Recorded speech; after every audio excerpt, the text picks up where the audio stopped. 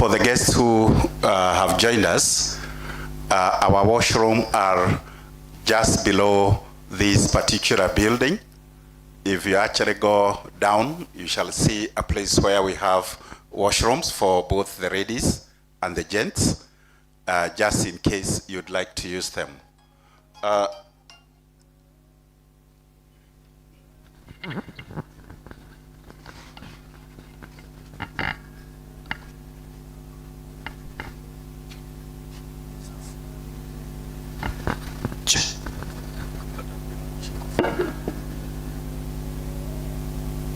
Wewe ni sababu ya uzima wetu, unastahili.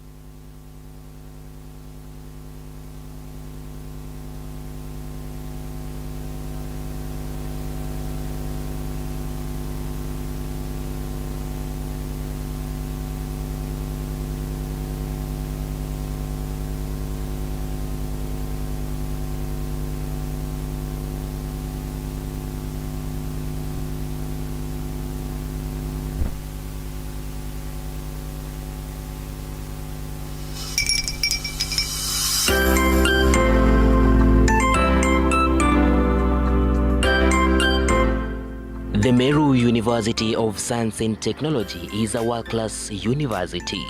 It is located in Tigania West constituency in Meru County, 15 kilometers northeast of Meru town, along the Meru-Makutano-Maua Highway.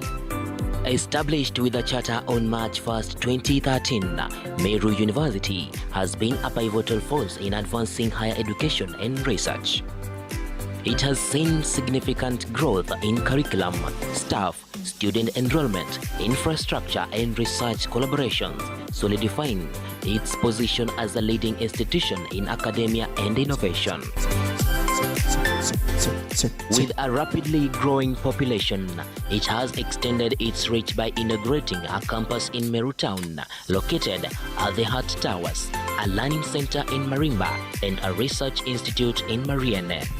In pursuit of our mission to provide quality university education, training and research in science, technology and innovation, the university has successfully implemented the quality management system and was the first in Kenya to be awarded the ISO 9001 to 2015 certification.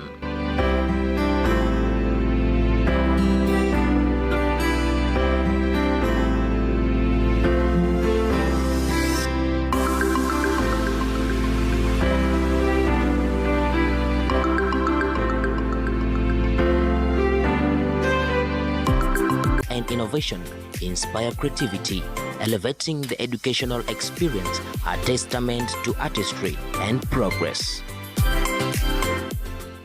The Reuben Marambi Library, a beacon of knowledge at Meru University, stands as a sanctuary for learning. With its vast collection of books, digital resources, and serene ambience, it provides students with a conducive environment for academic exploration and intellectual growth. This is a world of endless possibilities. The Student Center has bustling eateries and cool relaxation spots, offering a haven for students to unwind after rigorous study sessions. Beyond its mere facilities, it cultivates an atmosphere of rejuvenation and social bonding, nurturing space for students to recharge. The hostels at Meru University are designed to comfortably house 995 students, offering ample facilities for their needs. With modern amenities and a conducive environment, students find a welcoming home away from home.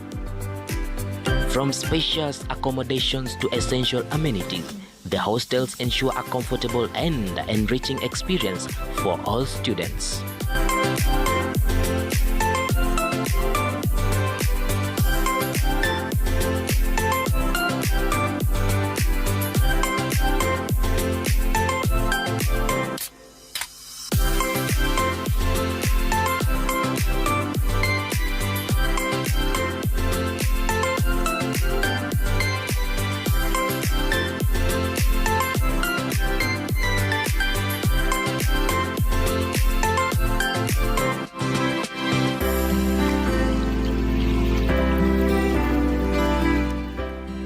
University is a hub of innovation and ambition.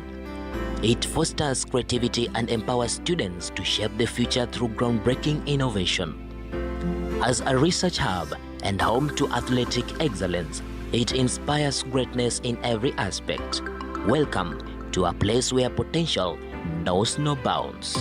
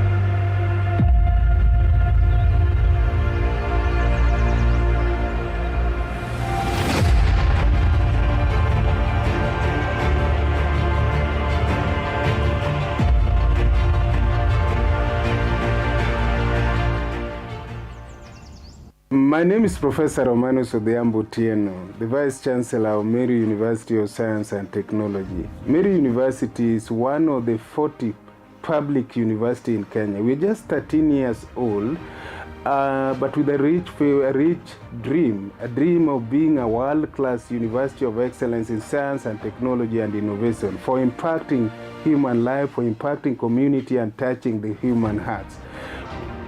Give power to read and do all that appertains to these degrees. We have 8 schools: the School of Education, we have the School of Agriculture and Food Science, we have School of Engineering and Architecture, we have School of Computing and Informatics, we have School of Nursing, we have School of Health Sciences, we have School of Business and Economics, and we have School of Pure and Applied Sciences. All these schools, if you go to our website, I really invite you to our website, you'll see the many activities.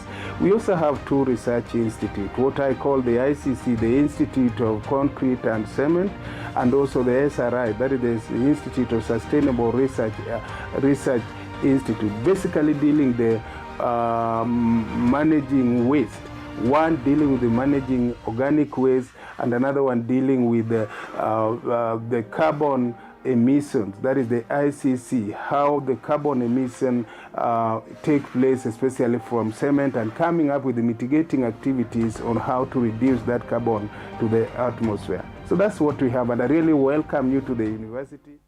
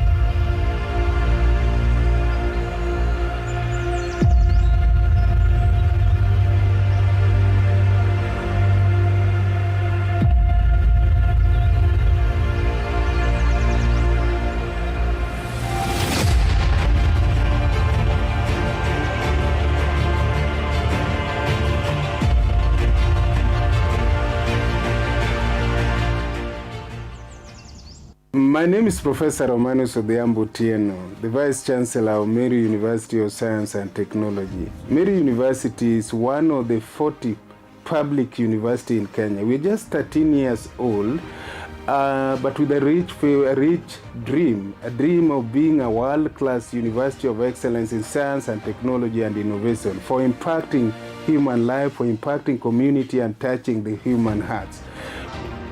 Give power to read and do all that appertains to these degrees. We have 8 schools: the School of Education, we have the School of Agriculture and Food Science, we have School of Engineering and Architecture, we have School of Computing and Informatics, we have School of Nursing, we have School of Health Sciences, we have School of Business, we have School of... We have 8 schools: the School of Education, we have the School of Agriculture and Food Science, we have School of Engineering and Architecture, we have School of Computing and Informatics, we have School of Nursing, we have School of Health Sciences, we have School of Business and Economics, and we have School of P.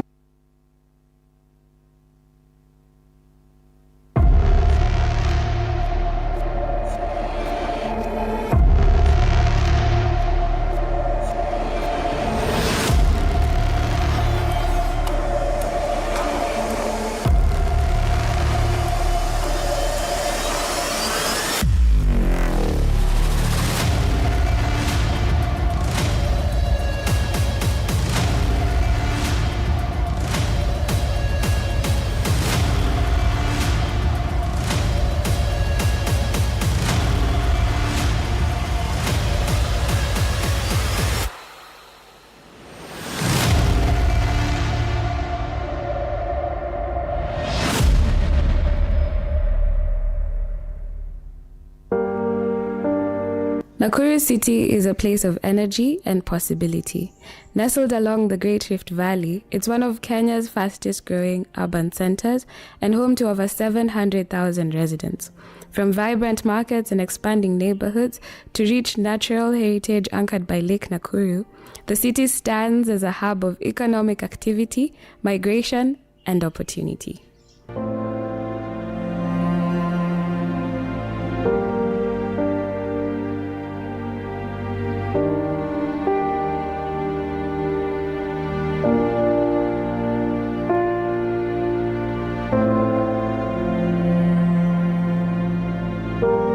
However, rapid urban growth brings complex changes. Like many cities across East Africa, Nakuru has struggled to keep pace with sanitation needs of its expanding population.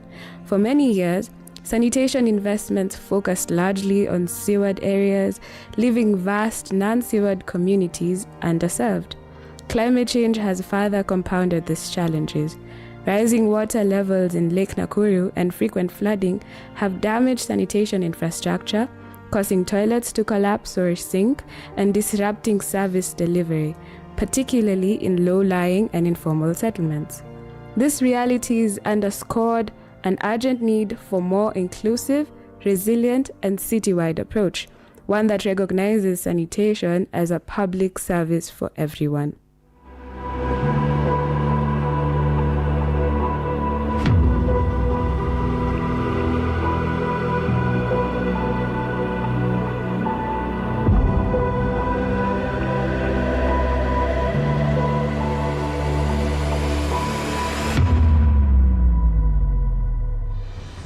As Nakuru grows, so too does its ambition to become a city that works for all its residents. Nakuru today is turning the sanitation challenge into an opportunity through the citywide inclusive sanitation approach. CWIS is a holistic approach that seeks to ensure every resident, regardless of income or location, has access to safe and dignified sanitation. It addresses the entire sanitation service chain, from community engagement and containment to safe emptying, transport, treatment, and resource recovery, while strengthening institutions, legal frameworks, and community participation. My name is James Nganga. I'm an engineer by profession, a civil engineer. as engineers, we like a project. It has a start date and an end date. Otherwise, is a whole ball game. It's alive. It evolves every day. It had a beginning, but each day it evolves and becomes better. Each year, I think we've made progress, and that is why even when it comes to the rating of the water utilities, we moved from above 10 in terms of ranking to now number 1 in the last couple of years. When I joined these institutions, one of the biggest challenge was on sanitation, both off-site and on-site. So from where I sit, that is one of the areas that we really need to focus on, to be able to provide the people we serve with the dignified sanitation. Yes. So in terms of how sanitation was working before, is that I think people are working in silos.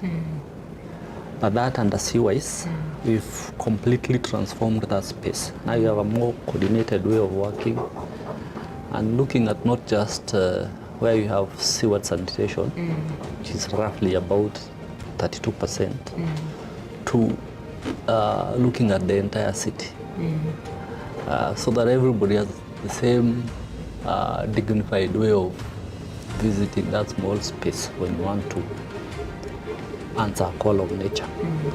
So from where I see, there should be no difference between somebody who is living, for example, in Milimani, if there is a sewer connection there, to somebody living in Kaptembo or Ronda, where there is no sewer connection. It should be the same standards. Yeah, I think initially what we had a sewerage department. Actually, even the head of the department was called a sewer superintendent. Again, showing you the bias of only off-site sanitation or sewer-based sanitation.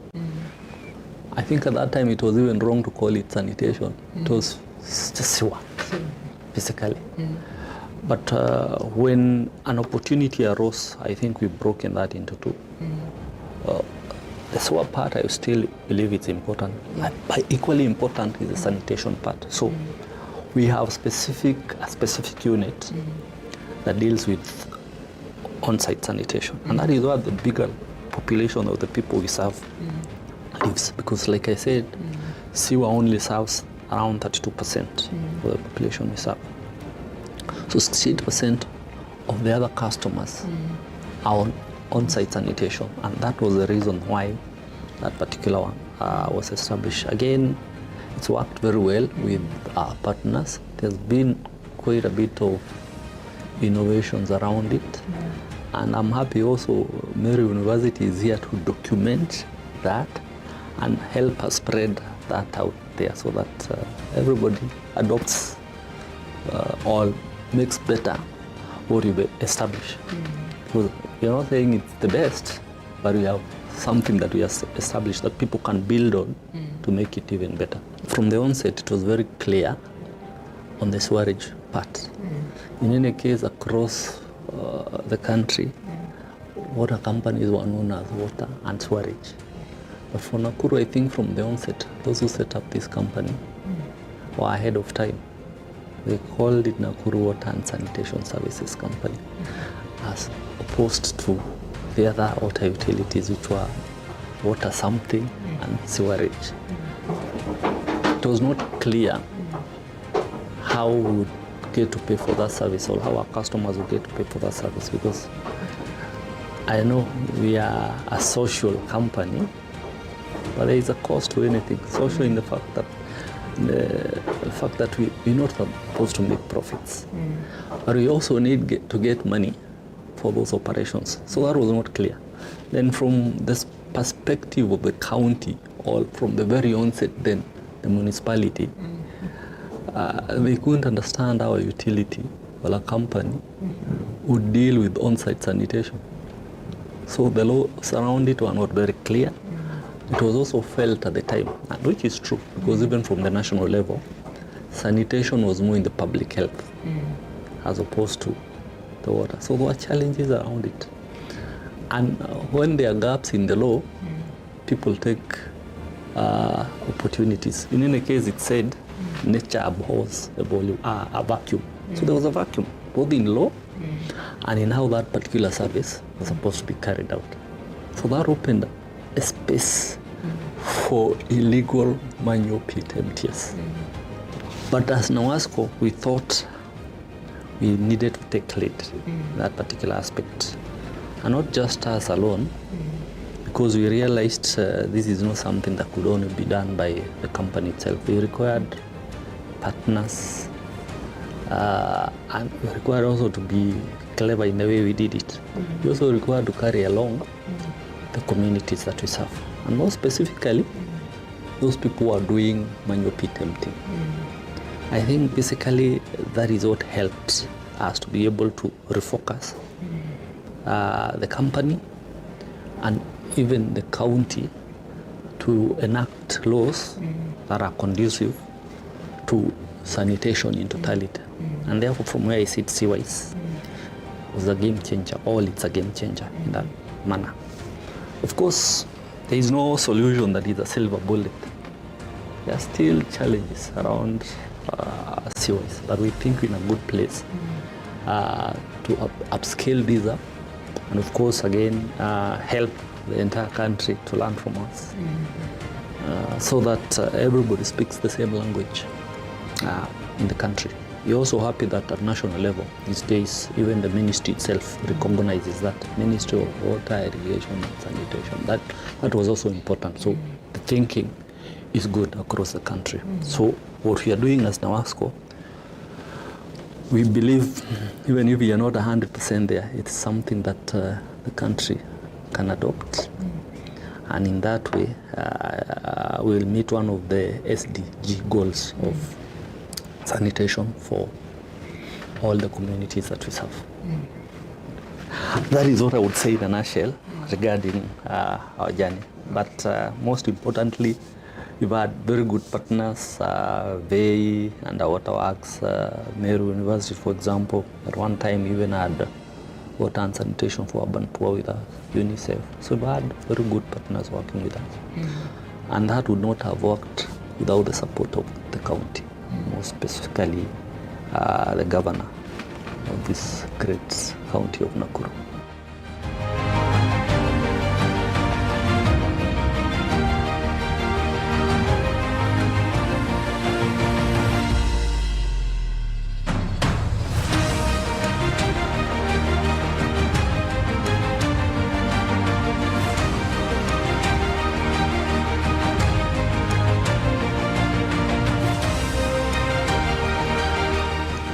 By recognizing both seaward and non-seaward sanitation services as essential public goods, Nakuru is laying the foundation for a sanitation service delivery revolution, one that is equitable, climate resilient, sustainable, and responsive to the needs of all residents, especially the most underserved. At the foundation are the artisans, skilled local builders trained to construct safe, hygienic containment systems. These facilities capture waste at the source, protecting water sources, public health, and neighborhoods from contamination. With CWIS, containment is not an isolated effort. It is connected to a citywide system that ensures health, safety, and long-term sustainability.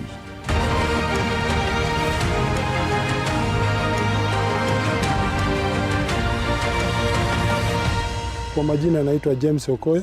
Mimi ni mzee kutoka Nakuru County. Ninafanya kazi ya ufundi ambao ni wa kujenga mawe. Kwa wakati huu ninajenga choo zaidi. Nilipatana na watu kutoka NAWASCO na kuna NGO ingine ilikuwa inaitwa Finish Modier Kenya, ambao walishirikiana na wengine, alafu wakakuja tukapatana. So kama mafundi tukaendelea hivyo, wakafika kiwango wametufundisha jinsi ya kujenga choo nzuri na aina nyingi za choo ambazo zimeingia kwa wakati huu, teknolojia mpya vile wanasema. So katika hii teknolojia mpya ambayo tumefundishwa, tuna vyoo ambavyo unaweza kuhifadhi mahali ambapo pako maji mengi, mahali ambapo kuna mawe chini, ambapo huwezi kuchimba choo iende chini sana. So kuna mambo ambayo wametufundisha. Katika zile choo wametufundisha kama teknolojia mpya, tuna choo ambazo mwishowe zinaweza kutoa mazao kama mbolea. Kuna njia tunajenga na mwishowe inakuwa mbolea, wanapeleka kwa shamba na inatumika, ambao inakubalika na hata upande wa health. Kwa sababu hiyo teknolojia ya kujenga machoo mimi inanipea kazi kila siku, na nimekuwa ni kama mimi sasa ni fundi wa kujenga machoo. Na katika kaunti ya Nakuru nimekubalika, ninapata kazi tu na tunashirikiana na Nawasco ambapo ndio wadau wakuu. Mimi sitishiki kujenga choo, na ninaweza kukusaidia ujenge choo mzuri ambao inaweza kudumu, aidha mahali ambapo kuna maji ambapo pengine mnaogopa, mahali ambapo mchanga ni mbaya kama ya Nakuru ambao wanaitaka iko na ile mchanga ambao ni loose soil, ambao sasa kama ni choo ile ya shimo zinaporomoka.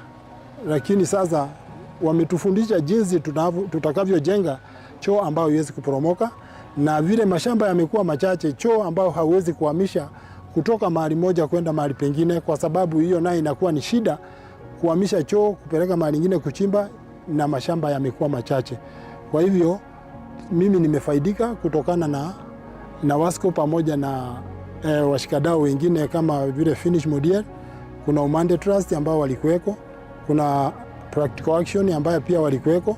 Hao wote tumeshirikiana na wametufundisha hali ambao tunaweza jenga vyoo vizuri ambavyo ni vya kudumu na vina faida zake. Kuna godown ambayo na Wasco wanajenga na washikadau wengine katika sewage huko chini, ambao inakuwa ikitoa makaa kutokana na kinyezi na inatengeneza na mbolea baadaye itatoa. Kwa hivyo hata saizi mimi wameniajiri pale, ninajenga ile choo hiyo godown, na vile itakuwa installed pia nitapata tena ujuzi mpya, kwa sababu nitakuwa mahali pale, nitaongezea ujuzi. Mimi saizi kwa kiwango kile ambacho walifika wananiita master artisan. Ninafundisha mafundi wengine katika mtaa wa Nakuru, na tunashirikiana na wengine pia wakikuja wale wanatoka sehemu zingine. Okay, kwa majina naitwa Eunice Alain kutoka tu mtaa Nakuru. Mimi ndo nifikie kazi ya kutaka kuwa fundi ama kazi ya ujenzi. Okay, nilikuwa natamani nifanye something different in life, unaona?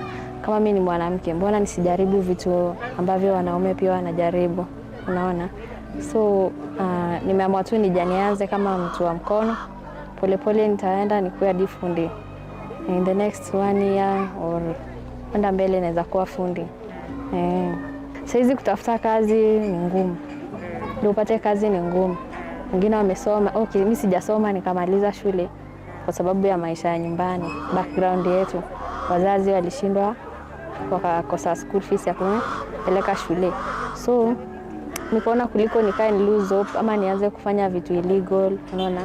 So nikaona acha nijaribu nitafute kitu yenye naweza kufanya. Mbona nisifanye hiyo ufundi? Nikajaribu na nikaona pia naweza. Hii inanisaidia sana sana. Najua for the next 2 to 3 years nitakuwa mbele sana kimaisha.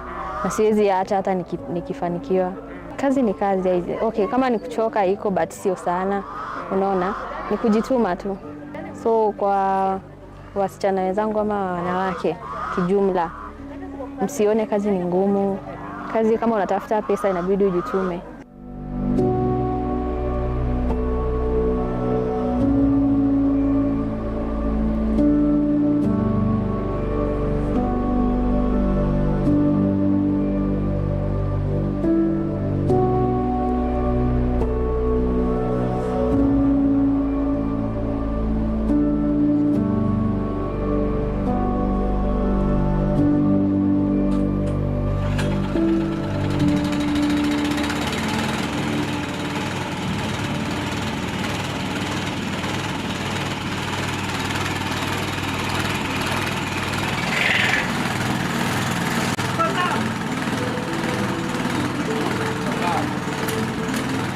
CWIS also ensures that emptying and transportation of fecal sludge is safe, formalized, and professional. Manual emptiers, once operating informally, are now trained and certified. and fully integrated into Nakuru's sanitation framework. Vacuum trucks complement their efforts, ensuring timely and reliable collection. By formalizing these services, CWIS improves working conditions, strengthens oversight, and delivers consistent citywide service. Vehicles large once collected and transported is well treated, assuring protection of public health and environment. Kwa majina anaitwa Clementina Ojwang, najulikana kama Kelly. Mimi ni manual emptier hapa Nakuru County. Mwanzo tulianza kazi ya manual emptying, tulikuwa tunafanyaga usiku. Tulikuwa tunafanya usiku mpaka wakati tulikuja tukakuwa trained. Sasa tunaifanya openly, tunafanya mchana. Hii ni mwaka yangu ya 7. Tukianza tulianzia na Wasco. Tumeanza kuifanyia na Wasco. Na Wasco wakawa wametutrain wakiwa pamoja na public health. Wakatupatia vifaa na gari za kuweza kutransport the safe way. So tukakuwa tunaifanya mchana. Ikakuwa ni rahisi pia kwa customers wakati tunaenda kuoperate, sababu usiku ilikuwa ni a bit tricky kwao. Lakini wakati na Wasco na public health walikuja wakatutrain, so ndio tukakuja tukashika laini na sasa tukaingia kwa industry ya manual emptying. Tukiwa tunaoperate na Nawasco tulikuja tukajiunga kama kikundi, hatukuwa tumeregister kama kikundi. Tukakuja tukakuwa registered, tukajiita Citywide Community Sanitation Services. Tunafanya hiyo manual emptying na coexhaust. Coexhaust tulianza ni manual, tuna pump sludge ikienda kwa buckets. Then tukarudi tukapata MDU kutoka kwa VEI. MDU inaitwa Mechanical Disludging Unit, hiyo ina pump ikiweka kwa primary collection and then tunaleta hapa kwa treatment plant.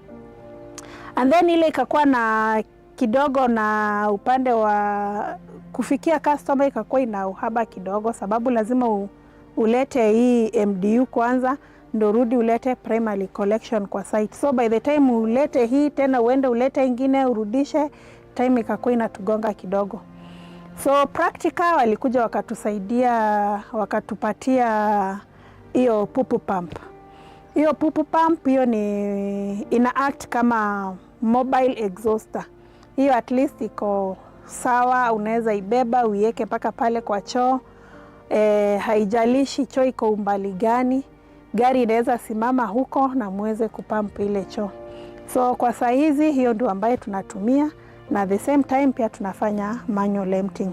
Before tuende kwa site lazima tufanye assessment kwanza. Kuna vitu zile tunaangalia, number 1 kama structure, number 2 lazima tuangalie kama slab ya ile choo iko sawa kwa sisi kuweza kufanyia kazi hapo ama hapana.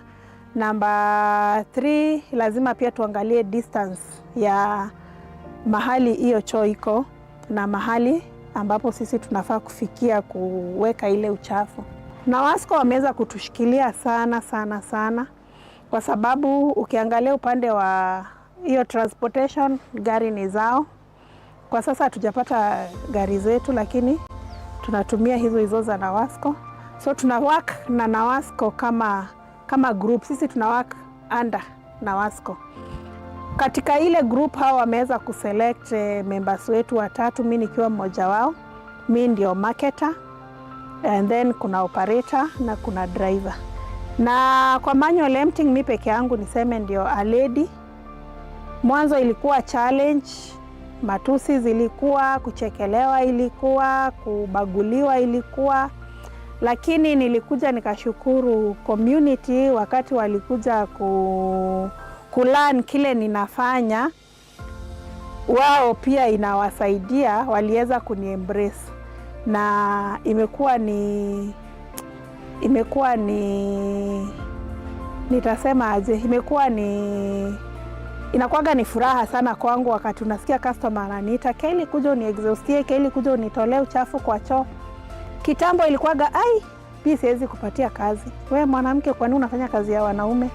Sasa kwa saizi community yote as a whole imeweza kuniembrace, na kazi at least tunafanya sasa imekuwa rahisi na tunaifanya vizuri kwa pamoja.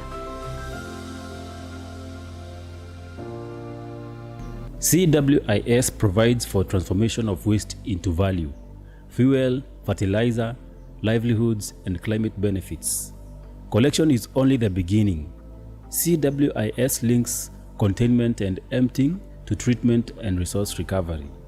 At Nakuru's treatment facilities, fecal sludge undergoes advanced treatment, making it safe for energy production and other value-added applications. CWIS ensures that sanitation is not a cost but a resource. We convert treated sludge into clean fuel. Demand is growing. Hello. It's affordable. Ladies and gentlemen, good morning once again. So our guests are here. I'm requesting that we settle down. Those who are wearing caps, you can remove them so that we can respect our guests who are here. And as I said, ushers, make sure that we settle all our guests as they come. Karibuni sana, our visitors.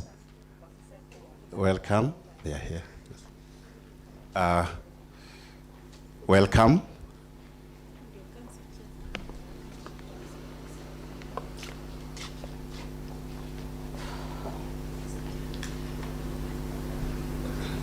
Thank you. Welcome to Meru University of Science and Technology. Welcome.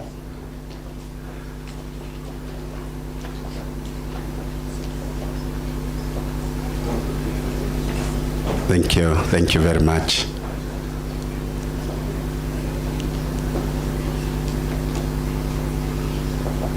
Thank you, our guests.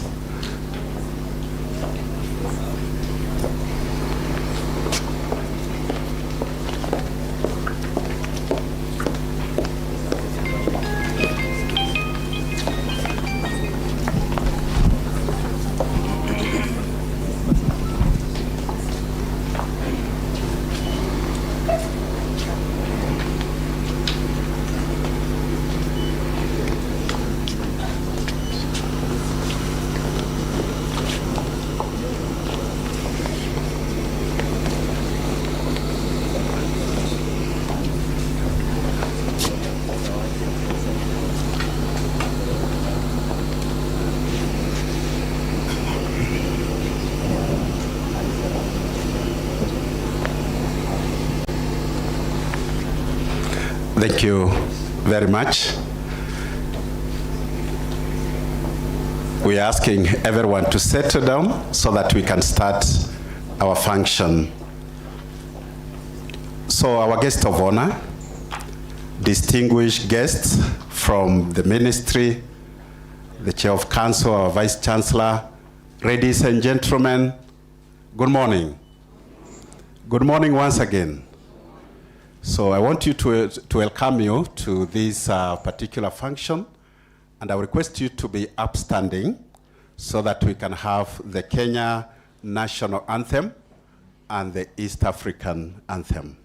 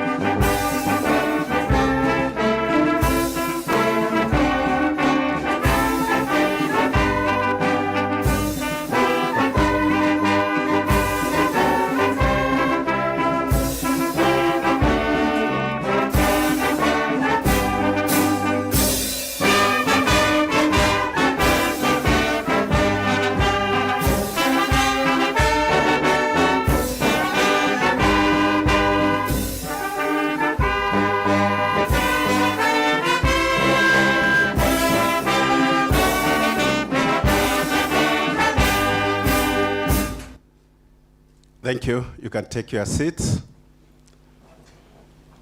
So once again, I want to welcome you. I am Dr. Karanja, Registrar in charge of Academic and Student Affairs. And at this particular point, I'll request Dr. Father Arias Kenoti, very kindly, Father, comes so that you can start us off with a word of prayer.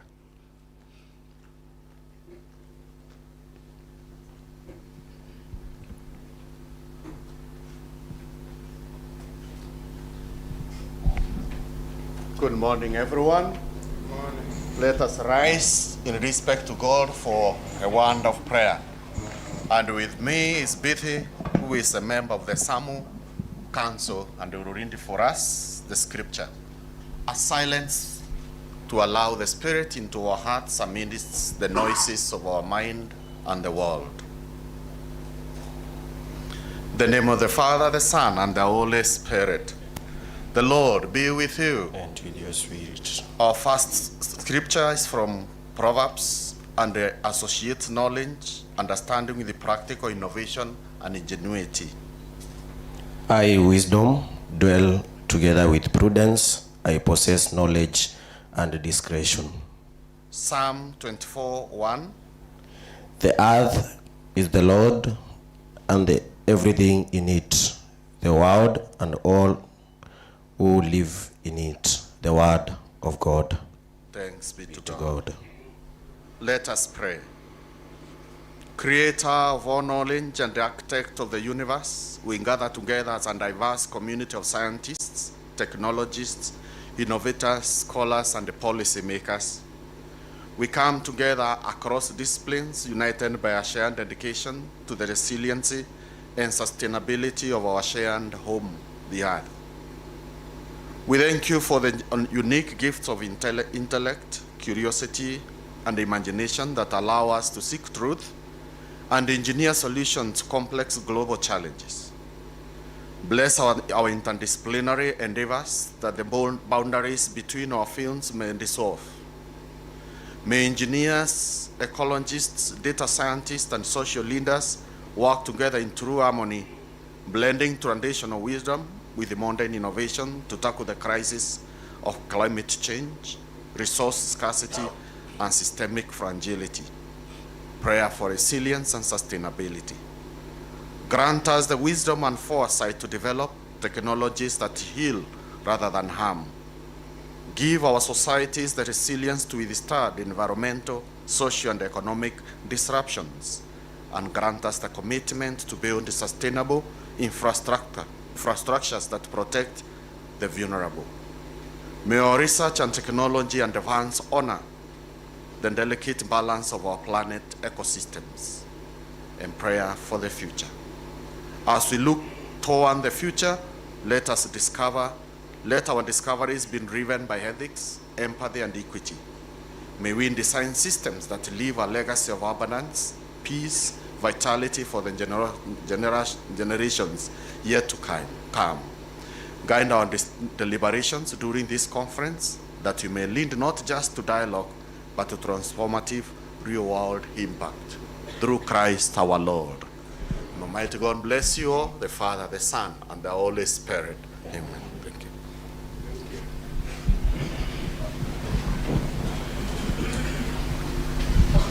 Thank you, Father Kenoti, our guest of honor. We are now doing MASTIC 2026, our 5th edition.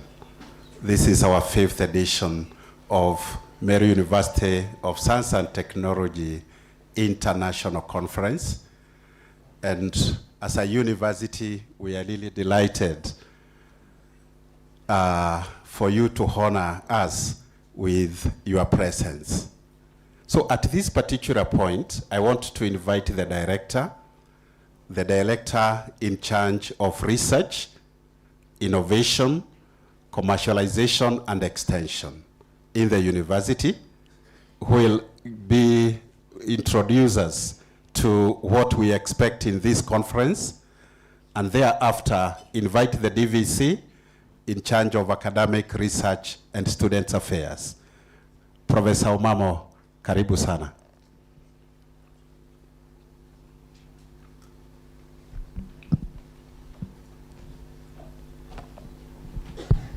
Thank you very much, Dr. Karanja.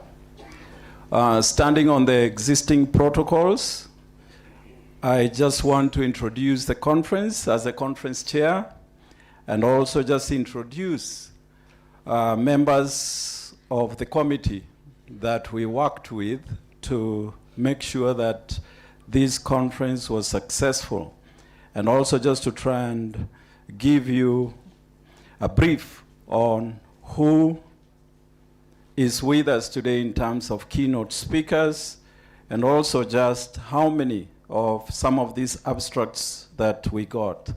So shortly, we are going to present you with programs, because we didn't go to the registration desk. So briefly, they will share with you the programs. So this is our 5th conference, and this conference this year is about reimagining tomorrow, because we feel that the world has a lot of challenges currently, and we need to come together as faculty, as the world, to come up with interdisciplinary solutions to ensure that we get sustainable solutions. So before I get there and invite members of my committee to stand, I want you to turn to your right or your left and greet the person next to you and tell them, Karibu to Mastic 2026.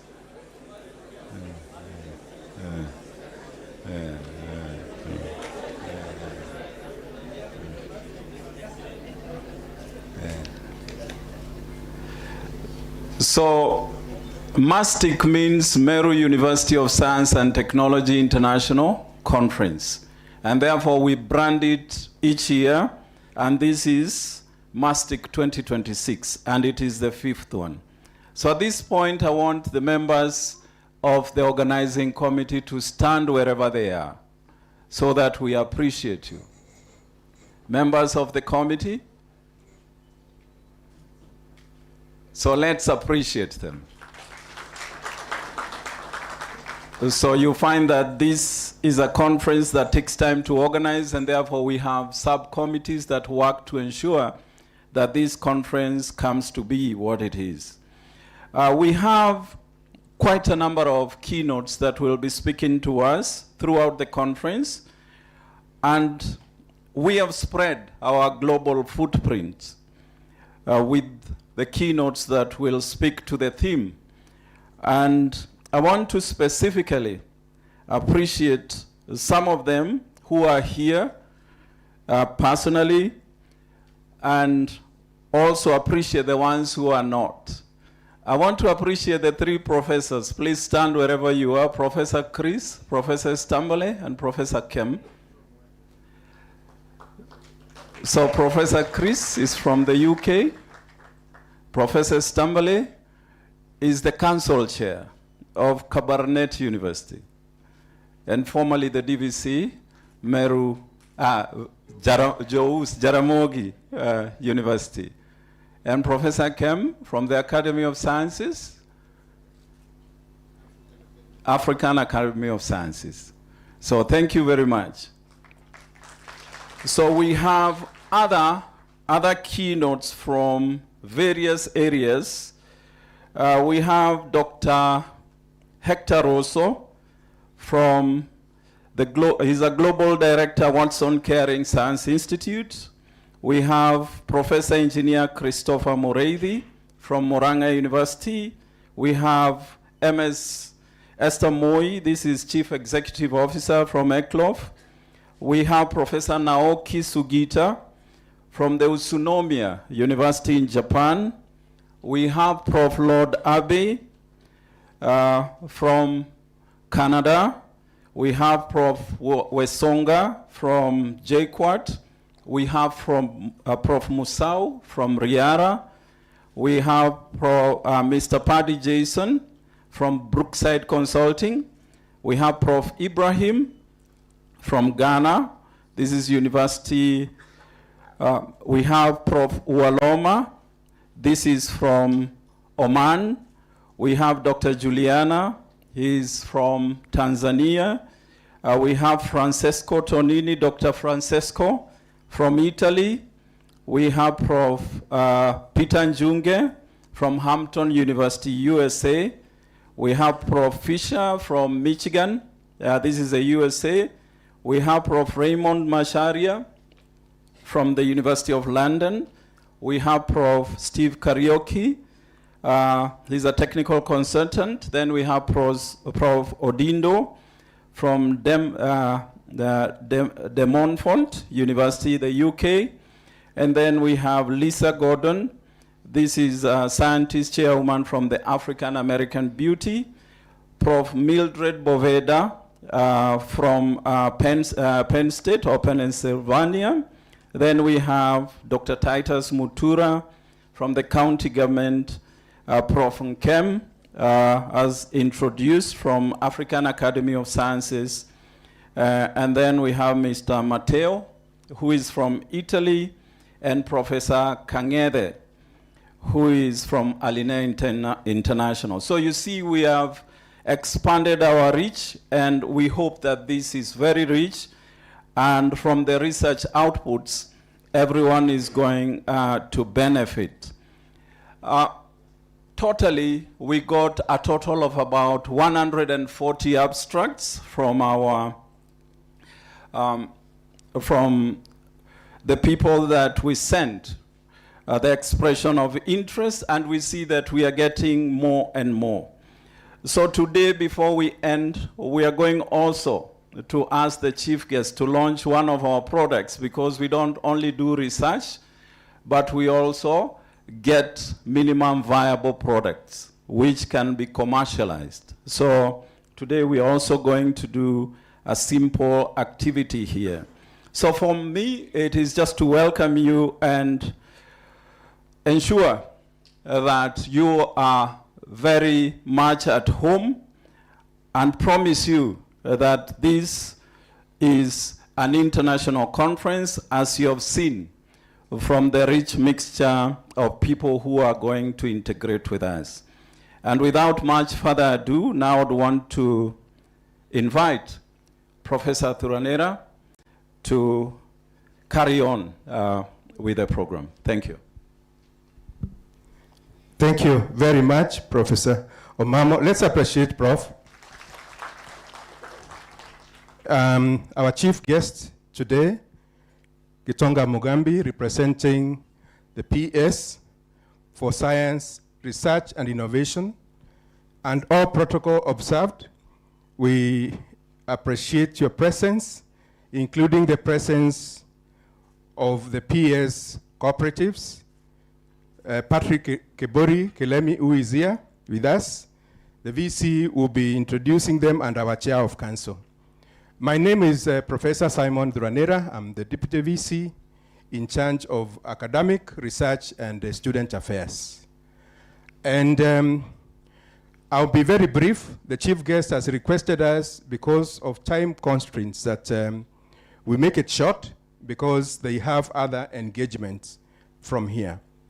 So without much ado, I will just introduce the members of management who are here, our deans and directors, our chairs of departments, our staff who are here, and students in that order, before I invite our Vice Chancellor to take over this particular exercise. Let me start with my colleague, the DVC, Administration, Planning and Finance, Professor Hilda Omai. Let's appreciate her. Our members of management, please kindly start. We have the registrar who has already introduced himself, Dr. Stephen Karanja, in charge of academics.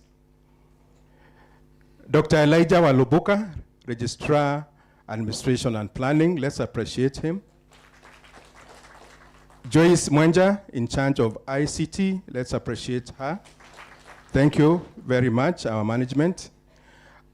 Deans and directors, kindly start. Deans, directors. Let's give them a round of applause. Thank you very much. You can have a seat. Our chairs of department, CODs. Let's applaud them. You can have a seat. Our members of staff, kindly, both teaching and non-teaching, just rise up. Members of staff. Let's appreciate our members of staff. You can have a seat. Our students, wherever you are, including the student leaders who was leading here, let's appreciate our students. Thank you. Our sister universities and colleges, I know you are here from Kenya and from abroad. We also appreciate you. So as I usher in the Vice Chancellor, I just want to say one thing, that we really appreciate the team which is here today, starting with our chief guest here, Gitonga Mugambi, the PS for forestry, the PS for cooperatives, the PS for higher education, also represented here by Dr. Caro, and the CEO of SCAC, who is here with us. And I want to mention that we have had engagements with the two PSs, and in particular, the PS for cooperatives. We paid a courtesy call to your office about coffee nursery and how we can start encouraging our staff and students to drink coffee, the coffee kiosk.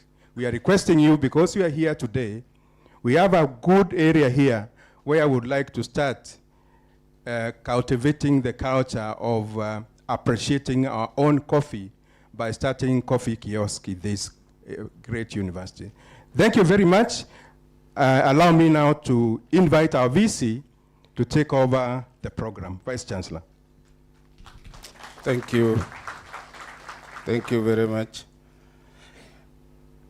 Good morning, ladies and gentlemen. My name is Professor Diambo, the Vice Chancellor, Meru University of Science and Technology. Thank you for coming, and the chief guest, thank you. The chief guests, together with Kimathi, are also the university ambassadors to the Kenya government and everywhere. And we are very proud of you as our ambassadors. So our chief, and then of course, I've seen Kimathi here, who is also an ambassador, and we are all forever grateful. When I came here, there was no roads, there were no lights in Chiru, and you quickly connected the university to the then governor. And today, our students enjoy lights, they walk in pavement. May God bless you. Thank you very much. And then my senior Indimuli, I know I'm your professor, I taught him. Even though he's so big sometimes, you are so big in Indimuli, but I'm so proud of you as your teacher, what you are doing in this country, so thank you. And then my boss, Caro, thank you for coming. So the chief guest, Professor Shaukat Abdul Razak, the Principal Secretary, State Department for Science, Research and Innovations, the distinguished guest, Mr. Gitonga Mugambi, who is our ambassador, the Principal Secretary, State Department for Forestry, the keynote speaker, who are available. They must be listening wherever they are, because we are also in the YouTube. All of you who have come, all the guest speakers, the chair of University Councils, Professor James Kanya, the chair of Academic Committee, Janet, the members of the council, all the guests who are here, a lot of appreciation to Professor Estambale, the chair of Cabinet, for being here, and also one of our very eminent professor in this country. And I'm really very happy that you are here. And all my staff, esteemed researchers, again, good morning. Thank you very much. Research is to see what everybody else has seen and to think what nobody else has thought about. This is Albert, a Nobel laureate. And what I want to talk about is that this profound observation captures the essence of research and innovations. The human progress has always been driven by those who dare to question established assumptions, pursue new knowledge, and transform ideas into solutions that transform, impact, and change communities. It is this spirit of inquiry that has advanced civilization and has continued to shape our future, and riding on the dreams and the wishes of our old great-great-grandfathers, the juries of this place, that in Meru University we will find original solutions to community problems, and then we'll come together, assemble together the way we are assembling today, just to disseminate what we have found out and what we are giving to the community. It is therefore with great honor, immense pleasure, and a profound sense of responsibility, ladies and gentlemen, that I welcome you all to the 5th Meru University of Science and Technology International Conference, the MASTIC 2026. Today, we gather not merely as participants in a conference, but as members of global scholarly community, united by a common purpose, the pursuit for knowledge, the pursuit for the advancement of innovation, and the search for the solutions to the challenges facing our world. I want me to welcome all of you. I shed tears yesterday when I met my friend Lord Abe from University of Dalhousie. Traveled almost over 36 hours to be here. Lord Abe, we really appreciate you. Thank you very much. Dalhousie in Canada is very far, almost 36 hours traveling just to be here. And he has consistently made it his habit that every year he comes here. Can we put our hands together just to appreciate him? And all of you who have come. So we are creating a global scholarly community united by the common purpose, which is the pursuit of the knowledge, the advancement of innovations, and the search for the solution to the challenges facing our world. So I warmly welcome all of you, our delegates, and my friend, Professor Nkem. We met almost 20 years ago. He's a senior professor in the US. And then he came and we founded the Pan-African University of Science and Technology. If you Google PAU, he's one of the originators. These are Africans who went to the US and felt they can do something for our continent, Africa. And we really appreciate for what you have done. Can you put your hands together just to appreciate these great sons of Africa? Your presence reflects the growing stature of MASTIC as a platform for scholarly discourse, scientific discovery, innovations, and collaborations. And more importantly, ladies and gentlemen, it demonstrates our collective belief that research and innovation remains powerful instrument to transforming society, to impacting community, and touching people's heart. The theme of this year's conference, Reimagining Tomorrow, Interdisciplinary Solutions for a Resilient and Sustainable Global Future, is both timely and compelling. We live in a world characterized by rapid technological change, characterized by climate uncertainty, characterized by food insecurity, health challenges, and evolving economic realities. And these challenges are interconnected and increasingly becoming very complex. They cannot be addressed by a single discipline, a single institution, a single country, a single continent. They demand collective thinking, they demand interdisciplinary approaches, and they demand innovative solutions grounded in rigorous research and innovative activities. The best way to predict the future is to create it. Those of you who are management students, this is a quote by Peter Drucker, that the best way to predict the future is to create it. And the university succeeds precisely for this purpose.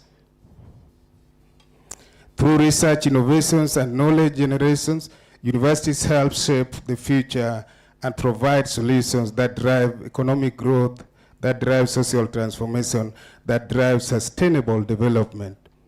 And this university, we do not just do the research for future, for the sake of it. And I'm very happy that my colleagues and bosses are here, the PSs, the three of them, and then the CEO of SCAC, and all of you, the head of protocol at the DP office. One of the things when we bring you here is basically to see some potentials. Today, we will be launching some of the few products. There are so many, but today we just chose one from Camel. And the idea is, hizi watu wa shule ambao wamesoma, hatuna pesa, but once you have developed the products, how do we carry them out to the community? How do we make sure that now we get to a level where we grow, we develop many of them and people apply? And so this university, we have products from camels. And those of you who take wines, I only take wines when I'm giving the Eucharist in church. We have banana wines. We have that one, Professor Rim, you know it. And they're all here. But how to take them to the market? I know these are organic wine, by the way. So how to take them to the market is the challenge we have. And I really appeal to my colleagues here, my seniors, the PS, the CS, that we see how we can take this to the market. As I conclude, I want to say that there's a distinguished scholar called Ernest Boyer who argued that scholarship must move beyond discovery to include integration and application. And this perspective is particularly relevant, very relevant today. Society expects university to generate solutions, to create opportunities, and to contribute meaningfully to national and global development. And at this university, we remain committed to strengthening research, innovations, entrepreneurship, and strategic partnership. We continue to invest in research capacity, postgraduate education, technology transfer, and collaborative initiative. And for my students who are doing masters and PhD, yesterday we had a pre-conference, chief guest, and all the postgraduate students were here. And one of the keynote speakers, again, my friend Lodabe from University of Dalhousie, I said from next year, the best presentation with the innovative ideas, creative, original results will be getting what we call Lord Abbey, how do we call it? Yeah, that one. Lord Abbey gave something like that. And it is going to be dollars, not Kenya shillings. Can we clap for Lord Abbey that he has actually accepted to do that? So now start working so that you look for that. And we want to see the pioneer students will actually get that. As I conclude, we pursue scientific advancement and technological innovation. We must remain guided by ethical responsibility, and research must be conducted with integrity, innovation, and which must be very inclusive in your research. Technology must be human-centered. Developments must be sustainable.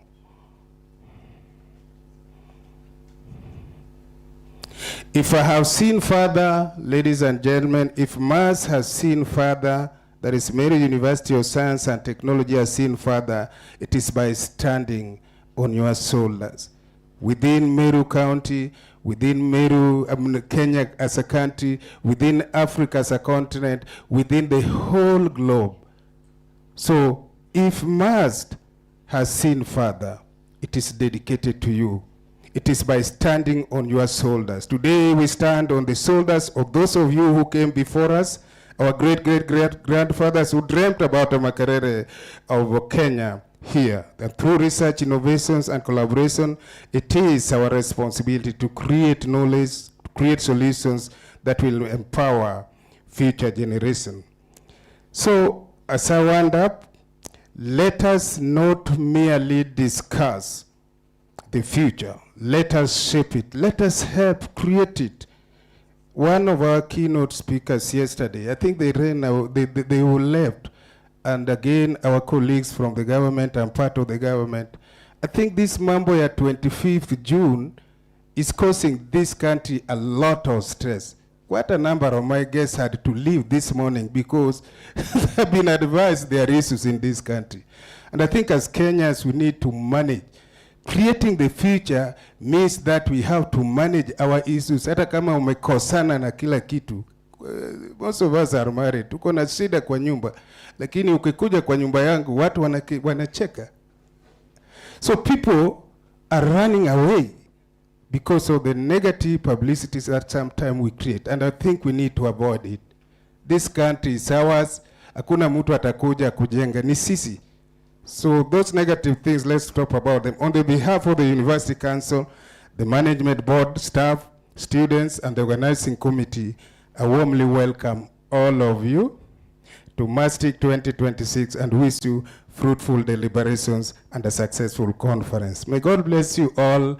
As you put your hands together, I welcome the chair of academic committee. Just to make few remarks and welcome the chair, will introduce the other guests. Thank you very much.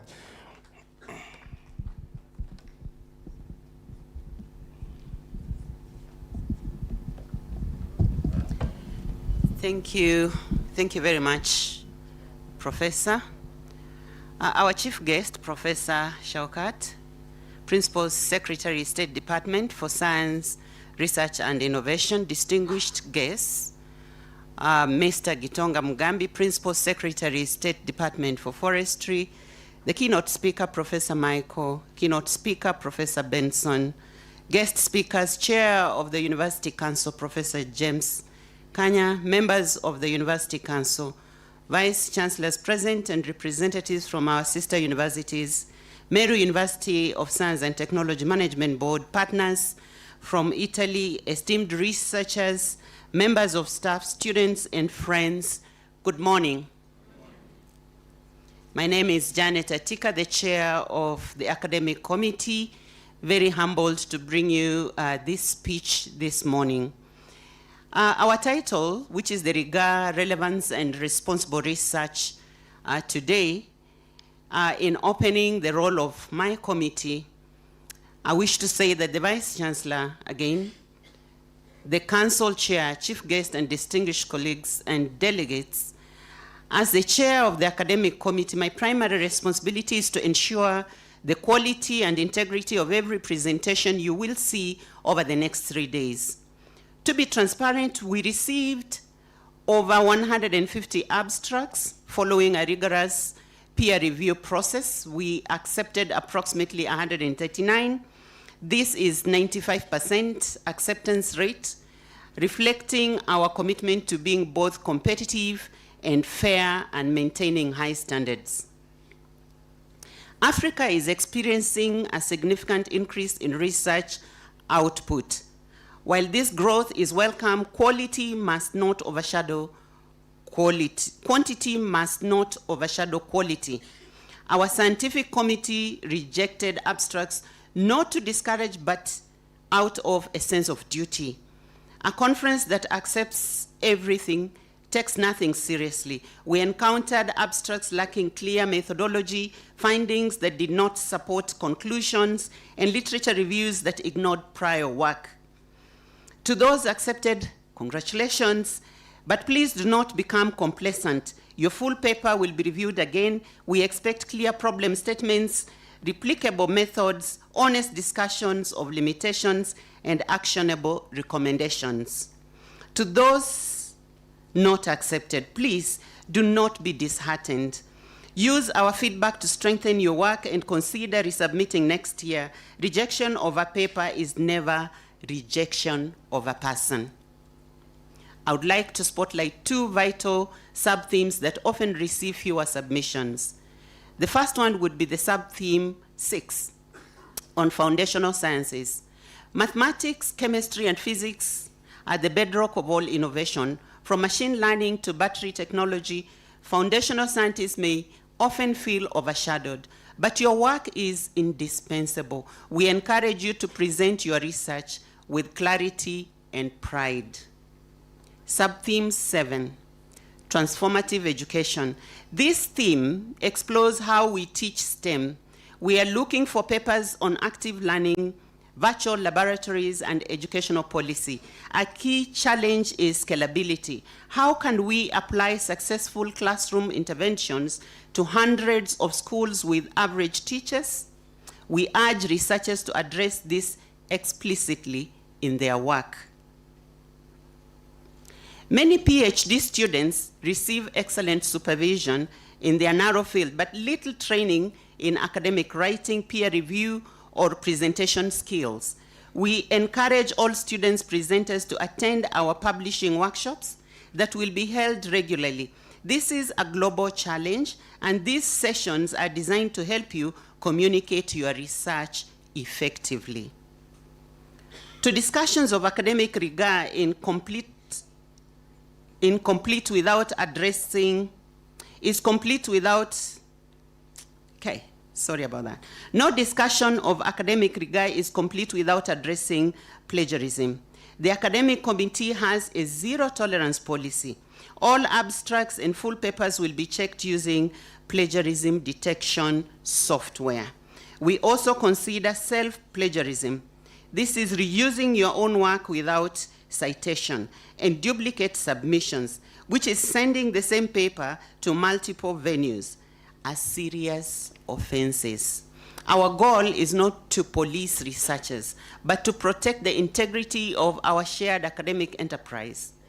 Trust is currency of the academia. Once spent, it is difficult to recover.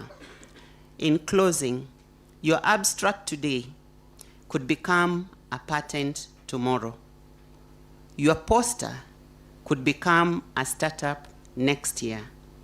Your paper could become a policy that changes millions of lives.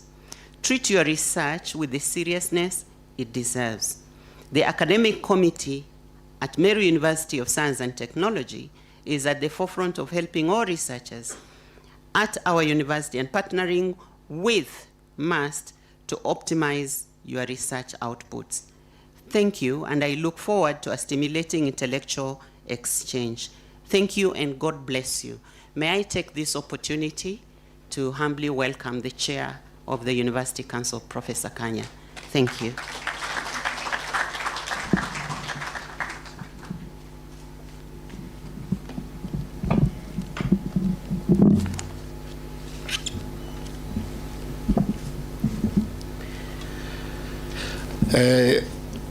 The chief guest, Professor Shaukat Abdulrazak, Principal Secretary, State Department for Science, Research and Innovation, Principal Secretary for Forestry, Mr. Gitonga Mugambi, Principal Secretary for Cooperative, Professor, that is Mr. Kilemi, members of the council, Vice Chancellor, distinguished scholars, researchers and innovators, industry and development partners, students, ladies and gentlemen, good morning. Today we have, it's our day which we are celebrating what we have done for the last 1 year. This is my 3rd year to preside over this particular function, and I can see we are moving progressively well. The Meru University management, I want to congratulate you for this, because it's a good idea to bring science, theoretical science, into action. Before I continue reading, or just a brief of my speech, which I'm going to shorten, because I'm told our chief guest will be leaving in the next 30 to 40 minutes. So we have to do everything, Vice Chancellor, in a fast way so that we don't take them, they are going to other functions. Now, with those who accompanied the chief guest, we have Carol, the director. I would request you to come over, please, because maybe because of time, we may not give them time to really say much. I also realize the exit of this hall. If you start there, only the head will be seen by those others.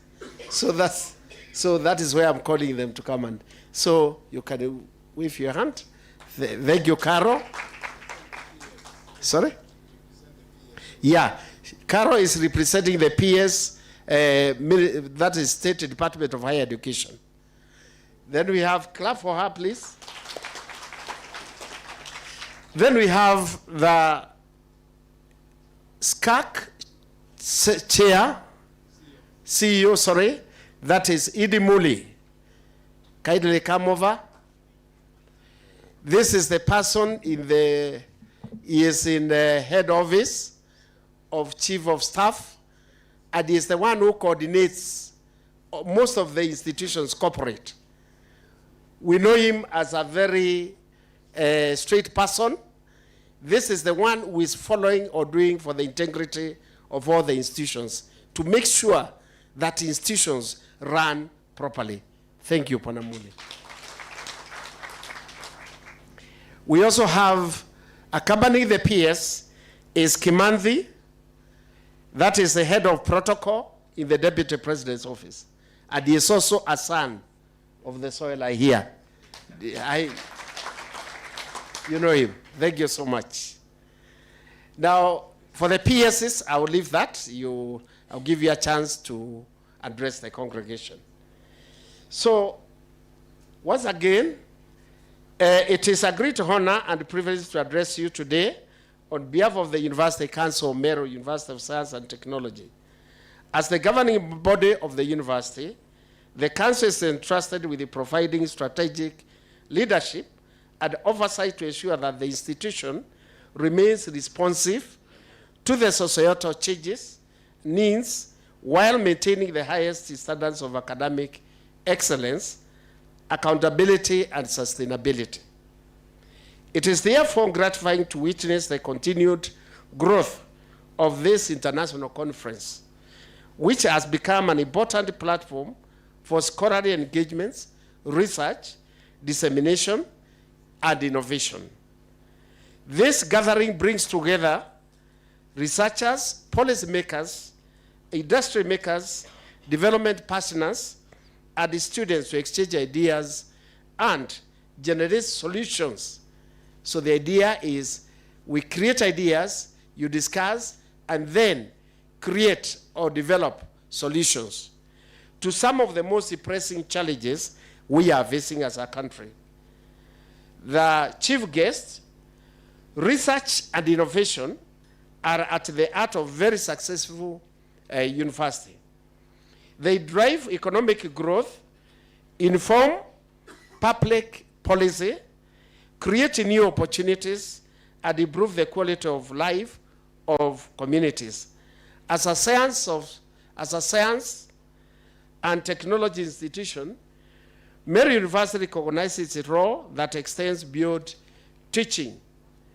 The University Council remains fully committed to supporting research excellence by creating an enabling environment where innovation can thrive. To this end, I know my council last year provided some seed money, a little money which we could, to support the research wing of this university. We believe that effective research requires a strong institution, support adequate infrastructure, strategic partnership, and a culture that encourages creativity and critical thinking. We are particularly keen on promoting interdisciplinary collaborations because the challenges of our time, which includes climate change, food security, environmental conservation, health, digital transformation, and sustainable development, cannot be solved by a single discipline. Distinguished guests, the success of any research institution is built on integrity, which has been articulated by the committee member here, that integrity will be able to bring the best innovations and which are ready for commercialization. I don't think I would need to repeat that. As I conclude, I encourage all participants to engage actively, share ideas, and explore opportunities for collaborations.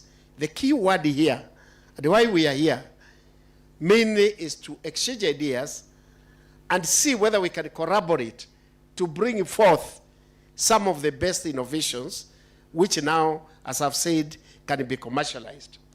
Let this forum serve as a catalyst for new partnerships, innovative projects, and transformative solutions that address the needs of our nation. The true success of this conference will not be measured by solely presentations delivered, but by the collaborations established, the innovations developed, and policies influenced, and the lives transformed through participation of this knowledge. On behalf of the University Council, I wish you fruitful discussion, meaningful engagements, and a successful conference. Before I conclude, I want to make 2 observations. One, our chief guests, Bwana Mugambi, who is with us today, I think this should be the best chief guest for today, because, you know, we are in a forest zone.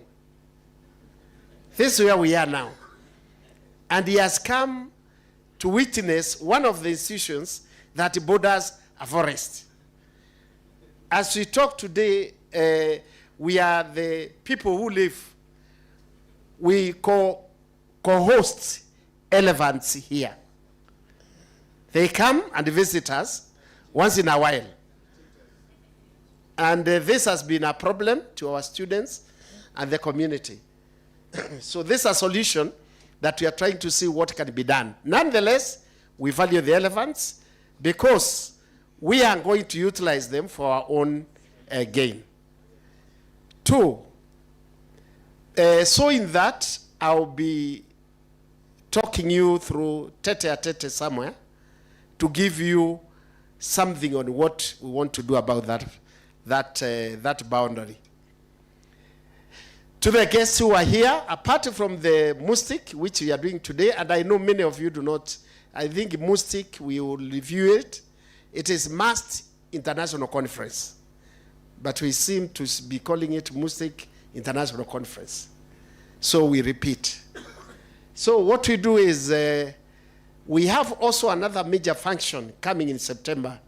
And when I stand here, I say, Bwana Mugambi, through the other PS, kindly, we want to invite you to the mountain marathon. That is Meru Mountain Run, which is the marathon. We are running it for the 2nd year in this university, and we extend a welcome hand to you so that it becomes a success. The idea of that mountain run, I'll elaborate a bit, is because we know we are going to 2029 when we are going to receive the first cohort of the CBE group. One of the pathways which is strongly emphasized in the CBE is the sports. And therefore, we want them to find a well set up a sporting activity that they will excel and benefit from in future. So this is an endowment fund which we are going to raise, but as well way for training of our students. Another idea we have, and I want to sell this because this is an opportunity for scholars. We are also in a potential feeling of starting a Gov Academy. It is in the offing, and I want you to think about it, those who are here.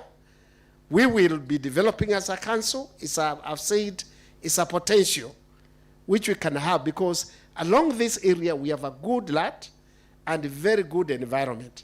So this is another area we are going to explore in the future, and will require your input so that we see how it can work.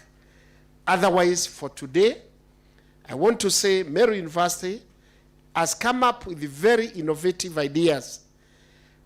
I, with my council, have gone through these innovations. There are very many, as the VC has said, very interesting innovations. And given the push, financial push, we are going to put them through to the next level. It's about 2, 3, 4 levels so that we can commercialize them. This is the only time now we can showcase what we are doing. And with that, I want to say we are going to do that when the VC and the establishment does it. So, sorry, finally, I forgot to recognize my colleague, Professor Estabile. He's a council chair of Cabernet. Welcome, Bwana Estabile. He's also a scholar, and I know he has a team, but because of interest of time, can they stand up and maybe wave? I heard you have a team. Oh, they're working with. Okay, thank you so much. So with that, ladies and gentlemen, it's my humble time now to invite the chief guest, Bwana Mugambi, to come and address us. Thank you so much.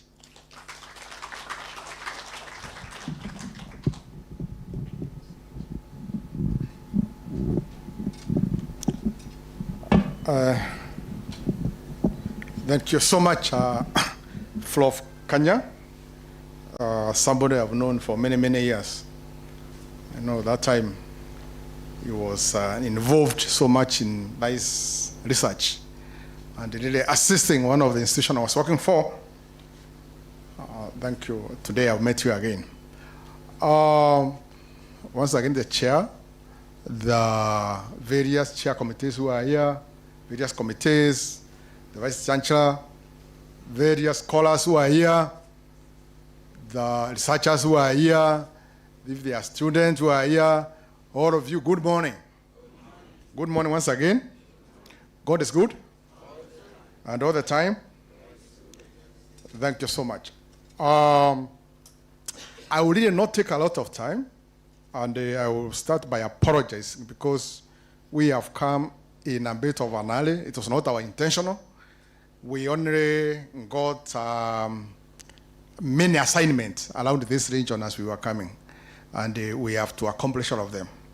But also, let me say that VC, you wrote me, and you decided to appoint me to be an ambassador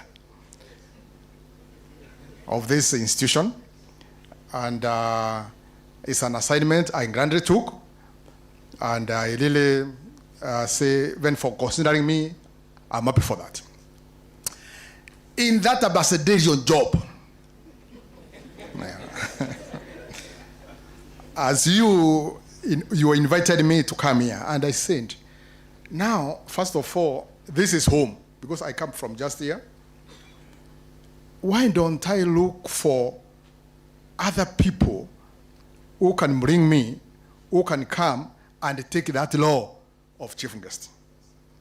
And I did do a lot of consultation. I went to my boss, who is the chief of staff, head of public service, and he wanted to come here with me. He could not make it because of many assignments and so many things which are happening in the country. But nevertheless, he directed me to come with Mr. Indimuri. And that is why I am here with Indimuri today. And Indimuri here, he is presenting the head of public service in this city. So I can tell you after this, he will be briefed on whatever happens here. Thank you so much. At the same time, I reached out to, I know this is a university, and you have the parent ministry. That is the Ministry of Education, and specifically State Department for Higher Education. I reached out to the PS, that is Beatrice Nyangara, from Beatrice Nyangara. And actually, as late as yesterday, she was supposed to come here. But somewhere late in the afternoon, a meeting was scheduled in State House, of which she was supposed to attend in person. And actually, to be very specific, she called me yesterday at 7. And she told me, I can't come there, PS. I was supposed to go with you. But nevertheless, I am giving you my deputy. That is the Secretary of Higher Education to accompany you and deliver my message. So that's why I have Carol here who is carrying the message from your line PS. That is Beatrice and Nyangara. But more important, still doing my, I think you need to mark me and tell me if I'm doing well. Yeah? Still on this assignment, I reached out to the Deputy President of this country, who also comes from this place. That is Professor Kedore Kendeki. Once again, he told me, I would wish to be there with you. And he told me, if you don't accompany me, I will not go. And he told me, if you don't accompany me, I will not go. So, you know him, he thought we are coming to the forest.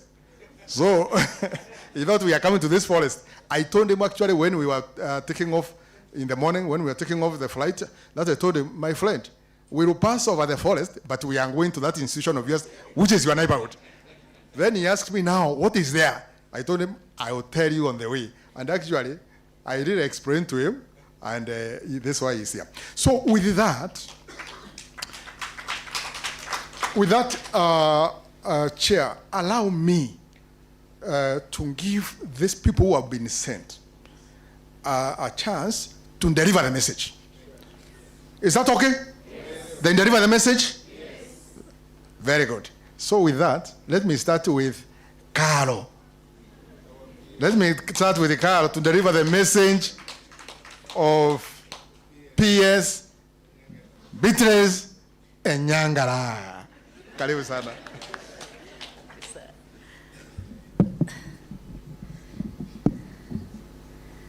Yes, allow me to stand on the already established protocols. Good morning, everybody. Good morning. Truly, truly happy to be here today. I consider this home, being one of the universities in our state department.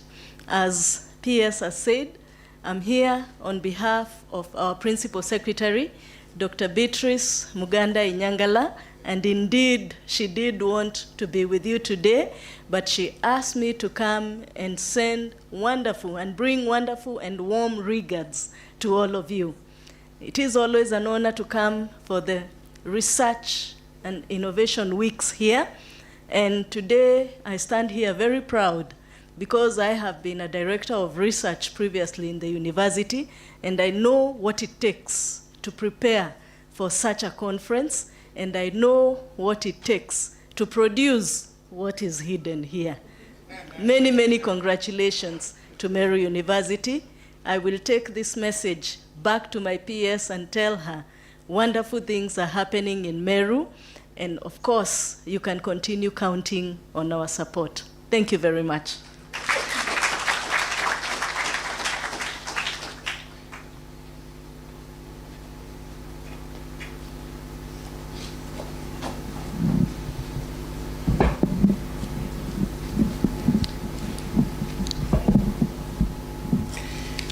Thank you so much, Carol. Our message back is, first of all, we appreciate you are coming on behalf of the peers, but why actually I am inviting the peers? Because I wanted the ministry, by the time we end our activities here, to promise us good budget for this university. Ama namna gani? So Tara, I am going to camp in our office so that aweke kindole ya huruma ili hapa kupata kitu. Ama namna gani? Si ni sawa? Having said that,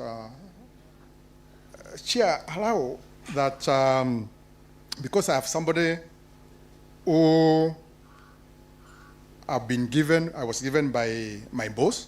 My boss was head of public service, but also somebody I have known for many, many years, and somebody I've worked with for many, many years. Allow me, in an humble way, I introduce him properly. So that once he talks to us, I have listened to him in many instances talking and speaking in front of people. So even when I was directing to him, I was very happy. And I will say, it is my honor to introduce Muyumba Simon Indimuri, a dedicated and accomplished public servant with a wealth of experience in the fields of governance, management, public administration, and human resource management, with a career spanning over 3 decades. 3 decades, those are 30 years. 30 years. Yeah.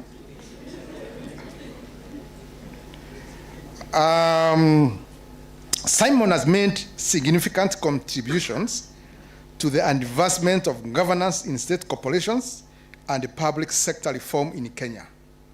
He reformed me when I was sometimes working. Can you know why I was working? He reformed me.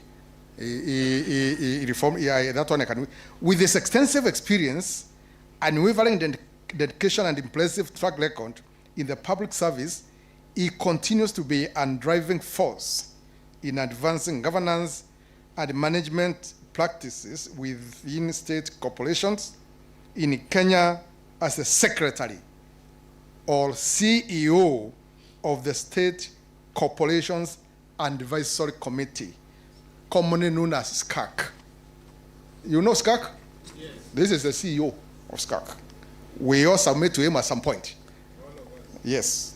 Simon is the immediate former director for governance and compliance in the Executive Office of the President. In his early years, he served as a program officer, that is Civil Service Reform Program, personnel officer, and inspector of state corporations. He is a career civil servant, having worked in the civil service in various other capacities in over, that's what I said, over 40 years.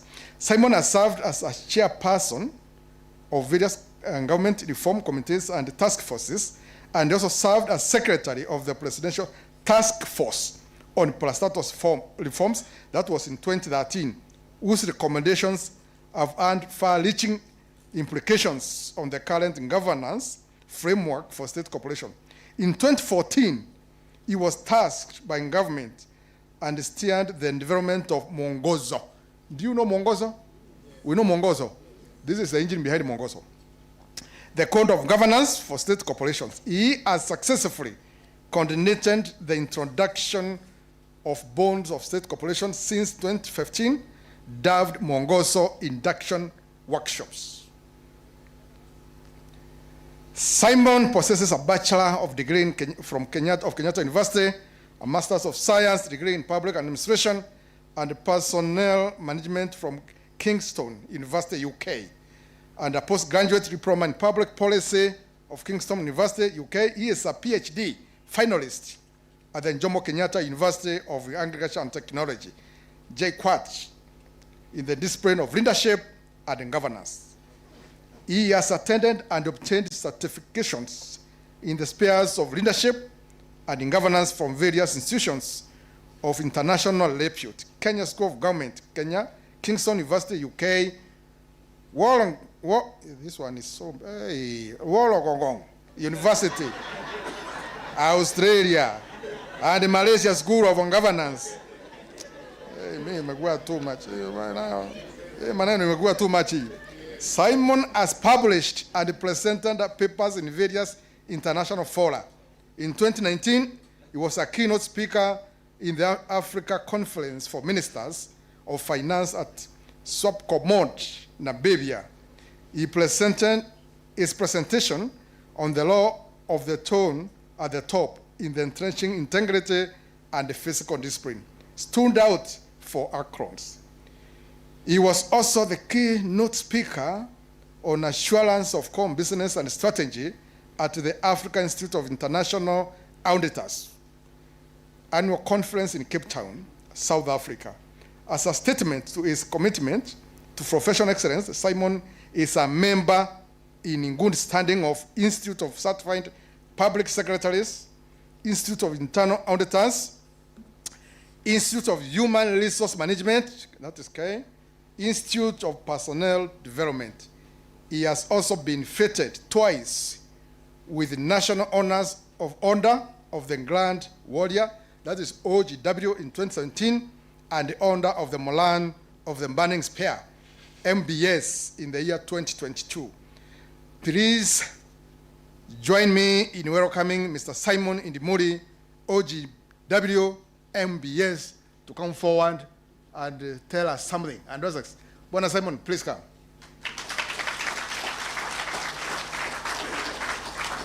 I hope when I grow up, I will have something like that.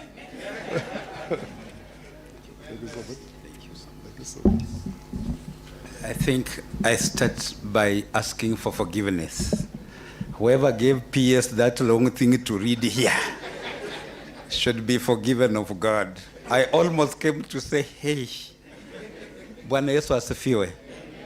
You know, I don't know what you did to the Vice Chancellor here, because every time he came to class at 7 in the morning, he started with Bwana Yesu asifiwe. Now he did not say that. So let me say it on his behalf. Bwana Yesu asifiwe.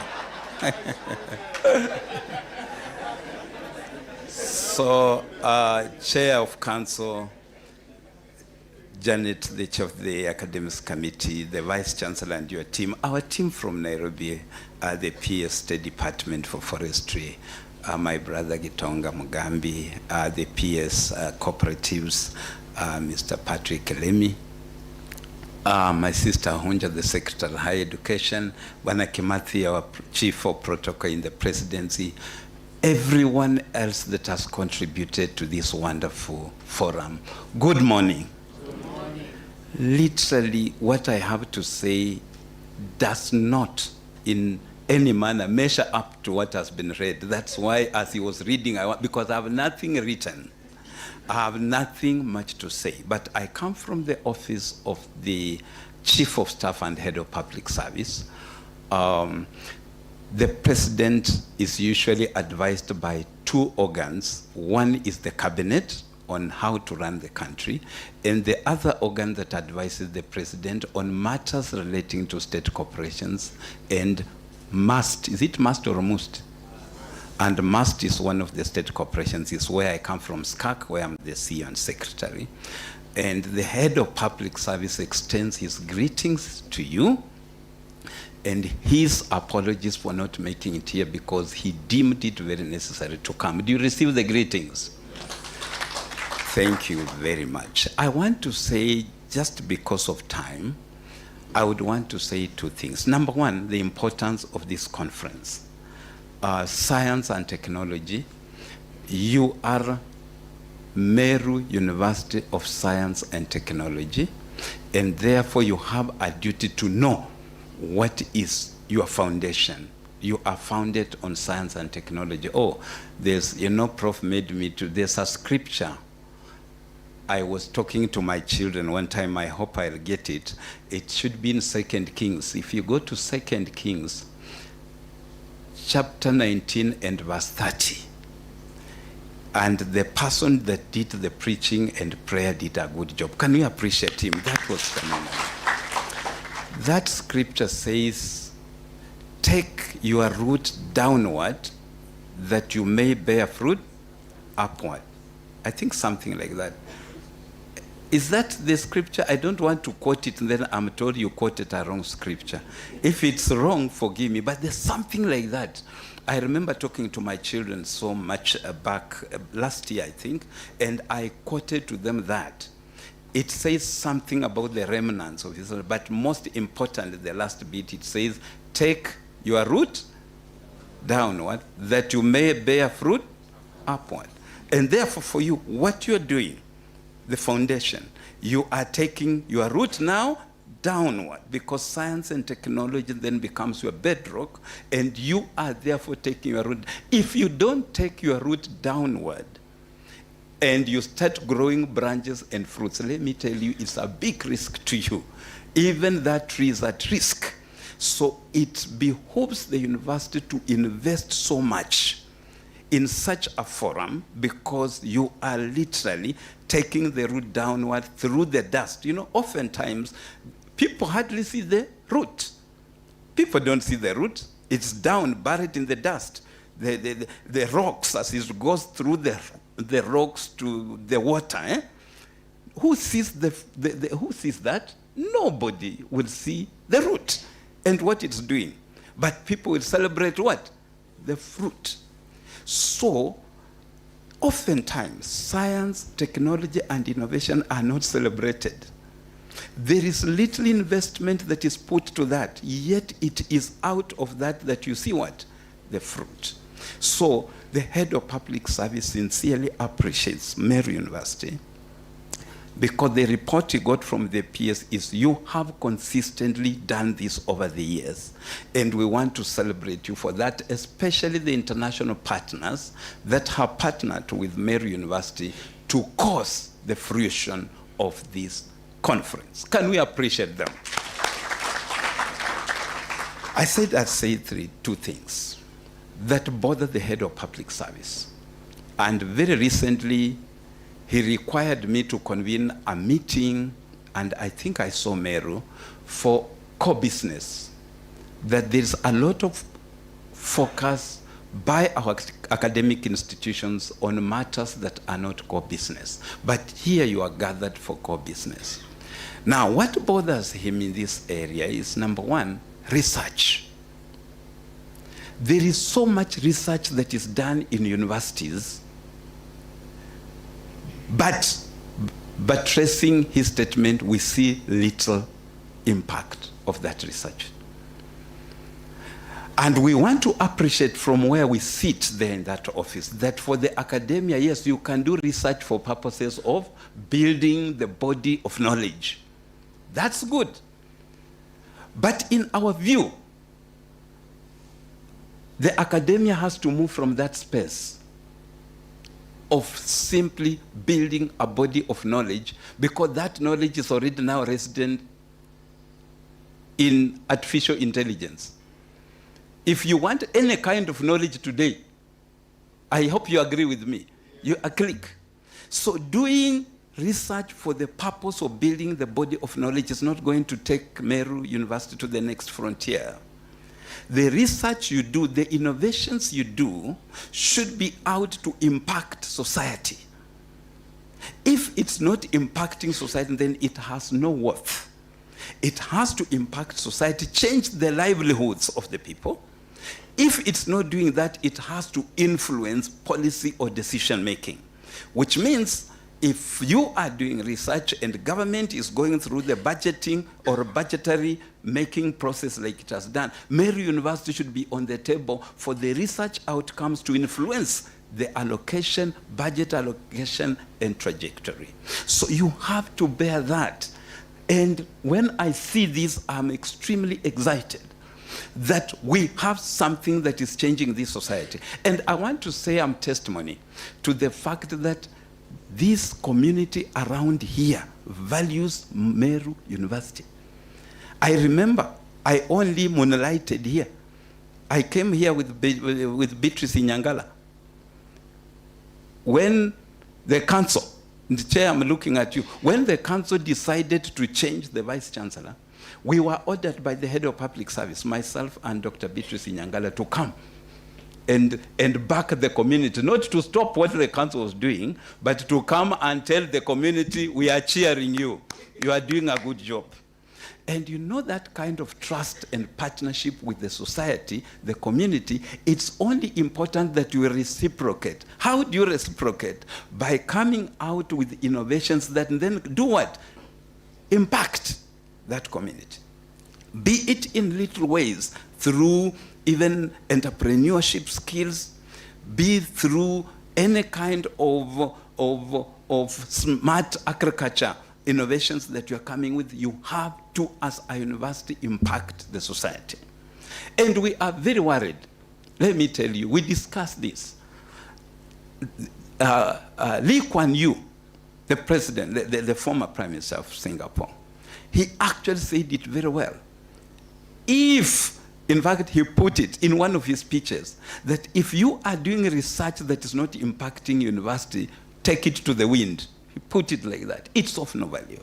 So we are so much out to have support to yourselves as you do that. Number two, the concern that the head of public service has in the government is that the academia is supposed to shape opinion.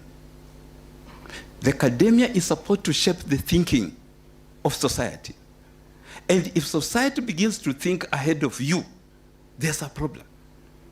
And there are areas where you think you have not done very well as the academia, and I'll just mention two only. There were several. There's something I've written which I'll, several, but I want to mention two. The first one is AI.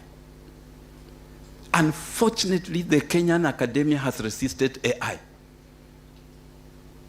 In fact, I think the academia has almost banned AI.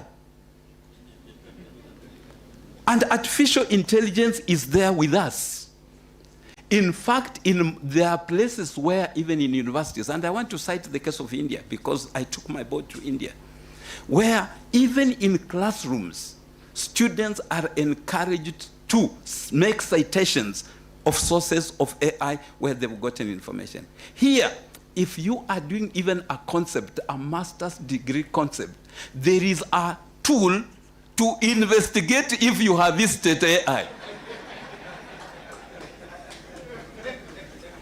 AI, by the way, AI is our friend, and AI is not there to replace human judgment.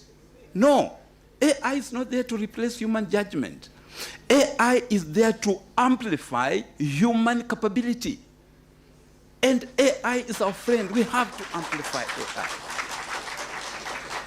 Why should you require students today in this era to go and comb through books in the libraries for literature review?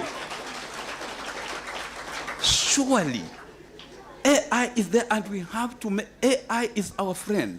What we need is ethics and regulations to govern the AI space. Okay, let me leave that one. The other concern we have is biotechnology. Genetic engineering in Kenya today, unfortunately, is still at the station of acceptance. Unfortunately, it is still at the station of acceptance. Why? Because the academia is averse also to genetic engineering. Today, most of the things, the stuff we are eating in Nairobi, potatoes, oranges, most of them are from Israel. And we are very easy in going to the market to buy that. But our own people, the academia has not come out to pronounce itself through research that these are safe. Why is it that potatoes on this market here in Meru, there's a lot of food stuff that rots and goes to waste? Harvested within 2 weeks, rotten. Can't we re-engineer and get through biotechnology to improve on the quality of the using biotechnology? I think the academia is still resisting. And when we talk about, and this is with all due respect, who talked about organic wine? It was my teacher. Organic wine, very good. But you know, we can even do geographic indexing if we wanted to say this is from Meru and it's organic. But for heaven's sake, is genetic engineering a threat to our agriculture? The chairman has said no. Where is the academia? Is the academia leading that discourse in the marketplace? No. I think I'm spoiling things now. I'm not an academic. But I just wanted to put these concerns. In the government, when we sit, we are concerned. We are literally concerned about this. And at times where I sit in SCAC as the CEO, I have to give an account to government on why we have every segment of state corporations. Why do we have the academia? That's a question. And if the academia is not in the marketplace leading the discourse to chaperone and make us think current and the future, then we have a problem. That is a statement from the Office of Chief of Staff and Head of Public Service. God bless you so much.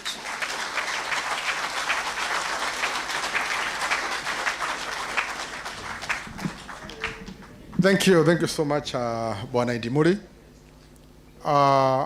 You know, this man, about 15 years ago, 15 or 20 years ago, if I'm not wrong, I was working in an institution which was supposed to be scrapped from the book of state corporation in Kenya because it had outlived its purpose. And we were counting OP and we were told, justify your existence. And you know, when Mudaura tells you to justify your existence, that was Mudaura when then. You know your days are numbered. I turned to Indimuri. And Indimuri sat down with us and he told us, you people, this is all your problems. Justify it like this. We did a paper, we tabled it in the head of public service, it was tabled in cabinet, and we were given a new lease of life. But in doing that, we had to do serious reforming.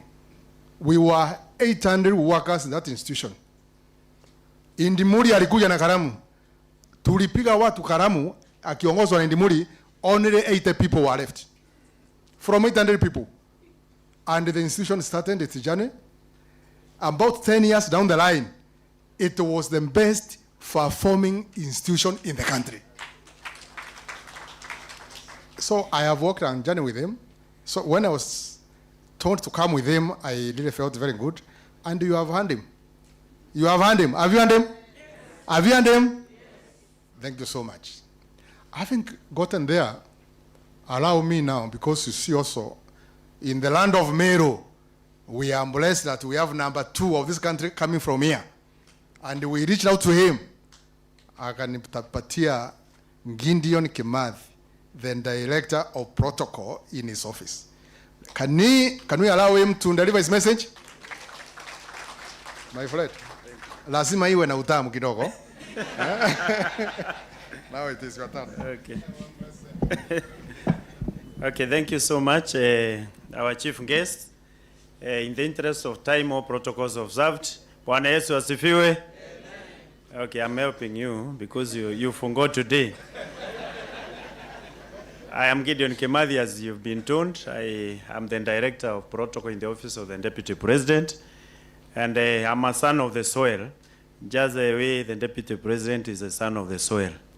So it's a great challenge for me speaking amongst professors and doctors, because I may not be able to say what we say every other day. So today I will not say fire. And that is normally the opening statement for us. But I see in the sense of research and innovation, Meru University, I think you are fire in that area. The presidency has spoken in Indimuri, and I may not want to add more than that, so that I reserve for the PSs to add something. But I want to say that Professor here, I think he is the greatest ambassador of this university. For me, I'm here continuing with the job that I got from him, although he has never paid me even a single salary. And this I've done for the last 7 years. From the time you came here, he came looking for me when I was working as a chief of staff in the office of the governor of Meru, Honorable Kiraitu Murungi. That is the time, and what struck me in Professor, he came and told us there is no water at the university, we want water, but he told us, and that is why we designed it deliberately to focus on this university, because you said I need water here, and this water, I'm going to use it together with the community. Again, you said you need lights for this university, and you are stressing at the market there, the cabro there, everything, all the things that you've done here. Then again, he followed me at the deputy president's office and told me that your job that has no salary has to continue. But this time, we agreed because of the much work I have, I become a deputy, and because my senior is the ambassador, that is Professor Getonga. So my job is very simple these days, but it is becoming difficult also, because Getonga, when he gets an opportunity somewhere, and he is not able to go there, he tells me, you're the younger, rush there, on behalf of the university. When I get an opportunity somewhere, and it needs a phone call that is more hotter, I tell him this one needs your phone call, and he does a phone call. So that's why I'm here today. But the Deputy President, because he is aware we are here, he told us when you go there, and specifically myself, because I was a Deputy Speaker sometimes of the County of Meru, he told us to engage the mood. And you know the speakers are able to the speakers are able to read the mood. So he asked me, when you go there, use those skills of the Speaker of the House to read the mood, whether those people are with us or they are not with us. And I've already then read the mood. So how is the mood? We are with the government or you are not with the government? So I read correctly. And therefore for me, I will act as the Holy Spirit. So I will go back and report back there. See, that is the work of the Holy Spirit. I will go back and report and say, those people are 100% with the government. Therefore, if there is a file there, Carol, if there is a file for Meru University, and it is number 100, please by tomorrow, and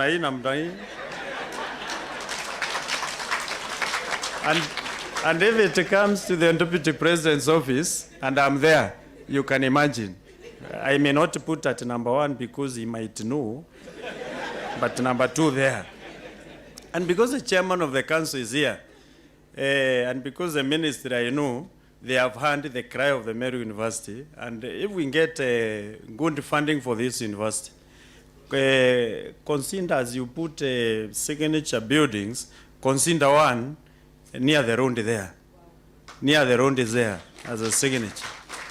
So that my friend Patrick Kiremi, PS, if he is in Nairobi and he wants to direct people to his home, he can say, when you reach there at the Meru University, now my home is, you see, because now nimeona akitafuta sana kwa hewa. So if we get that opportunity, let's do that. Lastly, just in the same spirit of being a deputy ambassador, the university is doing a lot, but as Indimuri has said, let us see what the university is doing outside. Like now the government has so many programs and projects, and so many of them, looking at them, there is a way university can link, and we demystify what is happening in Nairobi in government, we bring it here.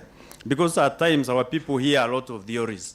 When they hear Nyota program, when they hear Kazi Maju, when they hear this coffee revitalization, all those things, you can get a way of bringing them here, especially for our people here.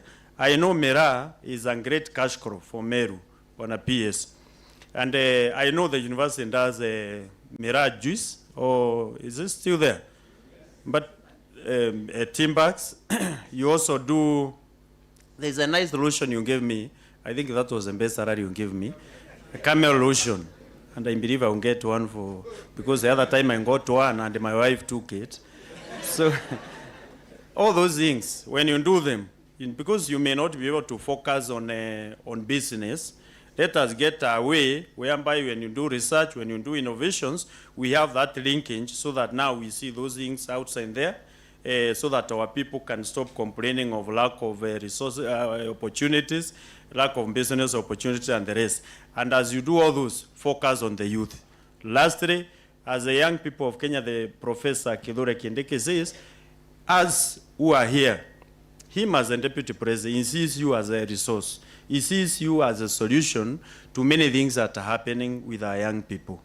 The old days, when Indimuri was getting into job, those many days on the others, we used to be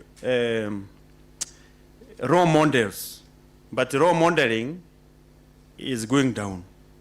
So we are asking every one of us to also try to be a role model where you're working, preach something positive to young people. This country has a lot of potential, a lot of opportunities. I can tell you, the President of the Republic of Kenya, his deputy, the entire executive, there is no other presidency that has really worked in the first 5 years more than the president that we have now. Very radical transformation of this country is happening. When the president says we want to be like Singapore. We mean business. But the academia needs to come in so that now you break that down. You make the people understand what vision that we have, greater transformation that we have, because that is a transformation that will help us, and that is the core work of the university. Otherwise, let me not talk much more than that. I will talk much more than that when I come alone, when I'm not being given marks by my senior here. And I also went to school. So tutarudi tu tuongee. Na leo nimekazwa sana sijaweza kusema fire vizuri, but it's okay. But hearing the mind of Indimuli, hearing the mind of these PSs, actually the best thing that we can give ourselves as a country is to accept to be led by those people who know where we are going. Those people who have a script of what they want to do for us. And I think, and I'm 100% convinced, looking at the political architecture, the person to do that is none other than the President, William Samoei Ruto. So hiyo file sasa, kama ilikuwa chini, ipelekwe juu, umesikia hawa watu ni fire. Asanteni sana.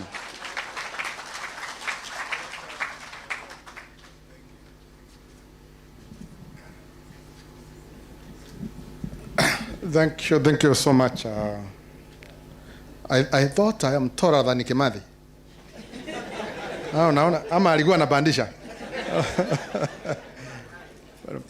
Thank you so much, Gideon, for the message that you have really driven home to the point, coming from our Deputy President of this country.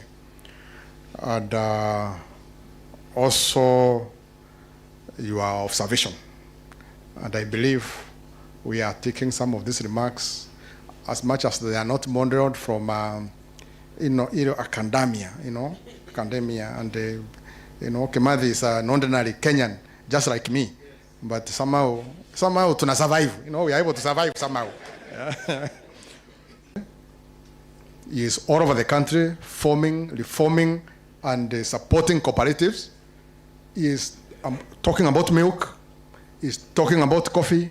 He's talking about tea and so many circles. I believe even this university has a circle, isn't it? Yeah, he's talking about all that. What is important, he also comes from here, and more so, a neighbor. He's a neighbor from here.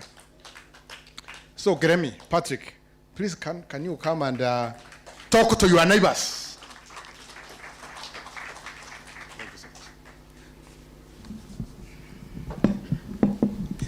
Allow me to stand by the protocols already established. And let me confess, you are always shy when you're speaking in front of so many professors. I was hoping for an introduction like Idimulis.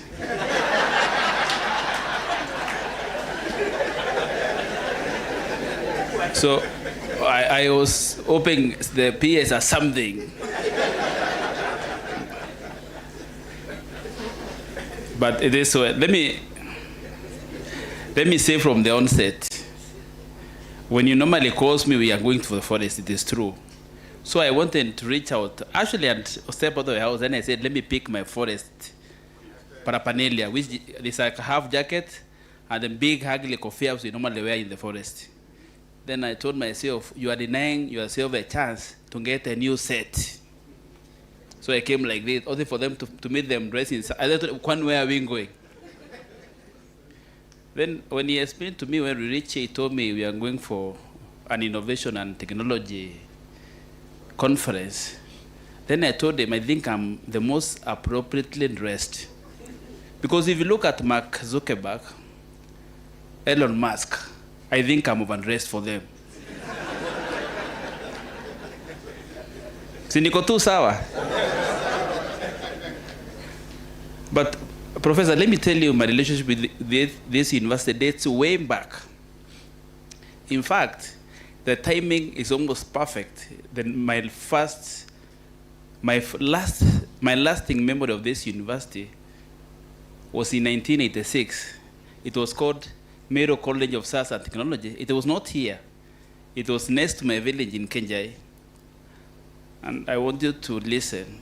It is the only place, the only institution, the only TV in the village. And at a time like now, in 1986, those who remember, there was a World Cup. And it was coming odd hours.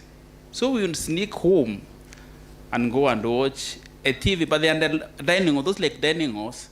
So the student to be inside will not be allowed inside. So we would watch from behind, but from outside. So I think God gave our eyes zooming abilities. And because we are hiding, when the score is scored, by the nature of football, you scream, and the watchman come and they chase you. So I have those fond memories of this university. But we are very grateful that we came today. And more so, we are even very grateful that we are talking about innovation and technology. 2 years ago, I was at the Meru show, ASK show, I think at Ton Prof. And I attended your exhibition booth, and I was very, very impressed by the young people who had displayed how to make cement from husk in Moya, from the young people who are doing irrigation, automatic irrigation. Then I ask myself, from what we do, why is it that we miss so much? Because when I was at the University of Nairobi, those days, we would go to tea room. If you come from Meru, you must know tea room. But you go to tea room hoping that an uncle, a relative, a villager is coming through there, and you give you 200 shillings. But when I look back, I see the opportunity Safaricom noticed. Because by our own nature, our own culture, when somebody dies in, say, Migori, it becomes the business of everybody who come from that village all over the country. That's how we are socially wired. And that explains why M-Pesa is such a big innovation to this country. And I work elsewhere, because they are not like that. They I don't say they don't care. But look at where we are today. We have this COVID, for example, revitalization program. We want 20 million seedlings this year. But by its own architecture, a seedling takes 9 months. So if you want to plant it now, it must have been planted at least 9 months ago. So we call the universities to come and talk to us and see how we can partner with them, because universities are some of the biggest landowners in this country. In fact, I think the University of Nairobi owns the biggest chunk of land in the city. But we don't want the university to go and plant seedlings, to come and queue for seedlings at CRI. We want the university to go to the next level, a mirroring of genetic photocopying. Because you must innovate, but you must innovate for the need of the people you are living with. You must innovate to answer the problems of the society today, and if you are like Elon Musk, tomorrow. Because how do you explain, for example, there was an IPO in New York 2 weeks ago, and the valuation, the shares was $3 trillion US. Then I was asking, what are they buying? What are the financials? How are they doing? How are the insurance societies valuing this particular stock? Then you realize the world is moving. Because in 1962, when President John F. Kennedy formed the American space program, ask yourself, where were we? Since independence, you have taught physics. You know, Mugabe, I think he did MPC, man's power. Imeseka sana. And yet, we continue not to connect our innovation with the needs of the societies today. And that's why, sometimes people ask, what is this? The president just recently formed the Department of Civil Aviation and Space. development, because in the international corridors, people are asking. We have been talking. Still here we fight over boundaries, land boundaries. The discussion today and tomorrow is space boundaries, because people have figured out that the boundaries we have, the way we know Kenya is like this. So is Kenya like this all the way up? Up to where? I appreciate the gentleman from Canada, that those are our flight. But he must tell us, he'll tell you it is easier now than it was a few years ago, because we have Wi-Fi in the planes. You can keep contact. Because somebody has put a series of satellites up there, which are able to keep you connected for those many, many hours, while you're over the Atlantic, or while you're over the Sahara, while coming try to make your way here. And that is why I want to tell the university you are in the right course. You are doing the right things. I couldn't have been in a more pleasant environment than I am today. I can tell you it is better than being in the forest planting. So I want to encourage you, the university, continue doing this. And I know people ask, what do you do? What is cooperatives? What is this cooperatives that the ministers, the president says, let me have a ministry of cooperatives and MSME? And more so, what is the innovative need? Where do you as innovators who are seated here, where do you play in that space? We have been around. We have been around for quite a while. The first cooperative in this country was formed in 1908. 1908. When you go to one of the most powerful states in India, the Gujarat state, it is second on that particular model of a cooperative we had in Kenya, the Meru cooperative. Amu Dairy. In fact, the Amu brand is the 12th most powerful brand in the world. And it's a brand based on cows. They do cows, they do dairy value chain. Our first cooperative was what we have with KCC. Because of what Amu has done in Gujarat state, Gujarat state has over 200 MPs in diaspora, not in India, but it has produced the most prime ministers in India, including the current one, Mr. Modi. So the model works. Allow me to use the Canadian example again. In Quebec, we have a circle called Desjardins. Its valuation, the members' deposits, are more than the entire Kenyan deposit combined, from banks and everything.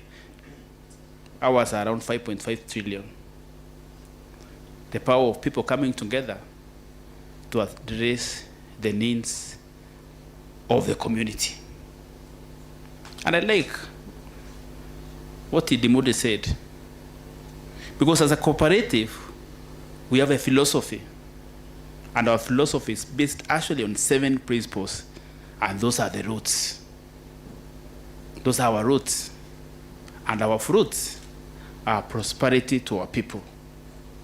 Our fruits is this story here of Singapore, because Singapore is about affordable houses, it's about good health for our people, it's about best education for our people. It's about these good things we see in Singapore and beyond.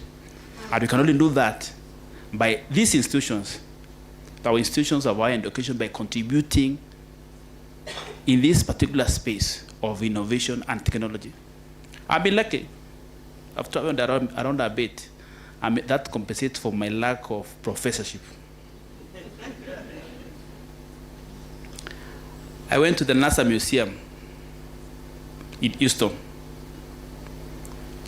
The rocket they put up there, when you see it, the first thing they drop when they are going up is bigger than this hole. But to think that it defied gravity that time and went to the moon, the 11 people there, they came down safely in 1969, is unthinkable. To see what Elon Musk is doing, to take that thing up there, navigate it. You can go with the young ones, how the weight of that thing, and bring it back to where it is. Tells you the gap we have and why we need more of these conferences. And also, we need to have a Monday where innovation here is moved from the laboratory to the innovation centers to practical, to impacting people positively. And that's the challenge of the generation of people who are seated here, the young people who are seated here under the leadership of the many, many people who are participating in this conference. In this county called Meru, people, the signature brand is always Meru. But when you look at, let me tell you a story. My friend sneaked Java juice to Dubai. And he met these rich Americans with the yachts. And he told them I have something. So they enjoyed the Java juice. They were very happy. But the following morning they called her and she told me she was scared. Did they get sick from this Java juice? To our surprise, they were telling her, we want that Java juice, we want a lot of it. Then she told them, this thing, even to bring it, it's pretty difficult. They were saying, what we felt from that thing, it is like liquid cocaine. But what was amazing to them is that in the following morning, there's no hangover, there's nothing. Then myself, I saw a business opportunity. So I was in San Diego 2 months ago, and I approached a scientist with a PhD. I asked her, is there something which can be done for us to bring Meru to this market of the United States? So after a while, she called me for a meeting. She told me Meru is categorized by the one reference categorization is done by an institution called FDA. Because Meru has Kadi, it is categorized in the same actually class as heroin, cocaine, and those aren't drugs.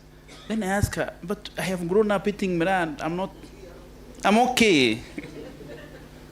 She told me a lot of work needs to be done by people who are sitting in this room, scientists, universities, to demonstrate that actually this product is the wrong category. Because I see many people say, oh, Nakanda is doing what? Nakanda is just an institution, but that difference is to other institutions, and FDA is the global really categorize of food safety and all that. So my challenge to you, Professor, help us. Let us not just make Java juice, but let the university be intentional in working, proving through science that Meru needs to be moved by FDA from that category, that class A drug. We bring it to the main class. I can tell you, me myself, though I'm a Methodist, I enjoy a good cognac, I can enjoy a good whiskey. But the effects from those ones in the morning are much worse than what you have from Java, especially when you get older. So that's my challenge to you. I want to congratulate you for this very, very interesting and conference. And I want to volunteer myself as also an ambassador of this university. One of the few things you learn in the corridors of power is that power is never given. I thank you.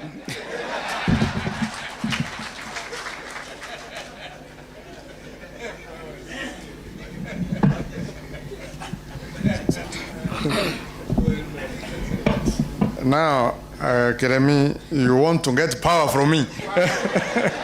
You want to overthrow me, eh? And it's called power. Welcome. And really consider what you have said. Together we can do a lot. We can do a lot for this university and bring some little development here. Of course, all this calls for serious lobbying, Professor. Without that, you will just live there and nobody cares and the world moves on. After all, there are so many universities in the country. So lobbying comes in handy. Thank you so much, Keremi. And thank you also, sorry for ambushing you, but you know also, when there's nothing else I could do. What you are delivering is very good. Chair, at that point, allow me to now introduce the real guest of honor. You know me, I'm acting. There is a real guest of honor. I am just acting. Actually, he requested me to act on his behalf. But now I'll step down a bit so that he can give us a speech. He wanted to be here. He's called Professor Shaukat. He wanted to be here. He's the PS in charge of research, science and technology. And Shaukat was assigned and was given some urgent assignment in London, where he is crossing between London and Germany, doing some assignment for the government, and he could not be here. So what he did is that he recorded his message, which he wants to deliver. As I'm talking to you right now, I think he could be in a meeting somewhere in those countries, and we really listen to what he's going to tell us. But just before, he says that he was given some urgent assignment in London, where, who is that? I can. No. So let me tell you who is Shaukat, Professor Shaukat. Shaukat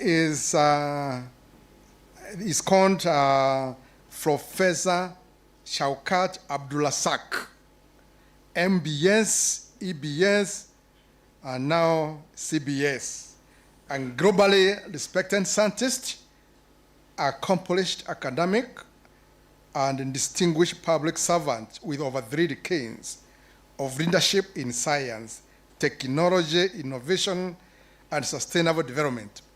Prior to his appointment to state office, he served as Director for Africa at the International Atomic Energy Agency, where he oversaw technical cooperation programs across 50 African countries, advancing the peaceful application of nuclear science and technology in health, agriculture, industry, and energy.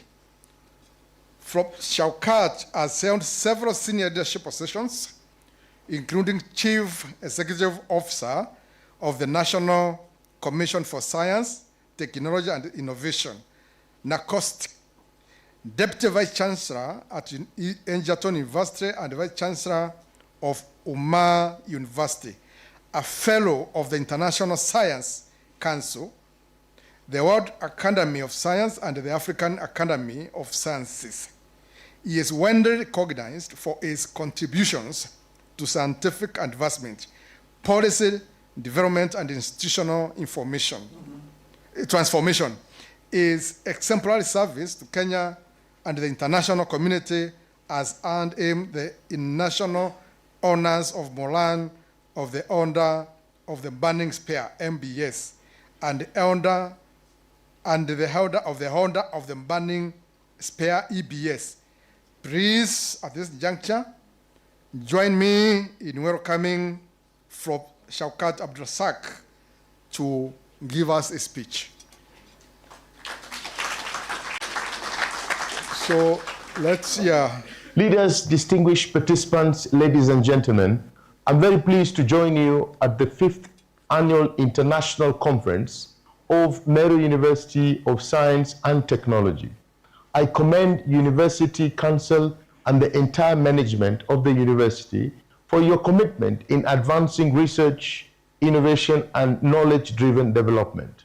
The remarkable growth of this conference is a very clear testimony to that commitment.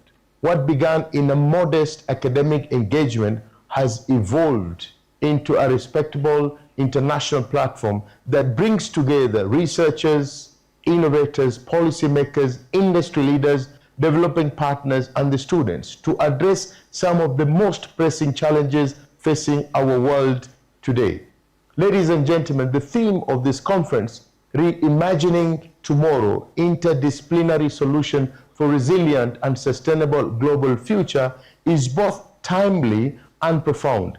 We are living in an era defined by unprecedented change, rapid technological advancements, climate change, evolving economic realities, demographic transitions, and emerging global uncertainties are reshaping society at an ordinary pace. In this context, the future is not something we wait, it is something we actively create through the decision we make today.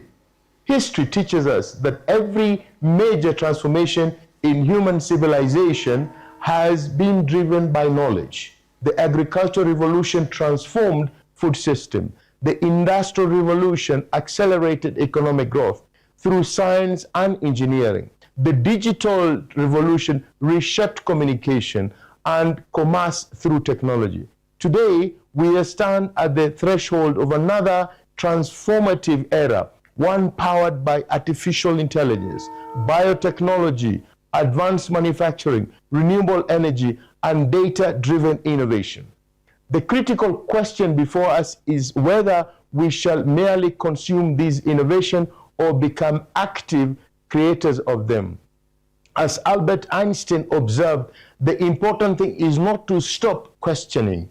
Curiosity has its own reason for existing. Curiosity remains the foundation of discovery, the catalyst for innovation, and the engine of scientific progress. Universities play a central role in nurturing that curiosity. They generate knowledge, cultivate talent, challenge assumptions, and provide evidence-based solutions to society's complex challenges. Institutions such as Meru University of Science and Research Technology therefore occupy a strategic position in our national development agenda. They are not merely centers of learning, they are centers of discovery, innovation, and transformation. Ladies and gentlemen, climate change is not merely an environmental challenge, it is also an economic, health, food security, and governance challenge. Similarly, artificial intelligence is not solely a technological issue. It raises important questions related to ethics, privacy, employment, equity, and human rights. Addressing such complex questions or issues require an integrated, interdisciplinary, multidisciplinary approaches. No single disciplinary institutions or sector can adequately address these challenges in isolation. Meaningful solutions emerge when researchers, collaborators across the discipline, when universities engage the industry, when innovators work alongside communities, and when evidence informs policies. Across the world, universities are increasingly being called upon to demonstrate societal value of their research. Research excellence cannot be measured solely by publication and citation. It's ultimately measured in its impact. A scientific breakthrough that improves agricultural productivity, an innovation that expands access to healthcare, technological solution that promotes clean energy, or a policy recommendation that strengthens governance. These are outcomes that define meaningful scholarship.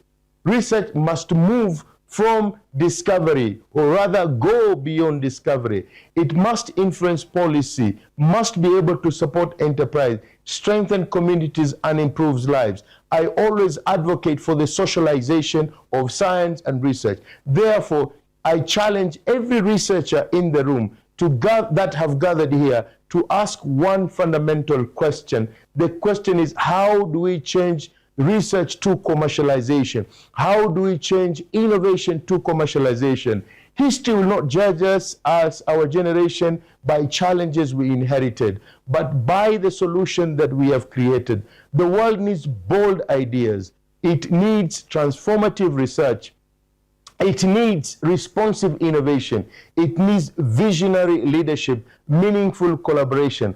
As we commence this conference, I encourage you to think boldly, collaborate wisely, innovate fearlessly. Let this conversation that begins here be loud enough so that we can be able to strengthen partnership, collaboration, break the silos, build innovations, ecosystem, so that we have a knowledge-based and innovative-led economies. And let us solve the challenges that are facing, that are facing the community in Kenya and across Africa and the entire world. Together, through research, innovation, and collaboration, let us prepare that future. Let us imagine the tomorrow, shape today, and make sure that we have a better tomorrow. And above all, let us begin today so that we can be able to realize the tomorrow that we need. We have a visionary leader, His Excellency Dr. William Samoei Ruto, that have already shown the trajectory that we would like to move Kenya to the first world-class status. And I trust and believe the engine of that movement is going to be science, research, and innovation. Let us work together. Let us interrogate this narrative, and let us make sure that we can have a huge impact in the society. I thank you for your attention, and I wish you all a very fruitful deliberation.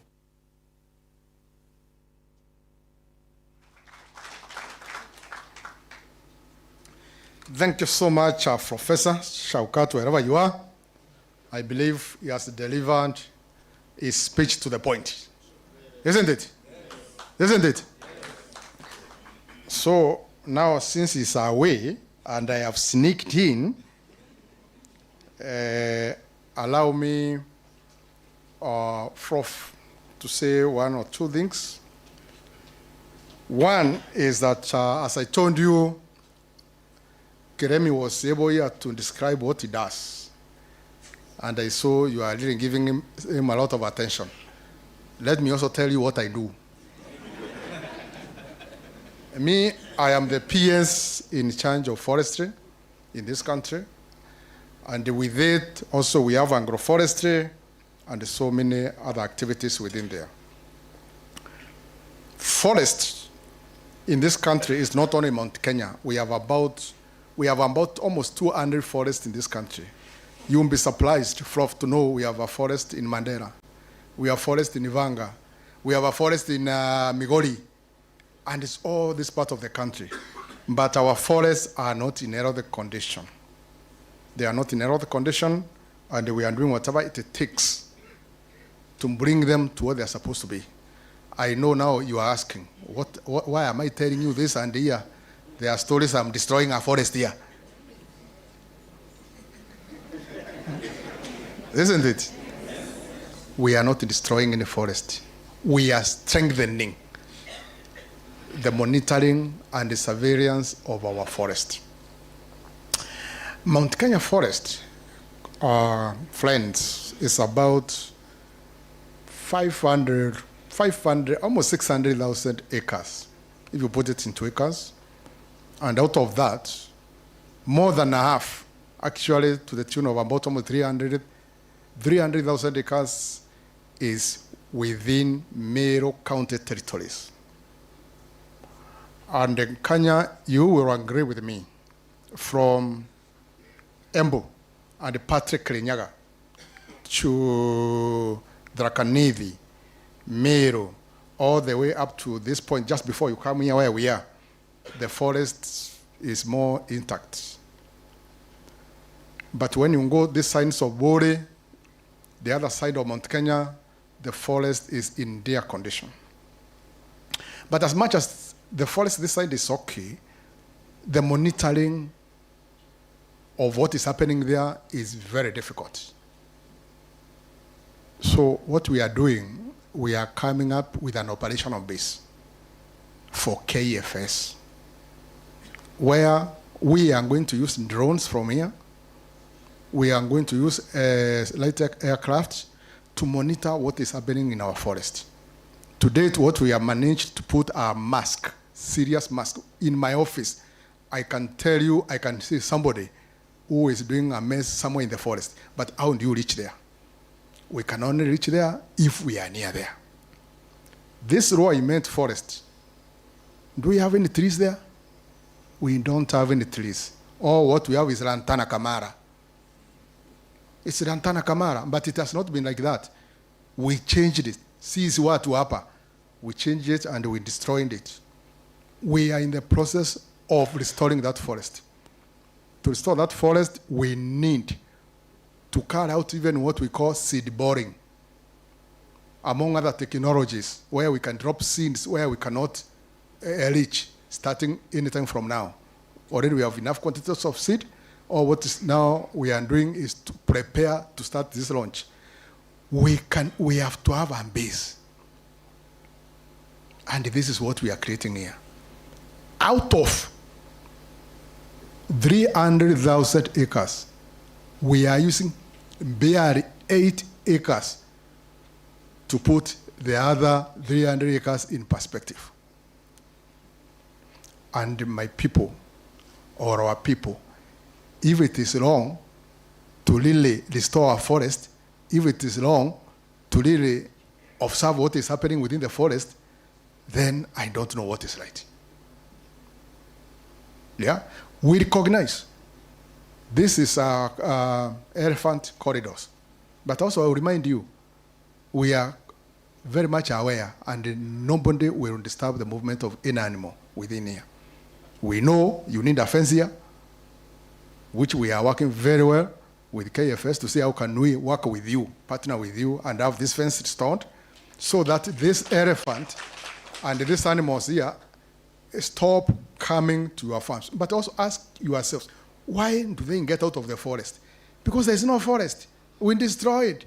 What they are supposed to be eating, it's not there. That's why they stray outside in search for food. So we believe the many people who are opposing that will come to their senses and see the need. If you go in these areas of maybe Bori, you see even these people with land to the tune of 5,000 acres. They have airstrips within their farms so that they can monitor and see what is happening every morning, every hour. Here, I said 300,000 acres. Nobody knows what is happening inside there on an hourly basis. And even if you know from the mask, you can't reach there. So we have to make a choice. Do we continue thinking we have forest inside when we have no trees, they are being cut left and right? Or we can fly there and stop that person who is doing that mess? Most of the people who are opposing, they are in the forefront of destroying our forest. And we are telling them, please, stop it, because very soon we will be hovering over you, telling you we are seeing you. Get out of this. We know areas in some part of, especially Drakanidi, where even people are growing bang in the forest. We have thrown there with the Keremi and Dio and Atoroka. But we want these things to be monitoring from here. So what we are doing here, we are having a serious base to monitor and to support restoration of our forest.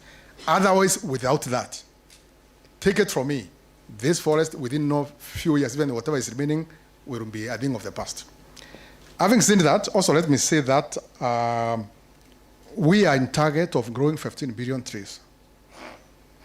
To date, we have grown about 2 billion trees.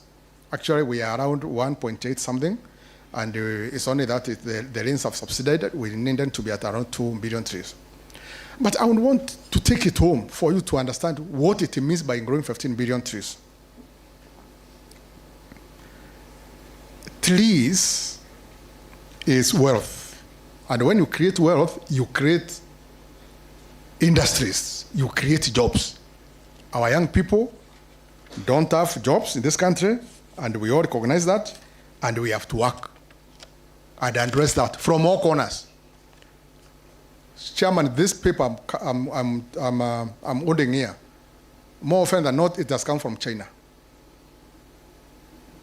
The toothpick that you use in the morning and that we are going to use after lunch It's come from China.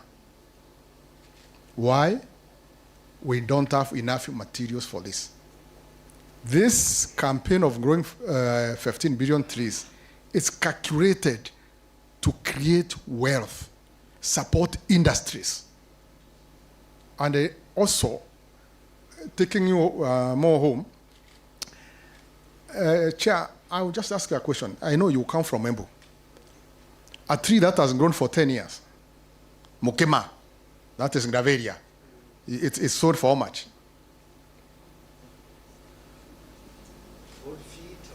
No, just from when it is starting. Around 5,000? 3,000, 5,000. Isn't it? Assume even it is 5,000, or assume it is 3,000. Assume it is 3,000. Every tree. And we have grown 15 billion trees. It means at the farm level in this country, we have created wealth to the tune of 45 trillion Kenya shillings. We don't have that gold. We don't have that wealth, but we can create our own wealth. So this issue of presidents coming up with 15 billion trees, it's informed by economics behind it. And I can tell you, if you go to a country like South Africa, you go to their forest, because I've been there, or Rwanda here, you will be surprised to see the level, the quality of jobs which are being created from forests. But our forest, we have destroyed, we are not growing trees, hence the need to change our thinking and support this very noble goal. We are saying 15 years from today, 20 years from today, can the generations that come inherit that? We killed our pen paper because of lack of materials. They cannot operate. The other day we wanted to operate it. I got 15 court orders from Kenyans. But they were being sponsored by the people who are importing papers in this country. This is where we are as a country. And we would want to please, especially the professionals, professors, doctors, to assist us in explaining to our people what it means in some of these things.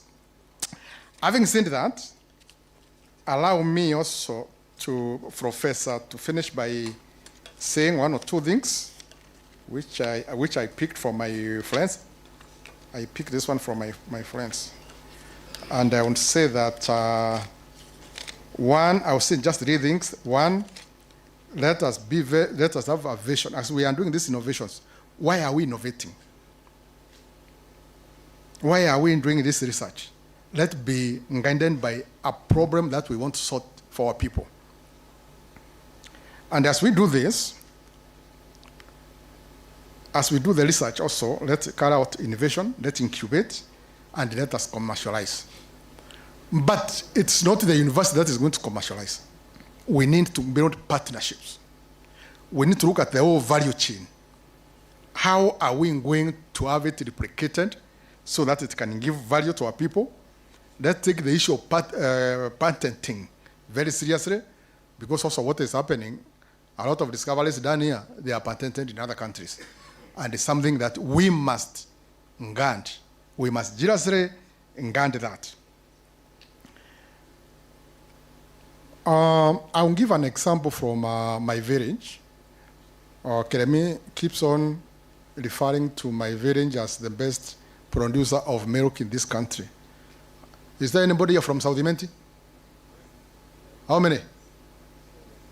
Yeah, very good. You know how much milk South-Imenti supplies in this dairy, which is the best in Africa, for your point of information. It is true. It is true. Meru Central is the best in Africa. And let us scrap for them. In fact, when I went to India to visit this Amu, the PSC I was talking about, they knew about Meru dairy very much. And they are, what are they doing? They're always thinking, what are those people doing? Because they know at some point, if they continue like that, They will catch up with them in the market. But that's notwithstanding. We're trying to dig in and find out what is all this. And we find one of the dairies there, especially there's one there called Oruko Dairy. We zeroed on that, and we found every day they are producing 22,000 liters of milk every day. And that one has increased from 5,000 liters of milk about 4 years ago.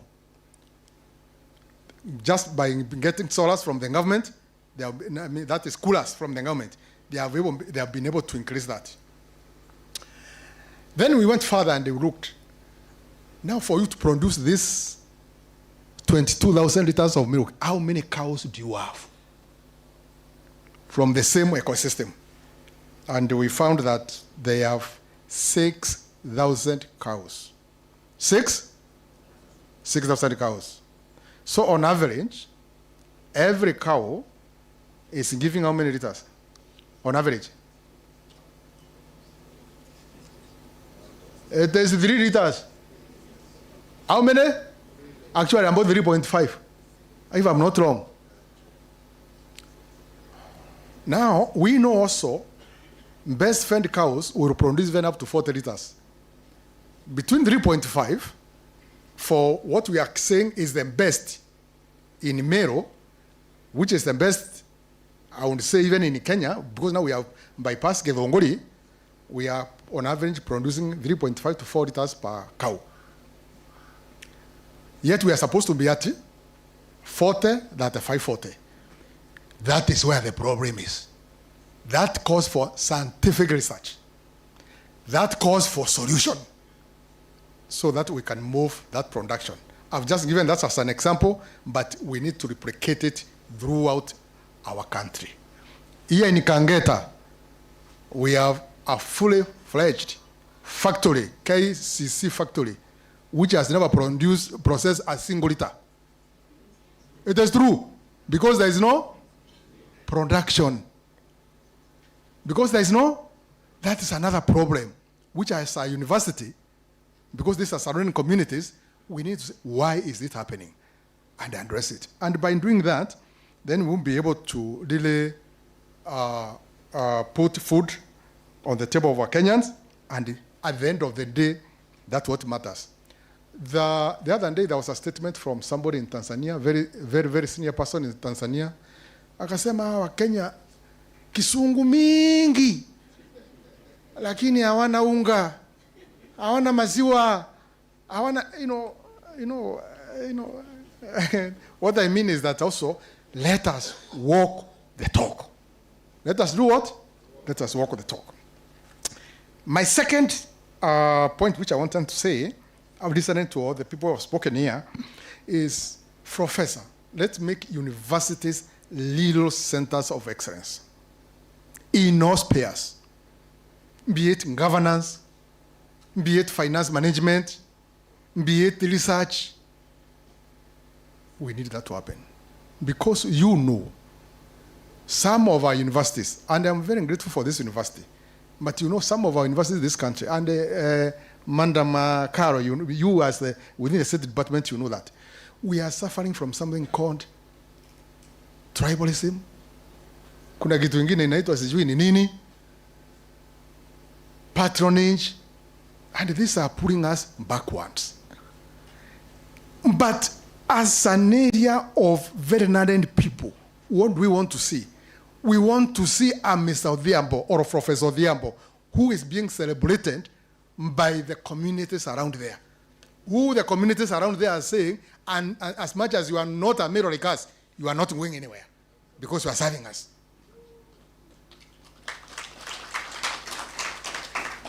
That one will not come easy.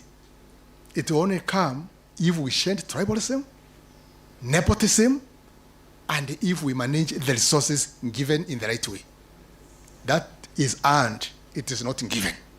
Thank you so much, Professor.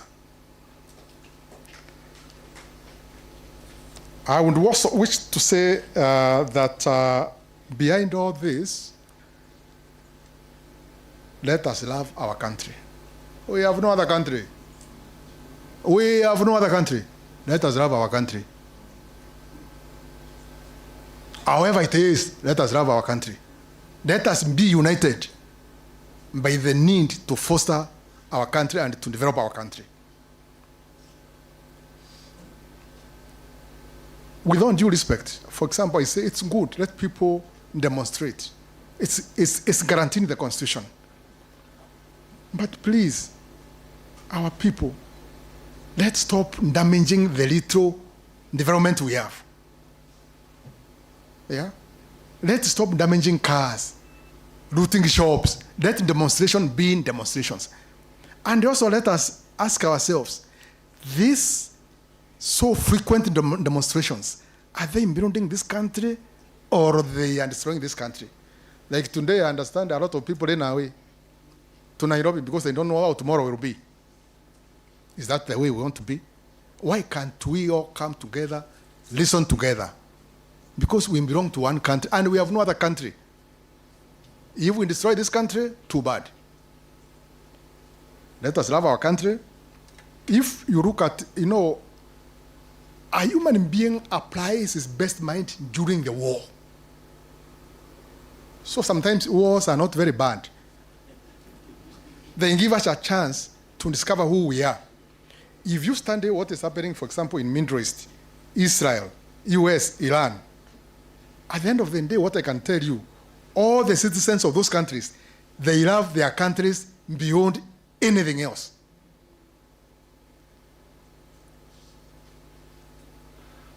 Because they know that's where they belong. Let us love our country. Let us be proud of our country. We will never have an ideal country. We have to live in a realistic life. And even if we differ, because we can never be homogeneous in thinking, let us remember at the end of the day, we are Kenyans.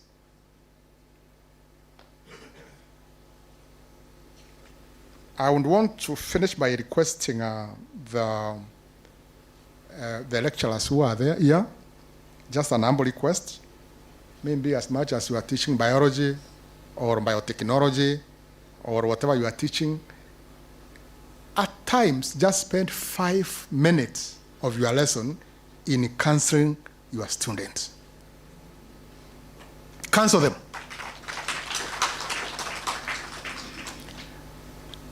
I know sometimes you are in short of time, but it goes a long way in modeling them to being good citizens of this country. Behind that, every chemistry, every biology, and so many things. 5 minutes, tell them what is life, what is expected of them, and then bring them to reality of what they will meet when they go outside there. So having said that, allow me to end there. Sorry for taking so long. I believe, Kiremi, now you have joined me. You are not overthrowing me. You have joined me in being an ambassador. Yeah. And with that, as I was requested by the would-be guest of honor, allow me to declare this big conference started.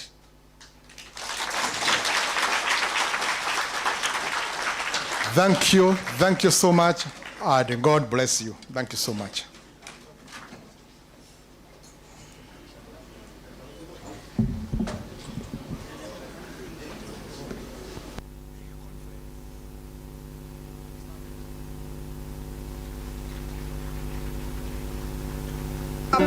Worship music.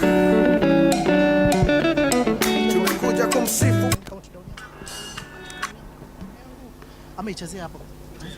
Countdown.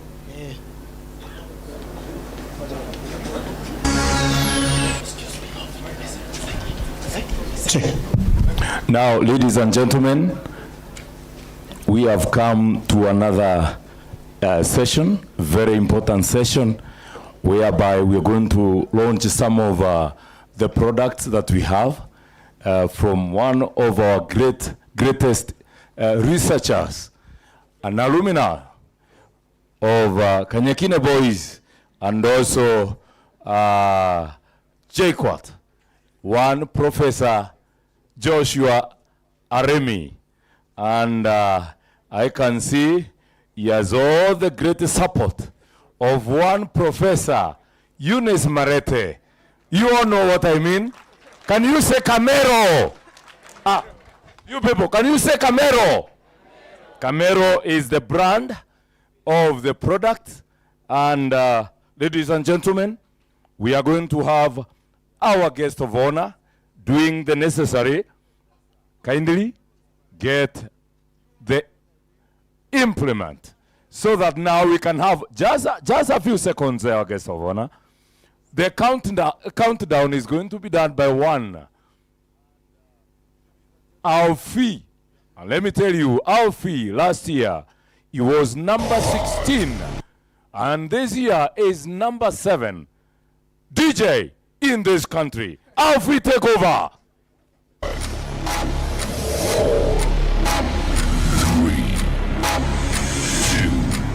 there will be the countdown.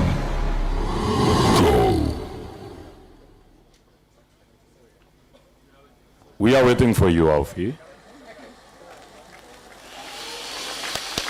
Can we get the kererembe? Hey, you guys, with your hands, a big hand. A big hand, all of you. Big hand. I hope the cameras are also taking a... Thank you so much. Can we get the kererembe? I don't know who that guy is. With your hands, a big hand. A big hand, all of you. Prof, you are going to get one of the products, give to the guest of honor for the purpose of a photo session. Thank you very much. Standing on the already established protocols of honor, today we are launching a product branded Camero product. I think we can get a clap. This is a Camero milk product. This, we have yogurt that has gone all the process, supported by the university, supported by the council, and also National Research Fund. We have yogurt that is already certified by Kenya Bureau of Standards. So the next step is to the market. That's what our chair always requests. So what I request next is we have our guests, some that side, this side, we take a photo. Thank you.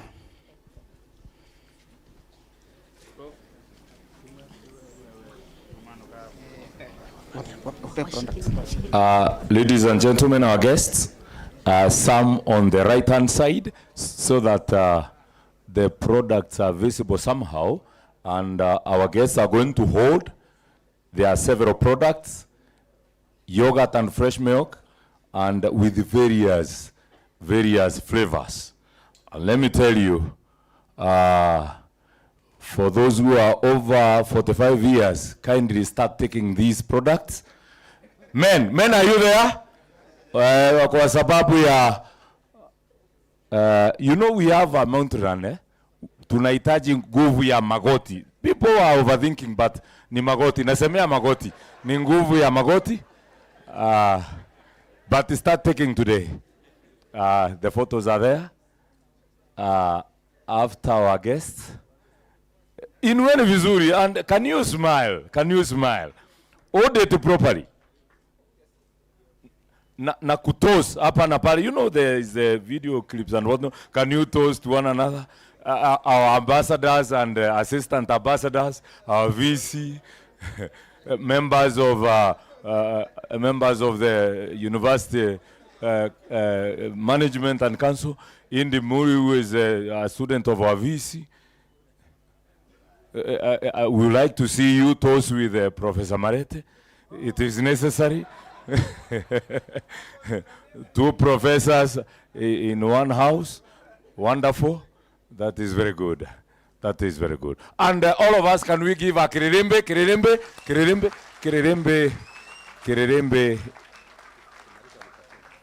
Kirerembe is a Latin word meaning makofi mazuri. We also have we have the guys from Isiolo, visitors from Isiolo. They are going to get a photo with the prof.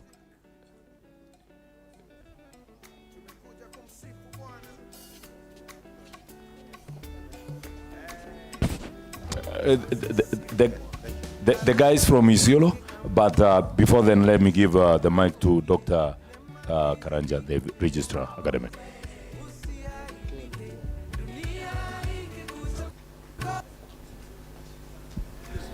Thank you. Thank you very much. Let's give them a hearty clap. But congratulations for the team. Thank you. Thank you very much.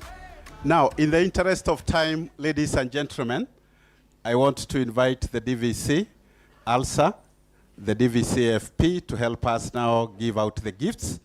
And the team that is organizing the gifts, please come forward so that we can move very, very fast. The VC kindly join us with the Chair of Council, I think the DVC, Janet, yeah, so that we can gift our, so, thank you. Let's have the gifts coming as the DVC takes over.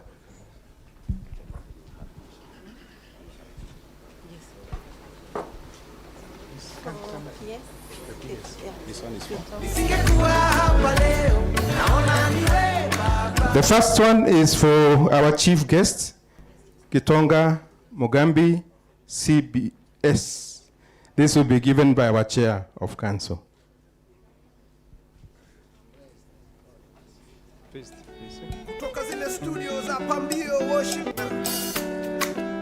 Let's appreciate them.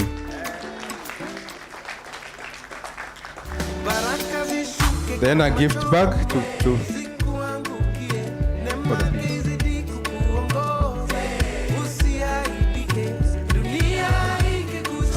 The next one is PS Kilemi. It will be given by Madam Janet. Let's appreciate them. Yeah? The next one is for Dr. Caro. This will be given by the VC.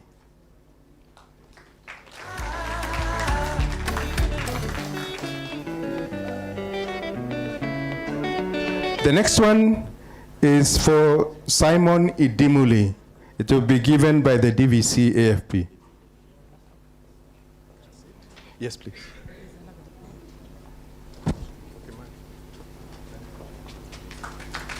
The next one is for Gideon Kimadi, will be given by the VC. Deputy Ambassador, Honorable Kimadi, we appreciate you. Thank you very much. Dr. Karanja, which is the next one? Ooh. Our PS will give our Chair of Council, PS Gitonga. PS Kilemi will give Madam Janet. Let's appreciate them. PS Kilemi to our Chair of Academic Committee. Thank you very much, PS.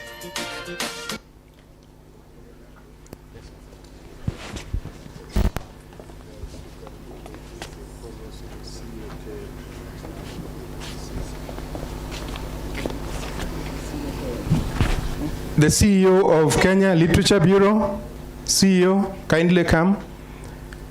Vice Chancellor, kindly hand over this gift to the CEO.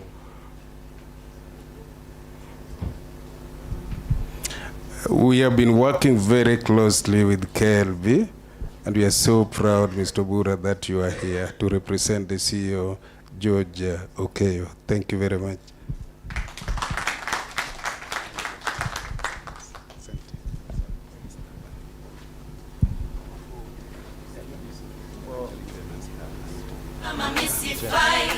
We have our distinguished Professor Benson Estambale. I saw him. Estambale. guys walked out, so we keep the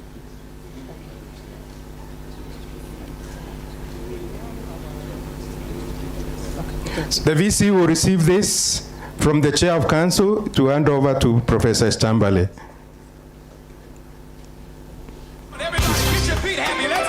For Estambale.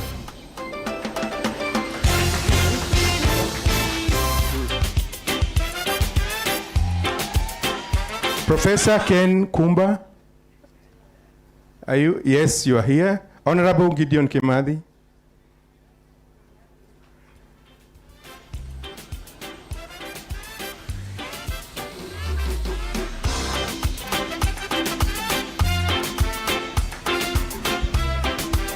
Let's appreciate them. Chief Guest, Professor Nkumba is trying to create a consortium of almost over 100 universities, about 40 in Africa and over 50 in China. And it's just a great place to go, especially for researchers who are here. That's why I pulled him here. Thank you very much.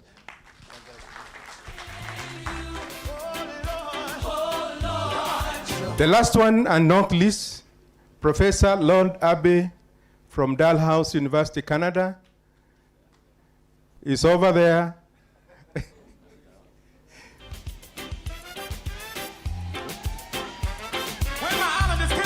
Yes. Down here to the front real quick. I gotta know who's in the building. Where my islanders? I need y'all to run down here. Come on, let me see ya.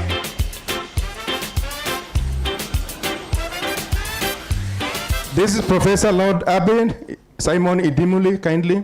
Remember, students, the best will be given a gift next year by Professor Lord Abe from Canada. Sorry, sir. Let's appreciate them, the CEO, and thank you very much. Dr. Karanja? Thank you. Let's give another clap. Thank you very much, our guests. Now, we want to take a photo. I know we are in a hurry, but I will request our guests, please stand up and then you step, just 2 steps, and all the attendants to stand up so that our cameramen can be able to capture this memorable photo. You are just facing me the way you are. Yeah, you are facing me. Yeah, so that we can actually take the background. We shall ask you to curve slightly to form almost like a C. Yeah, thank you very much. Our cameraman, I believe you are ready.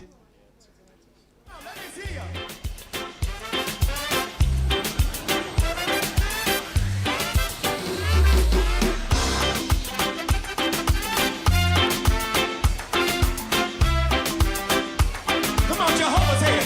Jehovah, you. Say it. I trust in you. In you. Say it, y'all. Oh, Lord. Jehovah, you. I trust. Say it. I trust. Show me how to do it, y'all. In you. I believe. Say it, say it. I believe you. I trust. I trust. Come on. In you. Oh, Lord. Jehovah, you. Where y'all at? Come on, come on. I trust in you. I believe, say it. I believe. You are the God of miracles. You are the God of miracles. You are the God of wonder. You are. Thank you. As we now, you can take a seat for the national anthem. And then I know our guests are in a hurry. Immediately after this, we are actually going to walk to the Innovation Center very briefly. Then we go to the ICC so that our guests can see some of the products that Meru University have. Let us, all of us, be upstanding for the national anthem.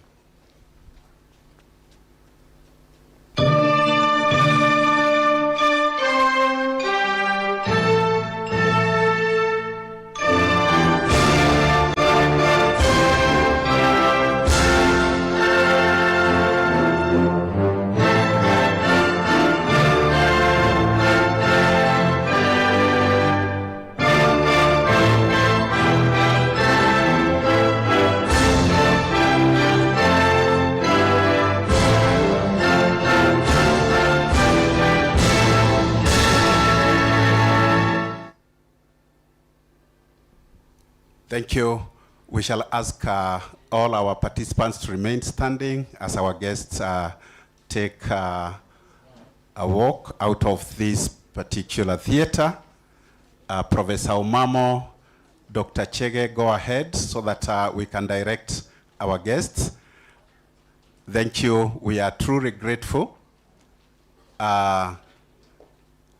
Looking forward for you to come again for Mastic 2027.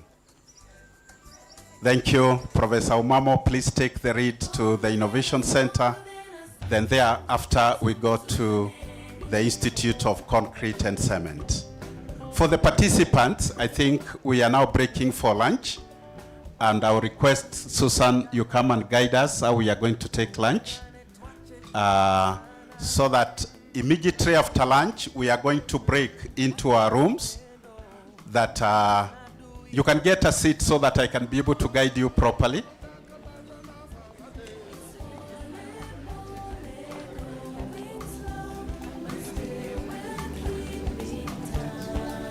Thank you for all the participants and presenters.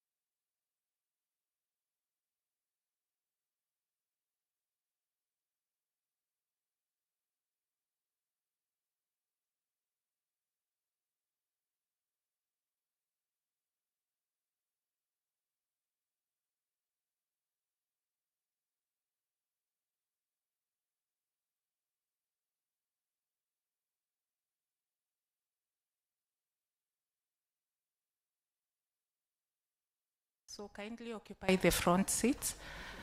We'll be starting in the next 5-10 minutes.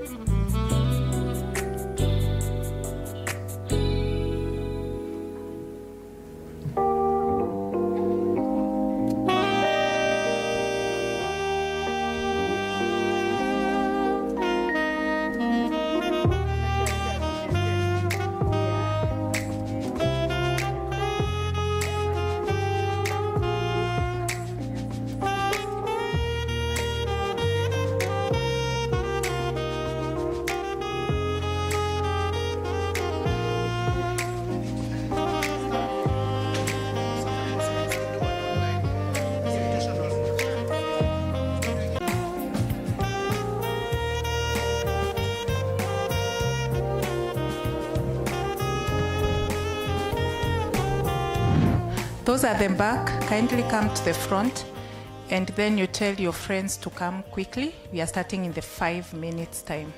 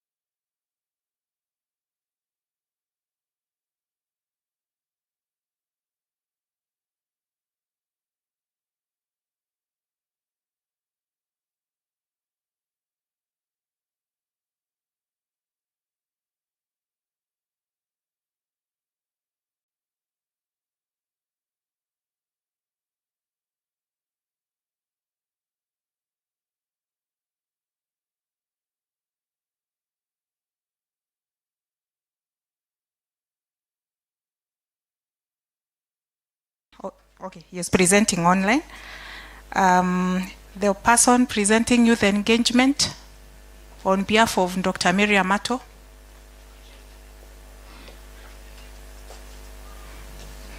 It's just written Meru Amato. So anyone presenting on behalf of Meru Amato? Okay. Do we have Charles Wanjiko? Charles Wanjiko?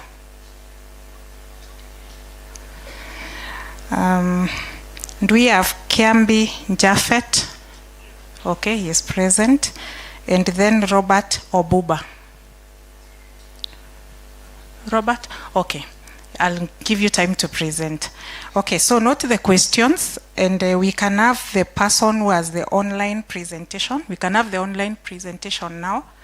That is a person presenting advancing universal health coverage, social health authority access among adolescents and young people in Mombasa County, frontiers in digital health, disease prevention, and holistic care. So here we have nursing and health sciences, and our sub-themes, you have seen the theme of the conference is on reimagining tomorrow. However, our theme as School of Nursing and Health Sciences is frontiers in health, digital health, disease prevention, and holistic care. And to link that up with multidisciplinarity, it's on international partnerships for achieving the Sustainable Development Goals. And here we look at collaborations, and that is why we can see we have collaborators from within ourselves and from the global stage. And also we are looking at research that is done combining many disciplines or having teams that have different disciplines. Is a person who is presenting virtually, Lindy, or we can move on to the next one?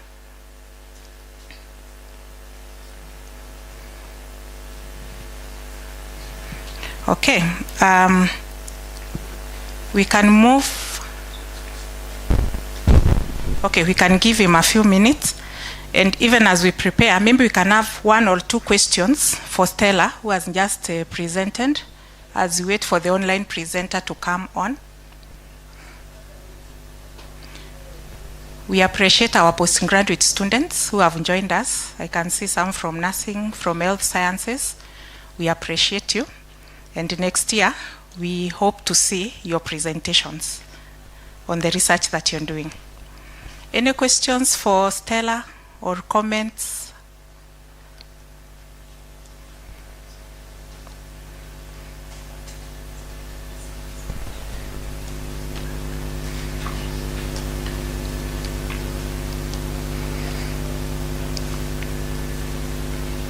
Maybe Stella, you can be telling us some of the psychosocial factors that you found to be contributing to back pains in women. Yes, as we wait for the online presenter. Thank you so much, Daktari.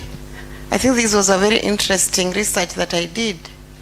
And when I interacted with patients, and you hear them talk of chronic low back pain, majority of them were really crying. So chronic low back pain is a debilitating condition that majority of people usually live with. And you find out that psychologically, most of them are affected, and also socially, most of them are affected. So your question was, what are the social factors that cause, that trigger or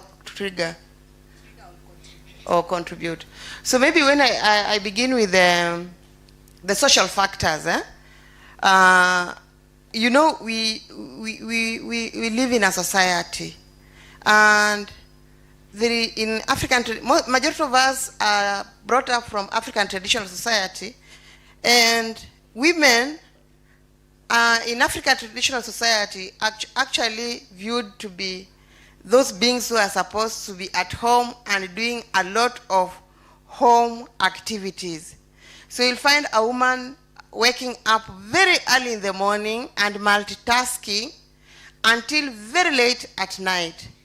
So in the event that you strain your back also, remember the the lower back has got structures, ligaments, bones, blah, blah, all those things. So the more you overwork your back, the more you get that chronic low back pain. But remember, again, in African traditional society, they say, when you have low back pain, you are regarded as a lazy woman because you are not also working. So those are some of the things socially that affect, but psychological also affect, because when you have this chronic low back pain, especially in women, it is not possible for you to be complaining each time and then that I have got some back pain, I've got some back pain, I've got some back pain. Psychologically, it brings that stigma in you, because who is this whom you are going to tell every time and then you have got some back pain?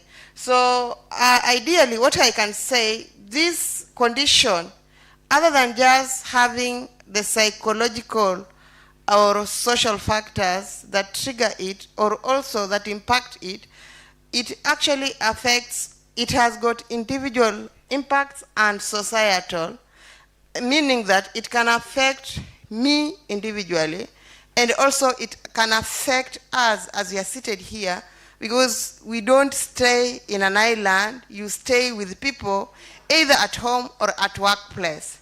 Thank you. And of course, I have a question. I listened to your presentation. It is a good presentation, and especially when you talk about ladies. Now, how did you hold on for confounding factors? Like, did you exclude ladies who are at the post-menopause? Because we know sometimes you can have those factors. How did you ensure those factors were not making your standard to be biased? Thank you so much, Daktari. I think one thing that I did not include, because they say your slide should not be more than 10, I had what you call selection criteria. So under my exclusion criteria, remember this was a broad study, and it was a magnetic resonance study of the lower back. I was interested in patients that do not have any degenerative pathology, and also those ones who are fractures before. For example, if you had fracture of the spine, maybe osteoporosis, TB spine, and all those things. I was interested in finding out what are these things that can cause chronic lower back pain, other than the pathological ones, so that by the end of the day, I was able to rule out biasness. I don't know if I have. Thank you. Any other? Thank you, Stella, and I think you can see it because it's just a comment. What I discovered some time back, sometimes depression and frustrations, stress, somebody presents and tells you have, lower back pain. And, because I saw a patient, whoever came and said severe back pain.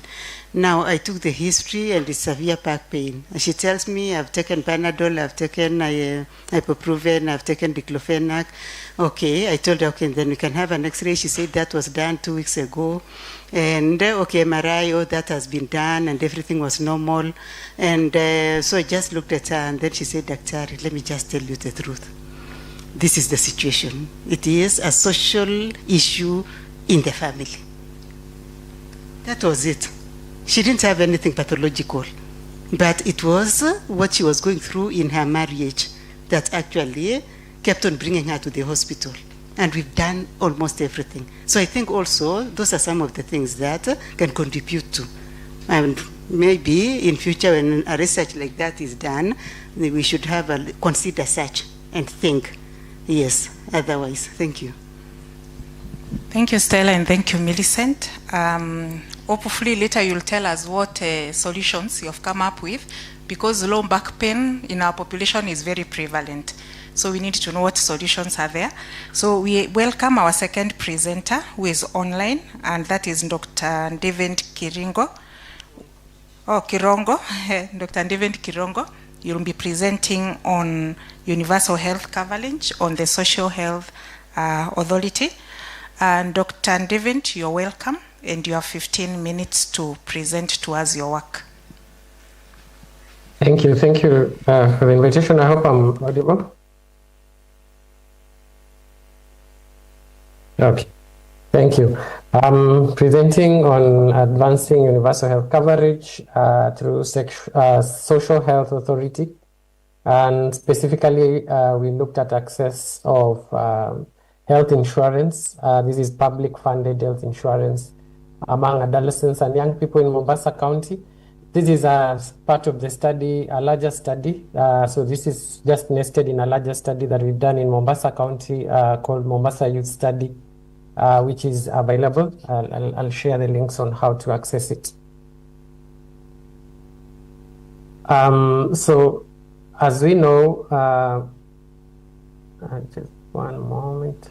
As we know, Social Health Authority, or SHA as we call it, is of great interest in our country. Access to healthcare for all the population, as universal health coverage was intended to be. Of course, it has its own political bit, which we will not, and we did not engage in, but we wanted only to focus on the question of access, specifically among adolescent and young people in terms of their knowledge and in terms of why they are using it or not. So just as a background, Social Health Insurance Fund, or SHIF as it's called, was introduced in 2024, and it replaced the NHIF, or National Insurance Fund. And this SHIF is overseen by the Social Health Authority. So SHA is actually the body that looks or manages Social Health Insurance Fund, and the Social Health Insurance Fund is actually the entity that provides universal coverage or public funded coverage for health. The goal of this introduction of SHIF was actually to fast track universal health coverage by ensuring that all the populace is able to access health within the country. But we noticed a very big gap in that adolescents and young people, these are people aged mostly between 10 to 24 years, are underserved by public health insurance, specifically SHA, and especially in Mombasa. And this has also been shown by a study done by Kazungu and Baraza in 2022. We look at the barriers to access of SHA. The common barriers are poverty, unemployment, low literacy levels, and poor understanding of the process of getting enrolled or acquiring SHA coverage.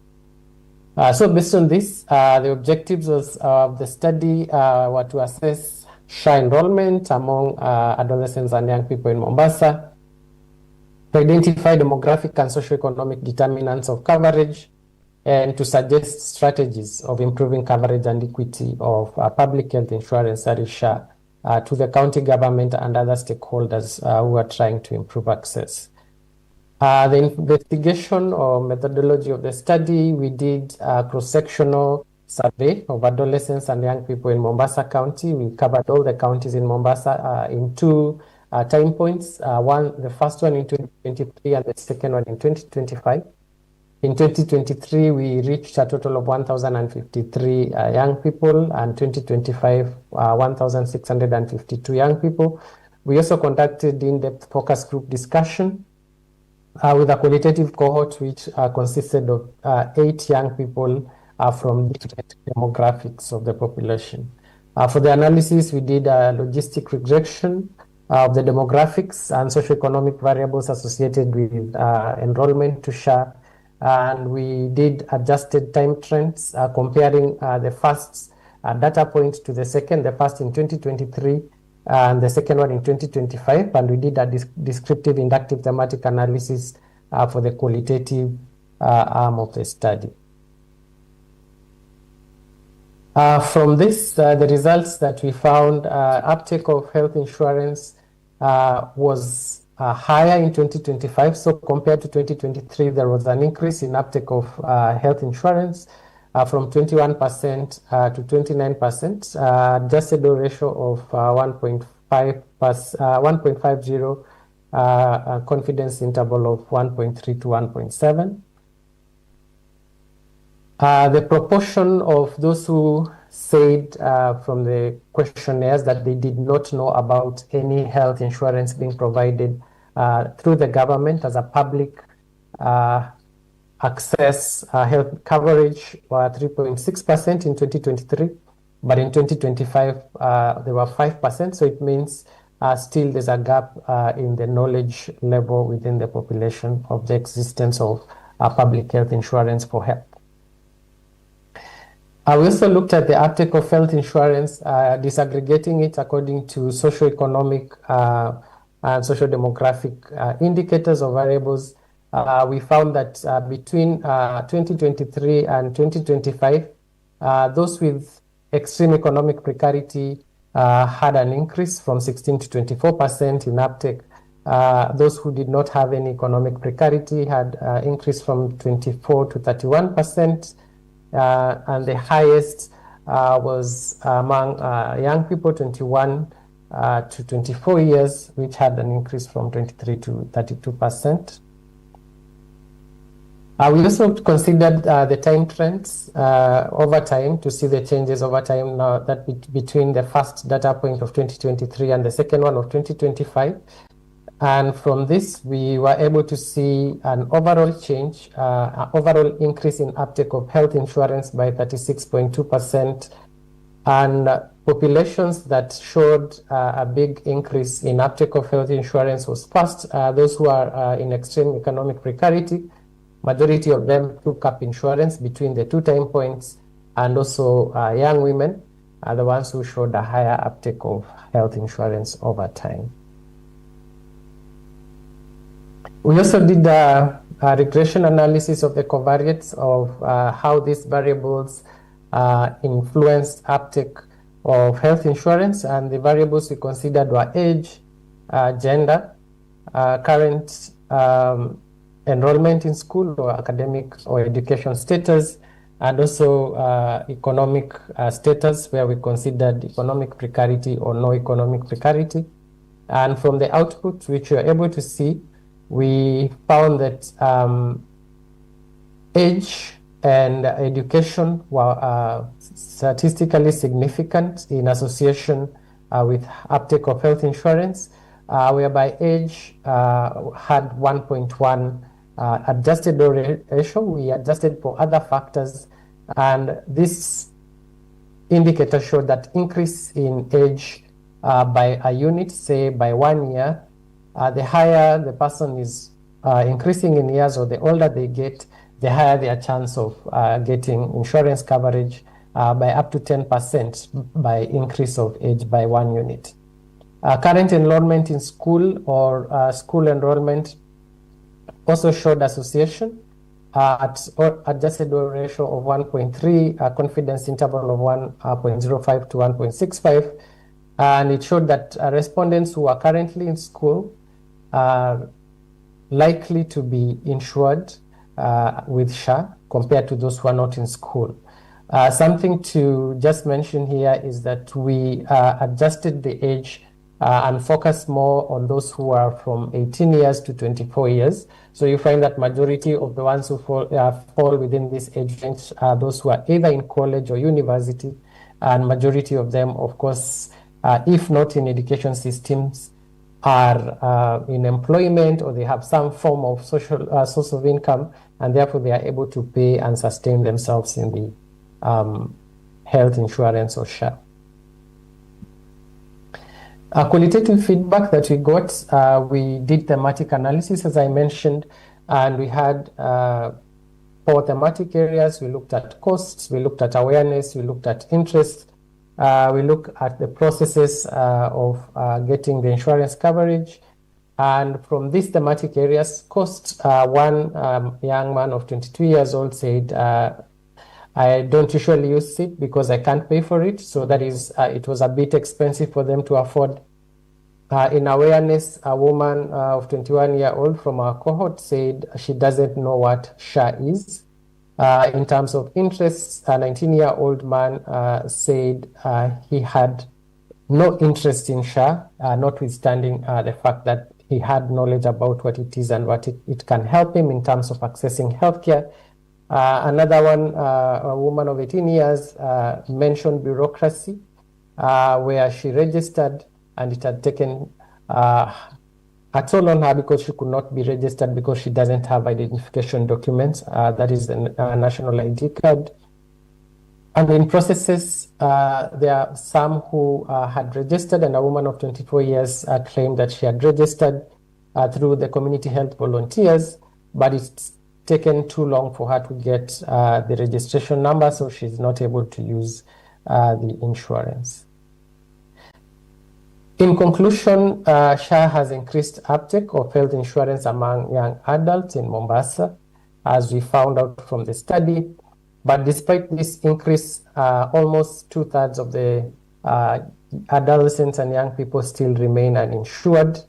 Education and income, the strongest predictors of adolescents and young people as far as SHA enrollment is concerned.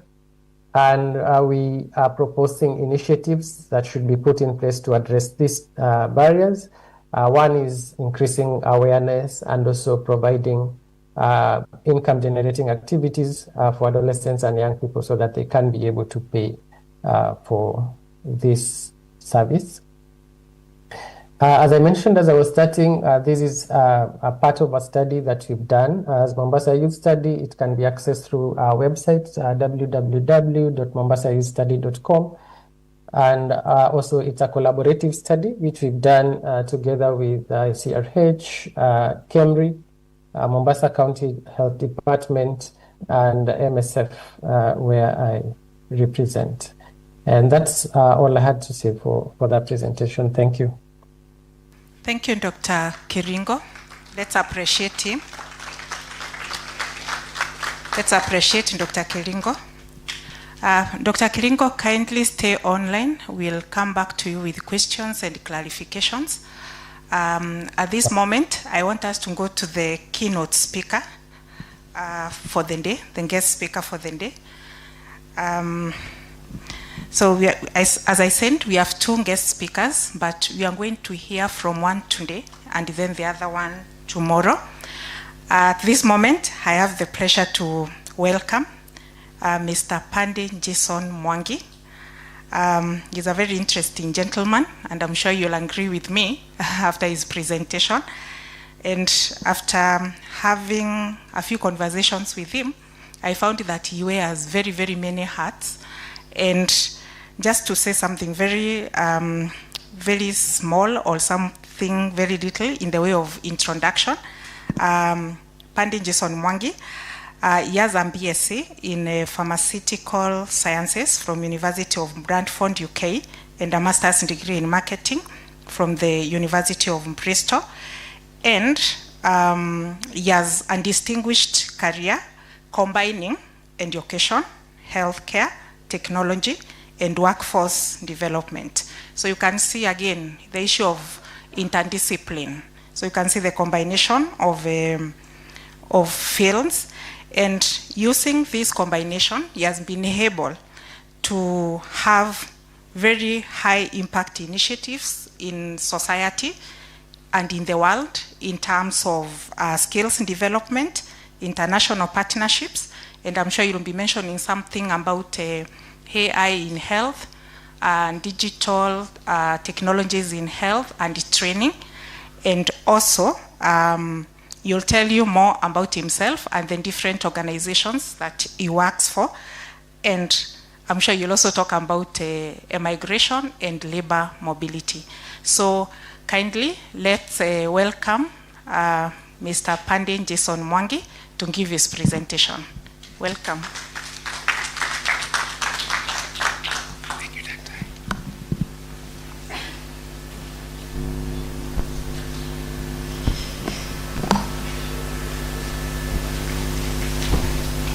While he's setting it up, good afternoon, everyone. How are you doing? You know, when somebody once asked me that question, he told me you have 750,000 words in the English language to choose from. So when somebody asks, how are you? Fine is very average. Let's look for another word. Any other word other than fine? Good. Good is okay. I've heard great. There's something even higher, I'm sure. Happy? Fantastic. Let's go with fantastic. I'll ask again. How are you today? Say it like you mean it. How are you today? Fantastic. Thank you so much. It's an honor to be here. Please allow me to stand on all protocols observed. My name is Paddy Mwangi, and appreciate you, Daktari, and the team, the organizing committee. I'd really want to make this as valuable as possible for you, because you literally are the workforce of the future. And I send you greetings from Professor Dr. Lutz Muka. He's our head of institutional partnerships. He would have loved to be here, but he had another engagement in Leipzig at our headquarters in Germany. But I want to make sure by the end of this, you benefit, because you are literally the future, the workforce of the future. So like was said, I represent this organization. It's called Lecturio. Has anyone ever heard of Lecturio or has come across the name? How many nursing students do we have in the room? First, second, third, any? Okay, it's about 50, 60%. I'm guessing the rest are faculty? Show of hands. Oh, School of Health Sciences, fantastic. Trust me, you're not in the wrong place.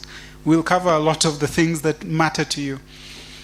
So like Daktari had mentioned, my background is in pharmacy, but I've always had a passion for education. And Lecturio, I'll give you a bit of history about them. They were started off by 2 medical students who were in Leipzig in Germany around 2018. And like yourselves, they didn't quite find it engaging to sit in a lecture hall listening to all this content. So they wondered, can it be possible, or is it possible, to digitize curriculum, to offer curriculum on demand?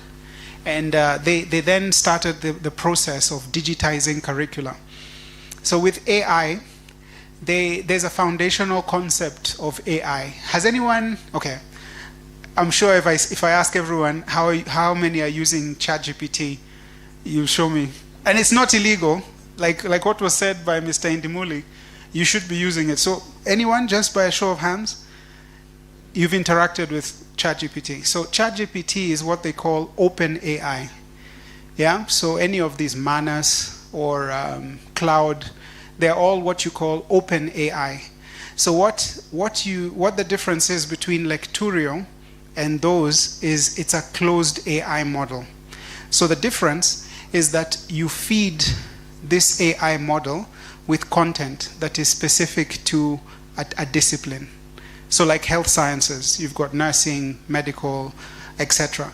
So we take the universe of the 6 years of medicine and the universe of the 4 years of nursing, and we feed this AI model. We teach it. It takes about 6 weeks. And then once it's done, it generates content related or aligned, that's the biggest word, aligned to the curriculum. So what does that mean for you?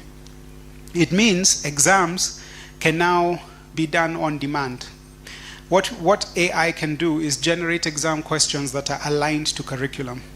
This is a problem everywhere. So we are in 130 countries. I cover Africa. So we've done about 39 countries in Africa where universities like yourselves are now digitizing the curriculum. So it means the exams can now be done digitally. There's test development, which we do, and then there's test delivery. There's so much behind it. So what I'll do, I'll quickly take you through this presentation and show you the world of generative AI in healthcare. So we are ranked the top 25 companies by Time magazine. This is a totally independent analysis. We're the top 100 in healthcare, and we continuously win awards. It's because we are dedicated to the advancement of medical education. We've been recognized several times as the global leader. And so if you check Time magazine, there's a grouping called Statista. And when you see where we are on Statista, we're number 23. So it's pretty advanced, and that's what we would like to bring to your university, because it's the same platform that Harvard, Princeton, Yale, Stanford, MIT, Johns Hopkins, all the big names use Lecturio. Lecturio only appears in the imprint. So we are a big name, but we don't get to be seen. What we want to see is you. So we create, like this suit, we create a tailored platform for each university. So your university's platform will be different, but the universe of content is universally medicine and nursing. Make sense so far? Okay. So we work with the entire gambit of medical education and medical professions. We work with doctors, nursing professionals, as well as community health workers. And what we are doing really is capacity building. We do CPD, which stands for continuous professional development. As a nurse, you'll be required to keep your license, you'll have to do CPD. And we do CPD programs for literally all the councils across Africa. So meaning you will at some point interact with this content, but it'll be equally very important if you start interacting with this platform now, because this will really guide you through your career as a nurse, as a healthcare practitioner. I'm going to speed through this. Simulation is the backbone of one of the things we use for training. We recently acquired this thing called SimTutor.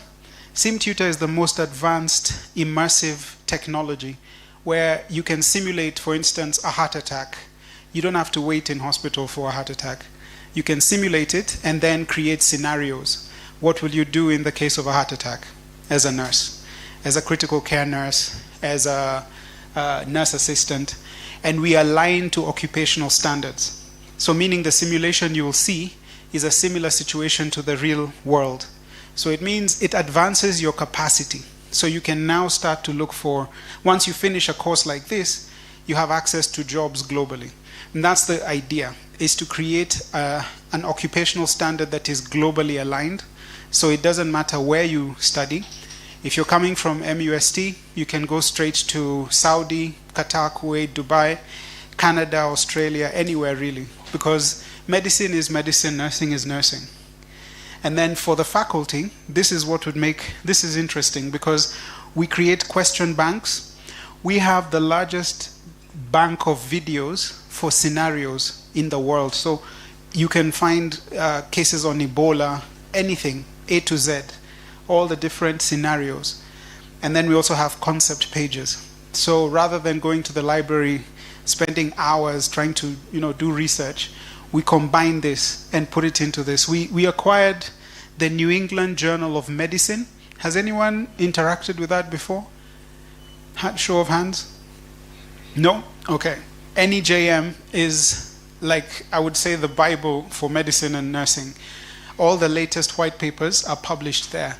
So for the first time, we've integrated that into the platform. So any data that you're searching for, you'll get the latest white papers on that subject. So like, for instance, the back pain research, you can do this. You can even set exam questions on this. You can isolate content specific to that area of competence. And that allows you to then generate consistent content to the same standard. So that's one of the benefits of doing digital, wide digital for medical. Okay, let's keep going. Sorry, I've done something. Okay, so this is how it will look. So imagine using your phone to do your research. We wanted to create a user-friendly interface. And this is what it looks like. This is Texas A&M Medical University. And this is their dedicated app. So this will be MUST Medical College or MUST Healthcare College, something like that. But everything will be found on this. Have you ever heard of NCLEX? NCLEX, yes. By the way, NCLEX is only one exam that you can do as a nurse to get jobs abroad. There are like 16 other exams which we have on the platform. So for the first time, you as MUST can start to prepare yourself for those kind of exams to get those jobs. We've done the Saudi Commission for Health Specialties.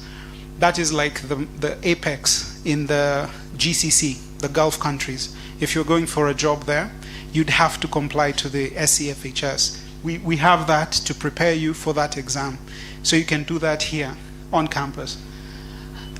We also do online exams. So I can imagine, how many cycles of exams do you do in School of Nursing, Health Sciences? 3, yeah? So imagine the future, because the theme is reimagining. So reimagine where you can do an exam on demand, where if you want to resit a paper, you don't have to wait for the next cycle. This is why online exams become very, very advantageous. So this is it's a use of the applications for this platform. You can do that. I'm going pretty quick, but I just want to cover as much, and then I leave some time for questions. But yeah, I had mentioned about these high-end videos. In Leipzig, we have a production house where we actually produce content. We also enable you to produce your own content. We do this in Ethiopia with the Ministry of Health. We've actually done everything in Amharic, their national language. So it allows you to create content that is contextualized to your area or to your country. So for Kenya, we're doing that. In Nigeria, Ghana, most of the French-speaking Africa, we've done this as well. Benefit is that you can continuously refer to this content. Okay, so this is just a summary, what we were saying. So for students, the benefits, you get very interactive and very enjoyable content. For faculty, you get data. This data allows you to see the performance of each student. This is what makes this AI system very powerful, because some people may be competent in specific disciplines, but they need specific support. And that's why when you break down the data, you can get contextualized reports. So each person is not left behind. Like, you're all listening to me, but you're each picking up something different. So to know what that is, this is where the data becomes really important. So we have interactive tools to help you to pick. So even as a faculty, you can offer remote learning, and you can do remote assessments as well. So you can increase the number of students that are being offered this course. Oh, you can also do micro courses. So very short courses, 3 months, finish, 3 months, out.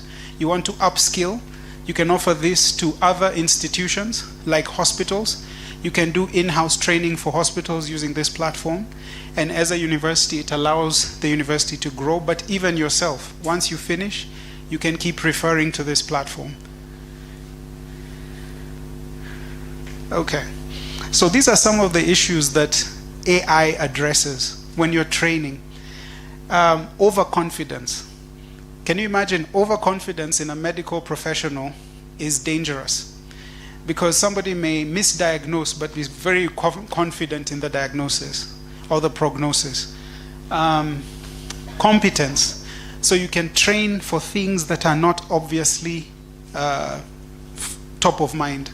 And these are competencies that are needed for insurance. So a lot of the councils that the CPD programs we run are aligned to getting what they call indemnity insurance. I'm sure each one of you will have to get some sort of insurance cover, but we align to those standards. So it's important as you're becoming a professional to be compliant with insurance, because you're soon getting into the market. Insurance will become your best friend, or if you don't have it, your worst enemy. So these are some of the things that you'll be exposed to, and we train for that as well, to make sure you're a competent professional when you're leaving the uni. It tests for exam readiness. So there's a point, we call it a tutor, an AI tutor. So throughout your application with this, it will guide you. It will tell you, yeah, I think you're ready for the exam, or no, these are the areas you need to focus on. So it gives you tests. Even immediately after a program, a lecture like this, it will give you tests which are interactive. And based on your interaction, it will tell you whether you're ready to proceed to the next level. Okay, so this is that AI coach I was telling you about, both for the students and for faculty. So it's programmed for 2 different users. So it creates questions. This one is interesting. A lot of, like at MKU, Mount Kenya University, they're using this now to create like on-demand assessments. So the CATs, most of the CATs are done using this platform. So for marking for the faculty, it cuts your workload down. Almost, it makes it fun to teach again. A lot of the faculty say it's brought back the fun teaching. And for the students, it actually makes you appreciate the concepts well after the lecture. Because I mean, I was in pharmacy, it was heavy. It's heavy, heavy, heavy work. So getting to understand a concept by reiteration is very important for conceptualized learning. Okay, I know we'll have time at the end for some questions. These are just some reports we have. I would love to have taken you through a demo, but what I'll do is I'll give you my email address. Please send me your details. I'll send you test access to the platform so that at whatever level of nursing you're in, you should be able to interact with the system. So you'll have like about 7 days access. Play with it, look at it, go through it. Send me questions as well. I'll give you my email address at the end. But this is Darren Salmi. He's one of the leading doctors in Harvard, and he's one of the. So every person that you'll see on the platform is either from Stanford, Harvard, UPenn, wherever. But they're giving you the best in class when it comes to a particular area. So we have very interactive videos. Please visit them when you go through the test access. And then we also have a lot of 3D models. So you can zoom in, zoom out, isolate parts of the brain, isolate parts of the skull. Even what she was talking about, pain. You can go and see the backbone and how it is layered and interact with it. So this is some of the benefits of using that platform. And this is the quality of the videos. Here I won't be able to play one, but you'll see it on the test access. Okay. All right, so this is an example of a concept page. So when you're writing up reports and you're putting together your final papers, you will have access to these kind of reports, these kind of concept papers. So it's your modern e-textbook. And we have a team of 7 individuals whose job is just to keep the white paper concept pages updated. So you'll get the latest from any conference globally. It's added to this platform. This is an example of epidemiology. This is Professor Muyembe, who was one of the pioneers of Ebola. No, sorry, this is Mpox. Yeah, this is Mpox. And any research that he did is updated on the system. If you actually have faculty who are working on specific areas in medicine or nursing, we actually give you copyright. So you can put it into the system, but also monetize. So that's what we've done with Professor Muyembe and a number of other professors across Africa. Sorry. Let me do that.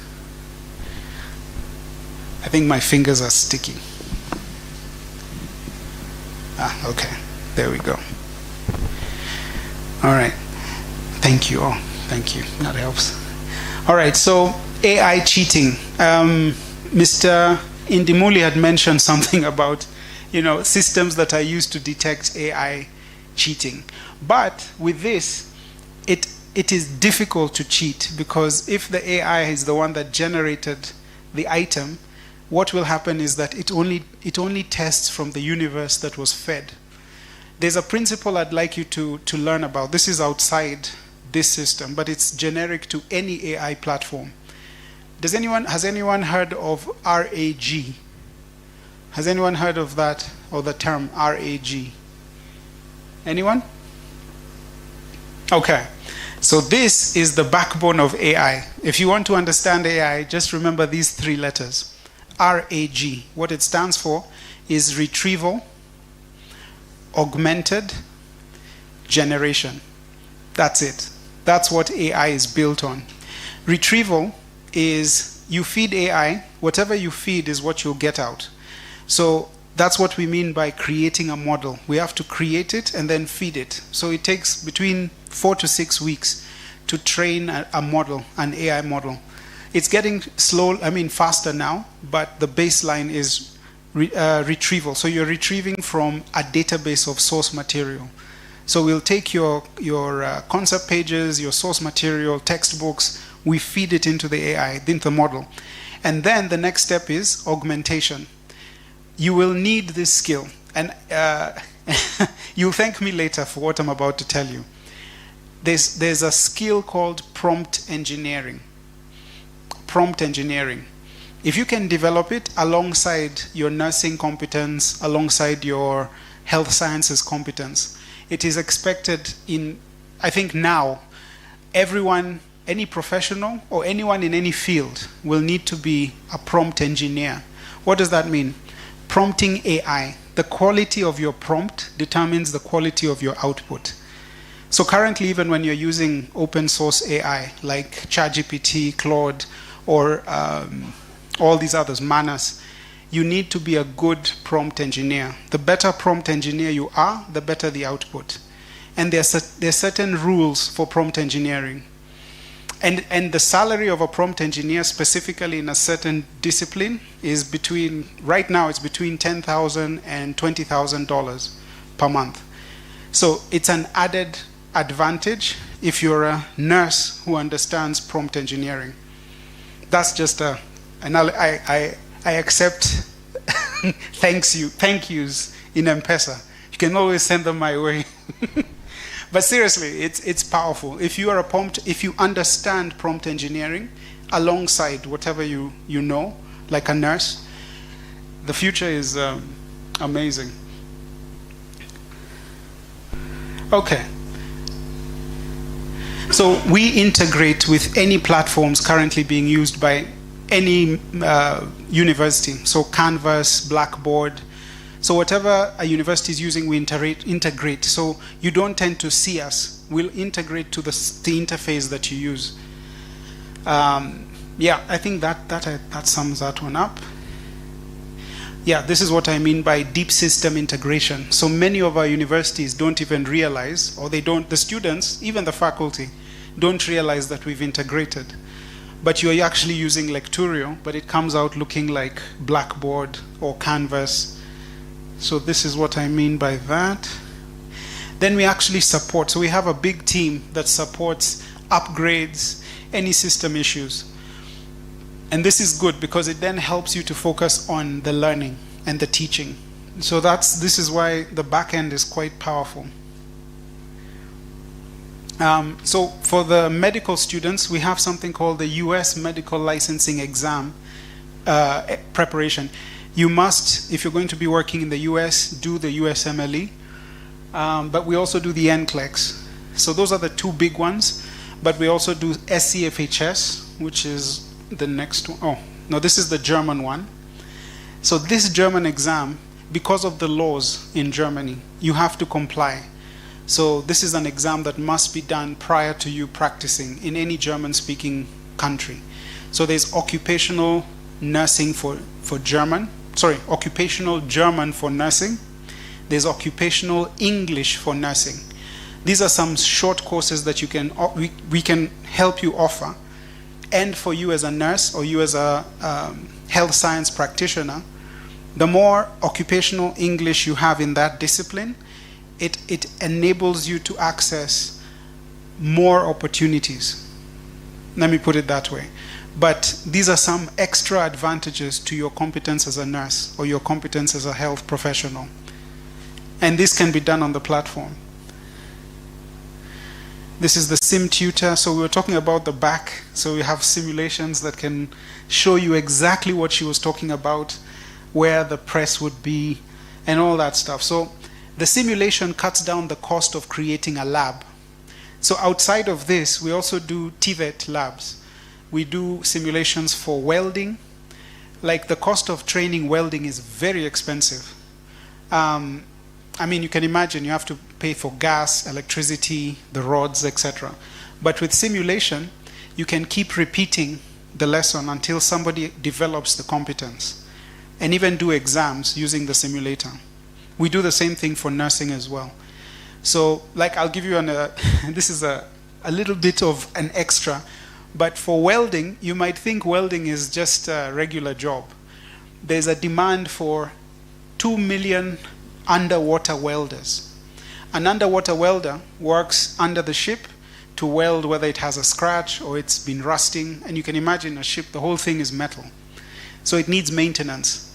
Guess how much the salary of that person is per hour? $2,500 per hour. Yeah, so there are people who literally, when they hit the water, about 10 hours later, they come up with $25,000 for the day. And this is one ship. And because during COVID, a lot of these guys passed away and their lung capacity was affected. So they are looking for young professionals who have that competence. So this is why simulation is it's an important tool to upskill or reskill individuals in TVET. So apart from just that, and also for nursing, you can add to your competencies. So there are short courses that are delivered using this simulator that allow you to engage with the labor force directly, like palliative care. We can simulate a palliative care situation, and you learn and you assess and you get certified with a particular competence in that area. So all these are just possibilities with simulation. This is nice, thank you. This pen. All right, so one of the biggest headaches with medical professions is clinical reasoning or clinical decision making. It's a headache, and I kid you not.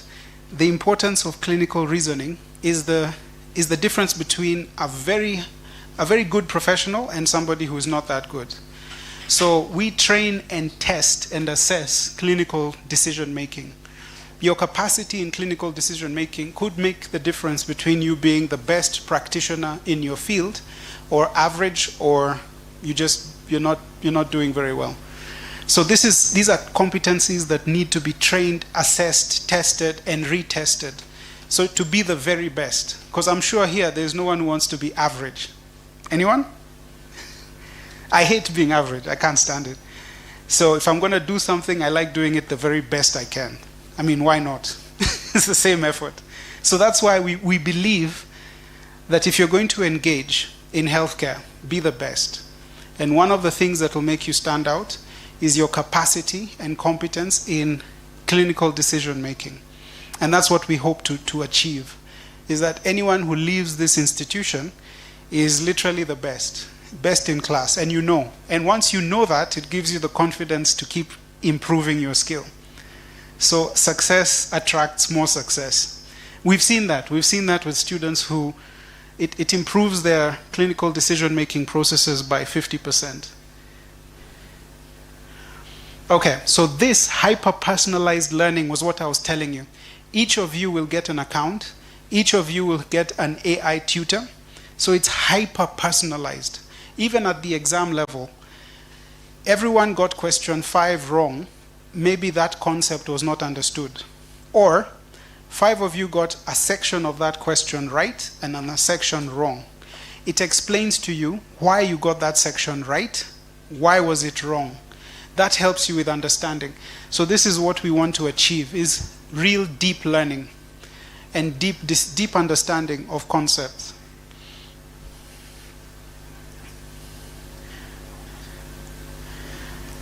All right, so this is actual statistical evidence of students who we have 2.5 million students on the system currently live.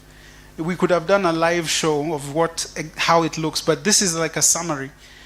Regular learning and post-exam success and how it has improved over time using this platform. It's phenomenal. I wish I had this when I was in pharmacy school. It would have made it very much easier. And then, of course, self-directed learning. Because you're engaging with the content, it helps you to want to engage with further content. That was the live support we were talking about. I think I'll go. Okay. So we have a few projects that we've worked on, and I'll just take you quickly through them. So we work across the European Union. That's where Professor Lutz is based. These are some of the clients that we've worked with. The European Commission works closely with us, especially around the COVID time, because a lot of universities were shutting down. Students still needed to finish their courses. So they relied on Lecturio to deliver the system or deliver the learning. We've also done work with disaster and emergency medicine training, so Red Cross, the UN. So we train using the platform for this. This is the platform that trains on disaster management. And it's good to have these competencies so you can add that to your portfolio. Critical care, nursing, trauma care, infectious diseases in crisis zones, disaster mental health. So all these are subtopics and sub-content that you can add to your competence. So every one of these is a micro-credential, emergency medicine, etc. During the war in Ukraine, in fact, currently, we're using this to train in a war-torn situation. We've done this in Sudan, in South Sudan. We're training healthcare practitioners, community healthcare workers, as well as those in the Ukraine.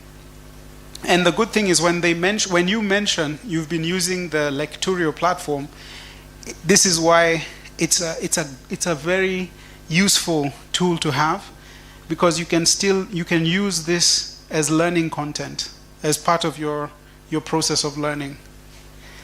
All right.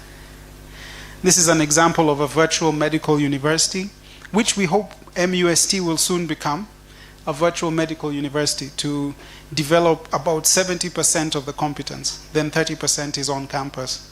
So that's what this Canadian virtual medical university is doing. I had mentioned this, Saudi Commission for Health Specialties. We do all the preparation for the exams. We actually run the exams as well at the back end. And so that helps you to prepare. So at the end of the day, you're looking for opportunities, job opportunities. So this gives you an added advantage. In Somalia, we are running test prep, recertification assessments, and remediation assessments. So the entire system is under the Lecturio platform. So it helped. In fact, I think Somalia has moved way ahead of most countries because they had infrastructure issues. So they decided, let's just go digital. And so this is an advantage they had. So these are some of the projects that we're running. In Ethiopia, we're running the entire country's education platform through the Ministry of Health. And this has really grown because now it's health extension workers in Amharic, but we're also training for health extension workers in English. So these are some of the benefits of digital. Content production, like we were saying, you can create your own content. Even you as a student, the research topics that you're creating can be, we give you copyright and you can benefit from that even way after you're done. That's a course on respectful maternity care. It's quite interesting. This will all be accessible on the test platform. This is immunization and cold chain. I'll share this with you, but I wanted to, this is what we're doing in Ethiopia. We did so many different simulations on training for each item. So all the different equipment, because it was expensive to train, bring people to a workshop. So we took the workshop we put it digitally. All right, so in a nutshell, this is what we're hoping to do, the next generation platform for precision medical education. It's changing so fast, and what we want is to help you to keep up with these changes and be at the forefront of the changes. Okay, so this is Professor Lutz's cell and WhatsApp and his email address. I'll give you mine so that you can get test access. I'd love you to see what this thing can do. And please feel free to give us your feedback. We love feedback. It's the only way we can grow. So please test the system, ask questions, things that don't make sense. My email address, if you're writing it, is Paddy, P-A-D-D-Y, .mwangi, M-W-A-N-G-I, paddy@lecturio.com or .de. Yeah, so that's paddy.mwangi@lecturio.com or .de.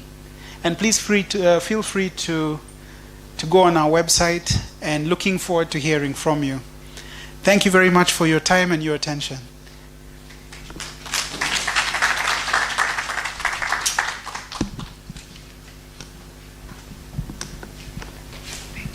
Thank you. Wasn't that nice? What have you learned? Eh?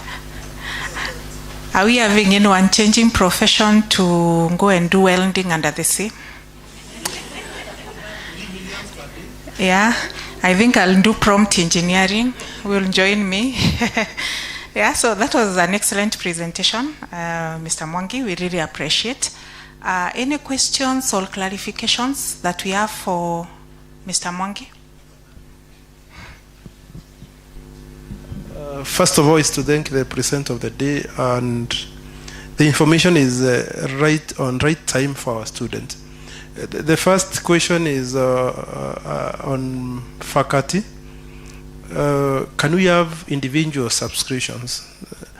Number two, what is the institutional costs? Because I've heard you and a number of universities. We have been talking with some partners, and the most deterrent is the costs. We've been trying to partner with different platforms for simulation, especially for training our students.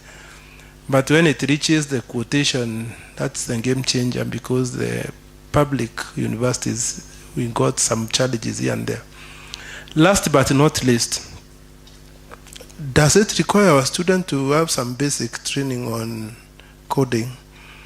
And if not, does the platform help our students to understand coding? Because we believe in the next generation of clinicians, doctors, and nurses will require some science in coding and in programming for us to be able to demystify medicine. Last but not least, how do we join in the content building? Thank you.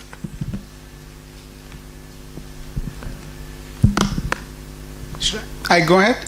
Okay. Thank you, Dr. for the question. So I'll start with the last one, the last two, because I remember them very well. So coding, we have a saying in Lecturio that coding died, is just nobody went to the funeral. So coding, actually, the most important skill, I would say, that is needed for the next 20, probably 40 years from now, is prompt engineering. You don't need to be a coder. What you do need to do is understand how AI works, which is why I was going through this AI RAG concept. Once you understand that concept, you start to use AI the way it is meant to be used. Because a lot of people use AI like Google. They just randomly ask questions. But I have an AI of my own. It's built. I built it myself. But I built it using prompt engineering. Have you ever listened to a song and it's 100% AI? I mean, there are several now, yeah?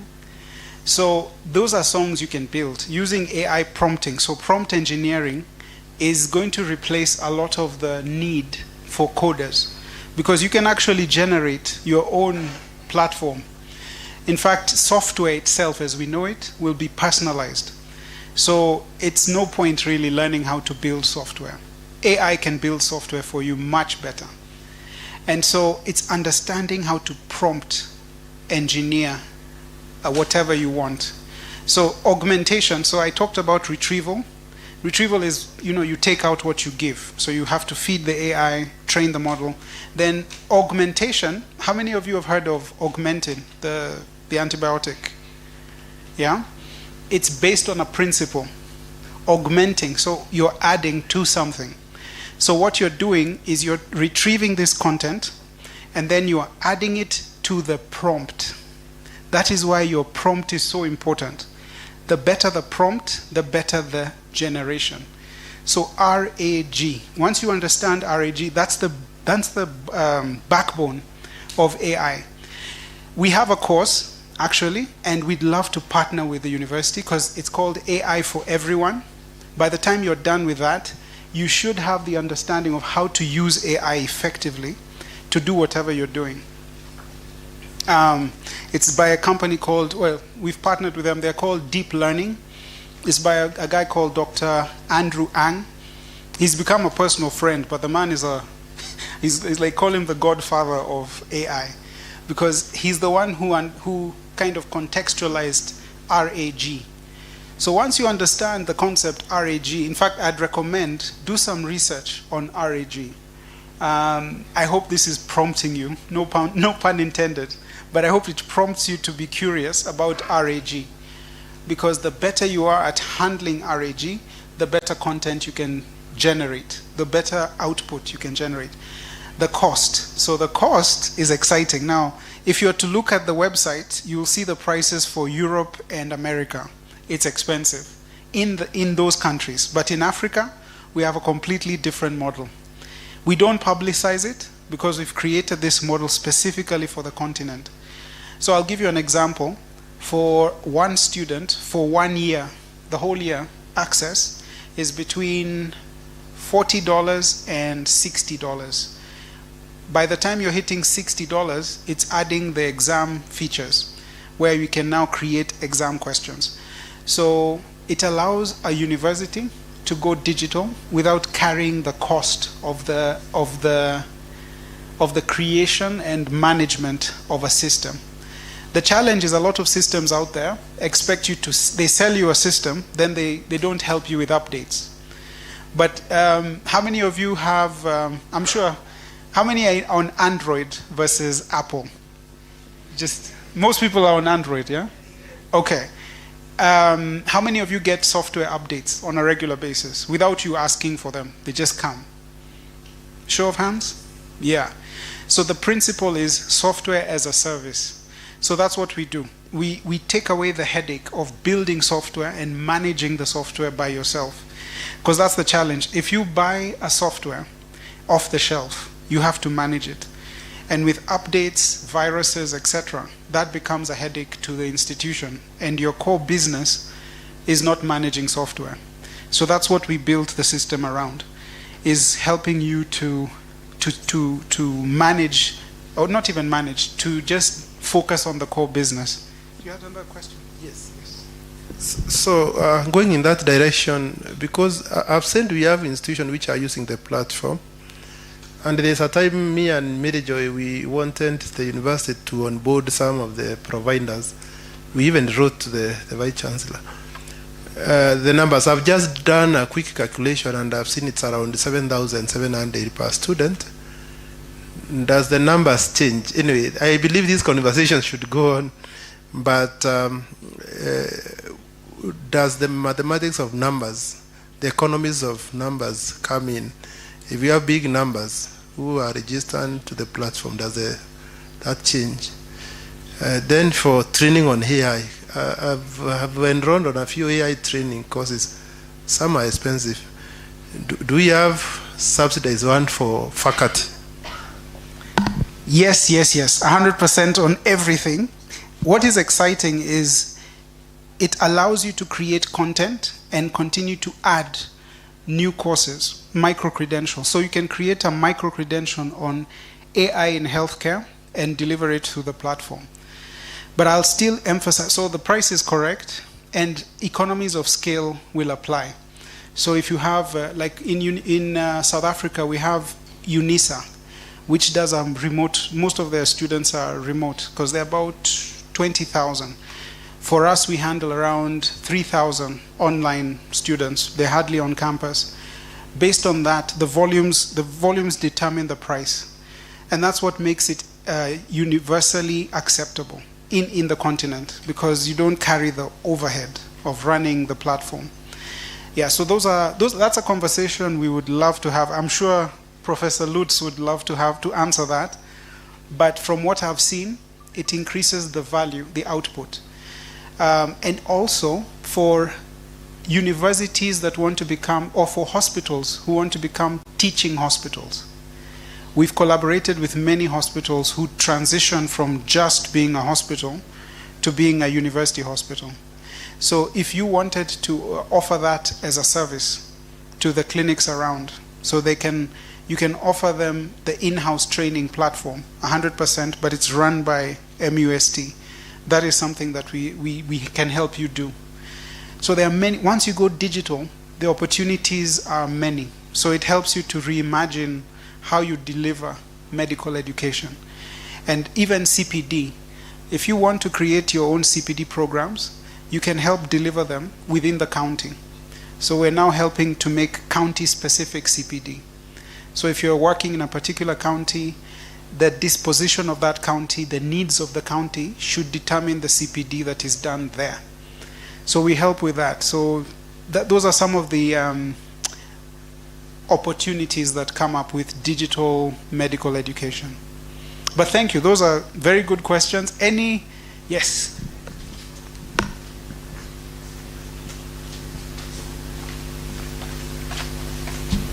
Oh, good afternoon, everyone. I'm Spencer Mark.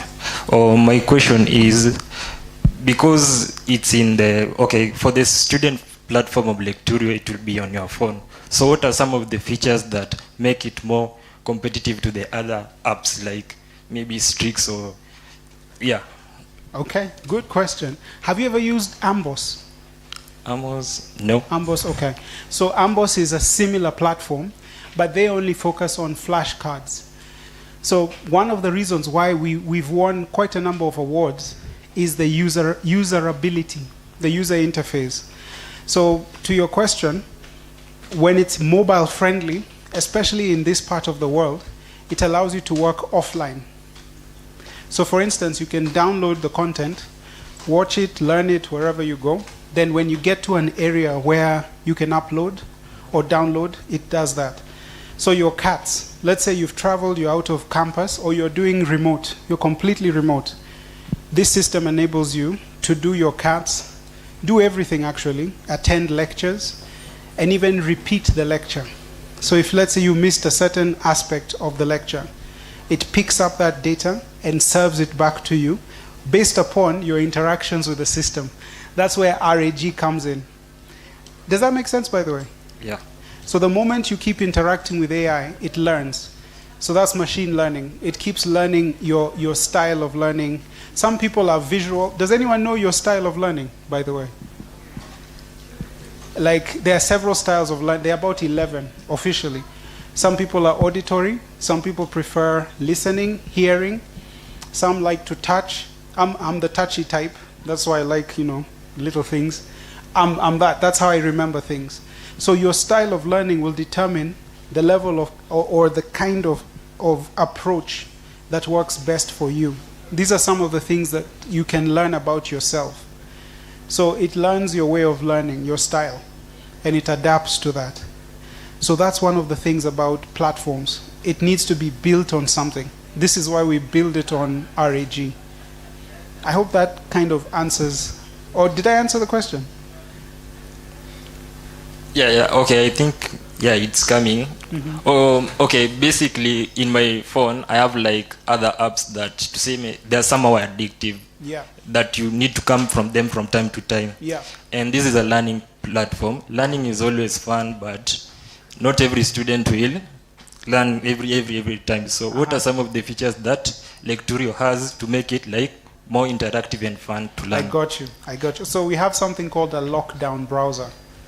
So when you're doing an exam, if you're doing it on a laptop, we'll use the camera of the laptop to monitor you. So we have a proctoring system. It's called a remote proctoring system. So if you're doing a CAT, what we'll do is train the faculty on using the remote proctoring system. And then on your phone, we'll use the camera on your phone. What it does, it detects your eye movement. So it can tell where you're looking on the phone. And it can also pick up, using your microphone, it can pick up background sound. So we convert your phone into that computer. So we're able to access, or we can tell where you are on the browser. But that's just for the exams. For the learning, the benefit of going digital means that I can see how interactive. Let's say you're watching a video, it will pause the video and ask you questions. What you saw, what did you understand? And then you have to answer a few questions before you proceed. So that's how it keeps you engaged. So even that report goes to faculty. So by the time you're coming to class, the faculty kind of understands a bit about how you have learned, what you've seen. So it helps faculty also to keep up with each student. That's why we call it hyper-personalized. So because people are different, and everybody, one of the things, the principles we build this thing on, is we leave no student behind. We know that each person has capacity and competence, but your style of learning is different, and your capacity, your circumstances. But we want to ensure every student gets the best chance of doing well. And that's what makes it different. Plus, medical education is, if you don't use it, you lose it. That's the thing with medical. So we have to keep up with the content, and that's the kind of research we're going into. How do you engage? How do you keep engagement? Hence, we're doing continuous professional development to help people to continuously learn. Because once you finish, it's only the beginning. As you learn, you continue to learn. So these are some of the things the platform is built on. Okay. Thank you. Thank you. Thanks for the question. Any other question?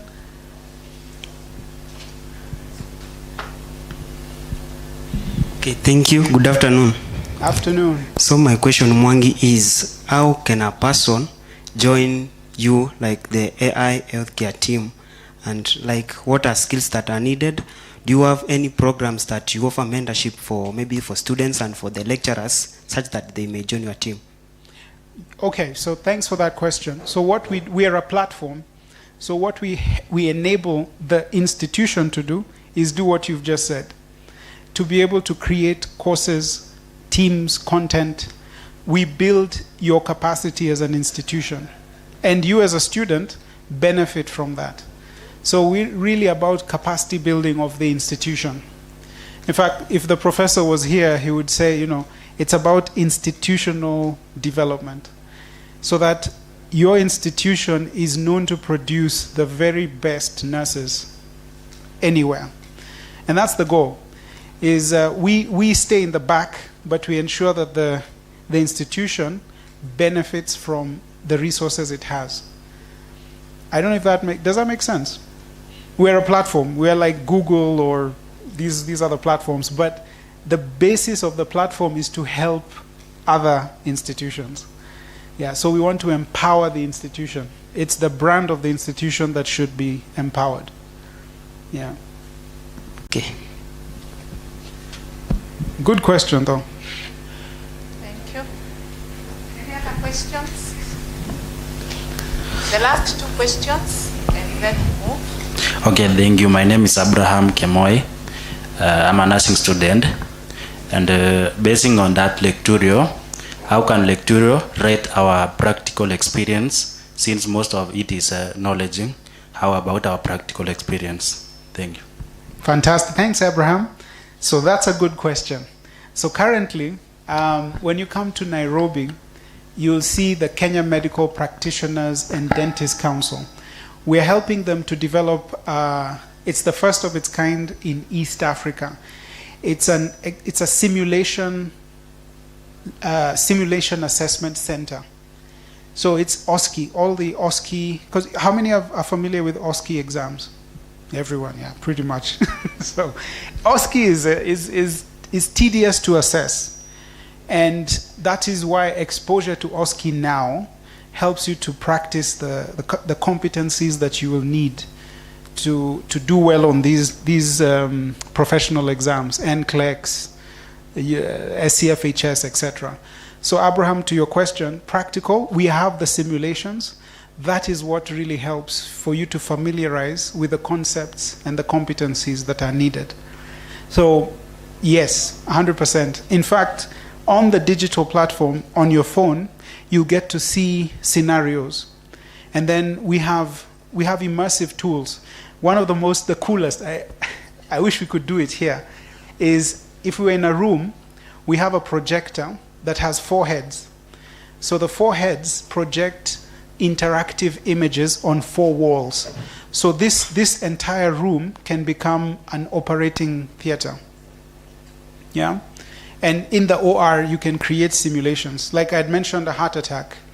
So we can generate a heart attack simulation, and you start to interact with the walls. So 3 or 4 students are in the room, and you're given scenarios. So we'd want to create centers of excellence like those. And MUST can have that, where now you can generate scenarios. So to your question about practical, because you know the cost of a lab is expensive, for sure. Maintaining a lab is expensive. We're doing this with TVETs as well, because Germany has a huge shortage. The demand for nursing is 250,000 jobs as we speak for nurses. For TVETs, it's in the millions. They were hit very hard during COVID. They've never recovered. And not enough countries speak German. So you have to study the German language and then the courses and all this. So they generated this to speed up the competence, which you can take advantage of. It's an opportunity. But yeah, I hope that answers your question. Okay. Thanks, Abraham. And then I saw your I think his was the last hand.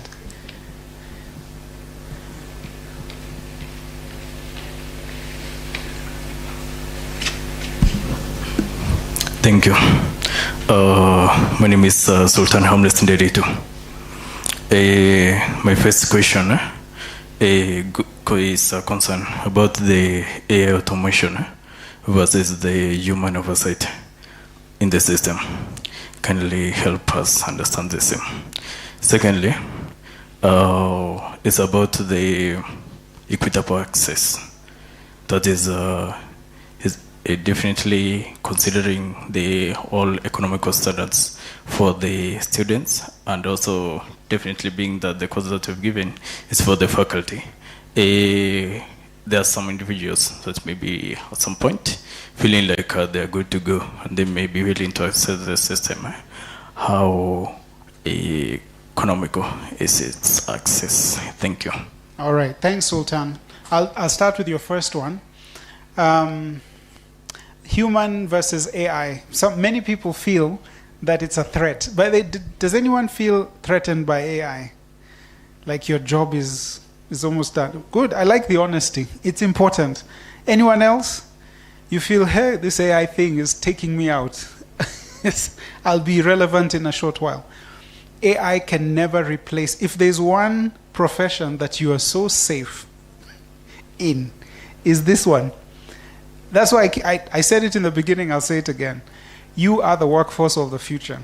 The demand for nursing will never stop, ever. In fact, it's in more demand now than ever before. So, in fact, a nurse with AI competence is a much stronger nurse. So you need to feel very, very secure, because you are. The nursing profession is in extremely short supply. I mean, the demand is very high, the supply is low, very short supply. And then equitable access to this. So we are doing our best, and we've done quite a lot now, to deliver this access to a user template like a phone. Another thing is offline access. So like I had mentioned, I think he had asked about access when there's no internet or there's no power. So you can access it wherever you have power, download it, and then do it offline, and then wherever you come back, you can still upload. The idea is to help people to access it where they are, and also for the faculty to create micro-credentials. Some people don't have time or the financial resource to do the full course. Yeah? But you have enough to do 3 months of a competence. And the idea is to generate a competence that is employable. So what we want is, at the end, you can access content that is directly related to a job. So this is where you can start to work once you've generated some competencies. And you've been certified, and those certificates are employable. So you have employable skills. So micro credentials and micro badging is the future. These long degrees, 3 years, 5 years, they're shutting down. Many universities are going to the micro credential model. On Friday, I'll be talking to PS Moria, because now for the first time, Kenya is focusing on TVET. So what we're doing is using the same technology. We deliver TVET competencies, but short ones, very short. Within 3 months, you've done it, you're competent in that field, and you've been assessed to an international occupational standard. So for equity, because that is huge, that one is actually the reason why we're doing what we're doing, is equitable access. So you have access, you get the competence, it is accredited, and now you can apply for a job. You have access to credit, and you have access to insurance. Because that's what an occupational standard should do, is give you access to those two things, credit and insurance. So eventually, as a healthcare professional, you should be able to access both credit and insurance.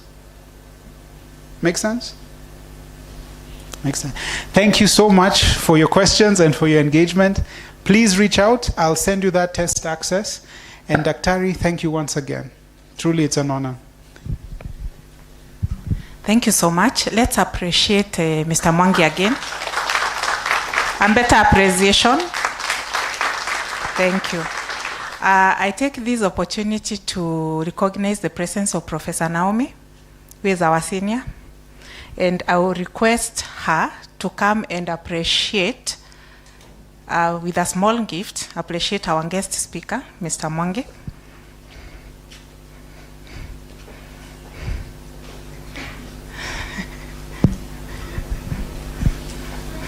Thank you so much. From the bottom of our hearts, receive our appreciation. Thank you so much. We have 2 presentations. We should be done in the next 40 minutes. So we are going to have the 2 presentations back to back. We have Jafet Kiambi. Are you ready? Yeah, kindly come to the front and loan your presentation. He can log out. Yeah. Then, and the topic that Mr. Kiambi will be presenting is the mediating role of liturgy in the relationship between incarceration and Christian marriage stability among couples in the Methodist Church, Nairobi, Synod, Kenya. And I know some people will be wondering, I can see you're smiling. I'm sure you're wondering, liturgy, Methodist Church, Christian marriages, when does that fall in health? If you look at the definition of health by WHO, what does it constitute? It talks of physical health, social health,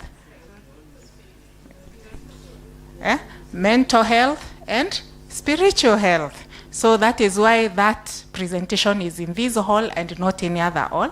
So we'll give Mr. Kiambi exactly, if you can be able to present in exactly 15 minutes, we will appreciate. We know Dr. Kirongo is online. He can give us about 30 minutes, then if there is a question for him, it can be asked, then he can be able to log out.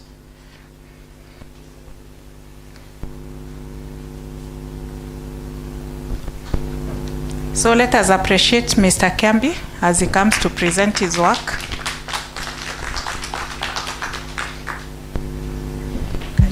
Thank you. Good evening. I'm glad to change the mood a bit from the complex issues of AI, which we are all engaged, and bring a social topic. This is the mediating role of liturgy in the relationship between incarceration and Christian marriage stability among couples in the Methodist Church, Nairobi Synod. As you go through it, you'll be able to understand. Okay.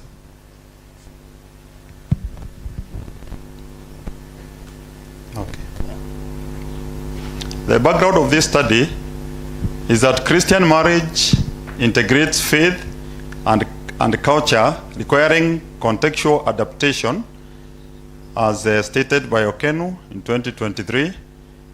Also, Kama and Klassen in 2023 posits that encapsulation bridges gospel teachings with indigenous cultural values.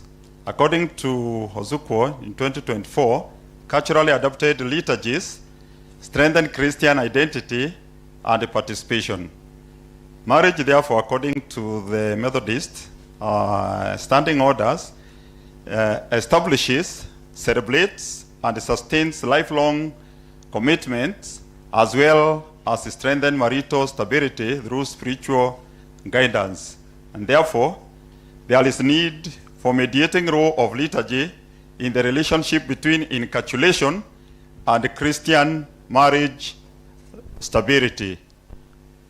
The problem, the statement of the problem, is that marital instability persists despite Christian teachings and church programs nationally, as observed by Kenya National Bureau of Statistics in 2023. And they go on to state that MCK or Methodist marriages navigate Christianity alongside indigenous traditions and practices on a daily basis. Kama and Carlson in 2023 also point that encapsulation integrates faith and culture, yet marital impacts remain unclear. The gap is that the existing studies examine encapsulation, that is the blending of cultures, and liturgy separately, while liturgy mediating influence on Christian marriage stability remains empirically unexplored. So that is the knowledge gap that I'm trying to address. This study, theoretical framework, is the Richu Theory by Rado Collins, which was done in 2004.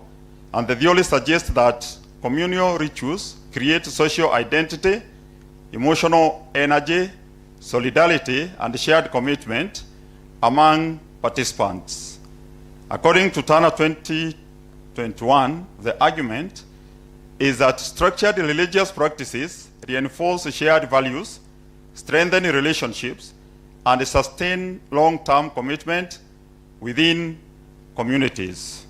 The ritual theory is therefore relevant to the study since it explains how encapsulated liturgical practices such as communal blessings, prayers, marriage rituals strengthen marital commitments by connecting couples' cultural identities with their Christian faith identities within the church. The strength of this theory is that it clearly demonstrates how religious rituals promote social cohesion, emotional attachment, and enduring commitment along individuals and groups. The research or the study adopted a pragmatism philosophical paradigm and a convergent mixed design which integrates quantitative and qualitative data very well. The location of the study was within Nairobi Synod of the Methodist Church, which covers 17 circuits, 64 churches, and approximately 4,010 married adults. That is the number. And the sampling, the sample size was 194 married participants who were selected using stratified random sampling for survey and purposive sampling for interview. The structured questionnaires were used and also semi-structured interviews to measure encapsulation, liturgy, and Christian marriage stability variance, and they did this effectively. The data were analyzed using regression and thematic analysis while ensuring informed consent, confidentiality, and voluntary participation was done throughout the study. The research finding first was the response rate, which was 194 married couples from 17 circuits of the synod as stated, and 140 respondents completed and returned the questionnaires. That is about 72.2% of the response rate. That level of response is excellent academically, as Satalov and Vontale in 2021 posits regarding a response rate of 66%. This is very good, while the acceptable range is between 45 to 75%. Therefore, the 72.2% rate obtained in this study exceeded the upper threshold of the acceptable range, and thereby supporting the credibility and the representativeness of the findings. Moderation analysis, these are the results, the mediating role of liturgy. And the null hypothesis was liturgy has no significant mediating effect on the relationship between incarceration and Christian marriage stability among couples within the Methodist Church in Nairobi. A three-step hierarchical regression approach was applied as shown in that table, which was recommended by Fairchild and Mackinnon in 2009. The three regression model was formulated, model 1, where Y represent the Christian marriage stability, X1, Christian wedding ceremony, X2, dowry payment, X3, evangelization. In that, model 1, R squared is equal to 0.618, which means encapsulation variable alone explained 61.8 variance in Christian marriage stability. Model 2, this is the main effect with liturgy, and the result was that R2, which is equal to 0.687, means that the addition of liturgy increased explained variance by 68.7%. Model 3, that is the interaction effect, R, that is R squared, equals 0.762, and that means the interaction terms raised explanatory power, confirming significant mediation and moderation effect of 76.2%. The ANOVA results for the moderation models, the result confirmed the overall statistical significance of the three regression models.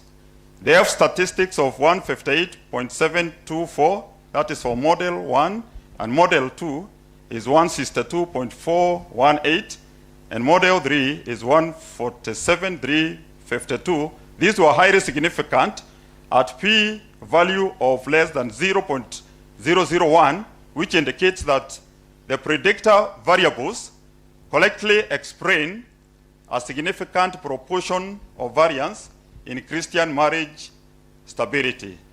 And this means that the consistent significance across all the three models validate the overall analytical approach and confirms the stability of the regression solutions. Regression coefficient and the significance across models. The model 1 findings shows that encapsulation variables significantly predicted marriage stability, with evangelization recording strongest standardized effect. In model 2, liturgy also significantly improved model fit, increasing predictive coefficients and explained marital stability variances. For model 3, the significance interaction effects confirmed liturgy modulates relationships between encapsulation variable and marriage stability outcomes. The hypothesis testing outcome shows that the statistical evidence supported rejecting the null hypothesis, confirming liturgy significantly mediates encapsulation marriage stability relationship among the couples. And in conclusion, therefore, liturgy amplified positive encapsulation effect, functioning as crucial bridge, strengthening measurable Christian marital stability significantly. The study concluded that liturgy significantly mediates encapsulation effect, strengthening Christian marriage stability among couples within the synod, and secondly, encapsulated worship practice enhanced spiritual satisfaction, relational solidarity, and long-term marital commitment among couples. The liturgy rituals effectively bridges cultural traditions with Christian doctrine in marriage commitment harmoniously. And finally, the ritual theory was validated through significant relationships between liturgy, encapsulation, and marital stability outcomes. The study recommended that the church should develop structured, encapsulated liturgical marriage programs that strengthen marital commitment effectively. The church leadership should also train clergy, design culturally sensitive liturgies supporting Christian marriage sustainably across generations. Also, the church should organize communal worship retreats promoting emotional and spiritual marital connections regularly among couples. And also establish evaluation mechanism assessing effectiveness of liturgical marriage intervention continuously for improvement.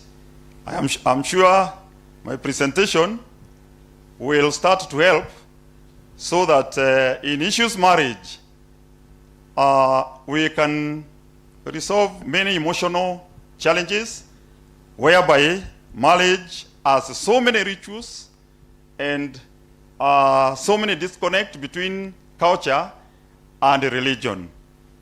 My presentation ends there. Thank you very much.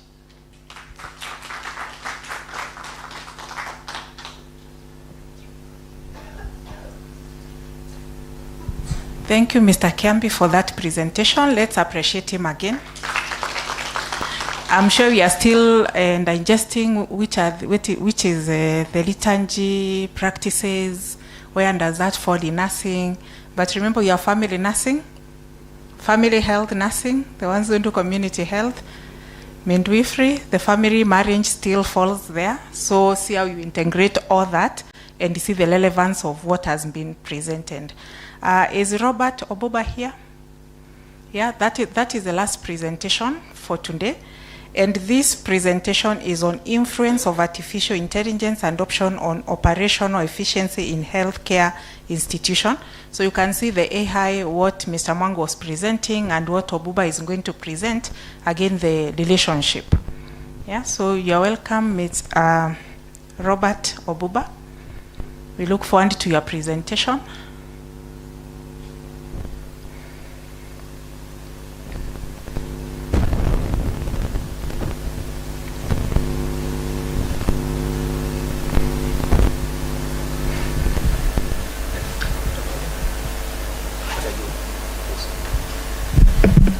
Yes, thank you very much. My name is Robert Omundi Obuba from Mount Kenya University.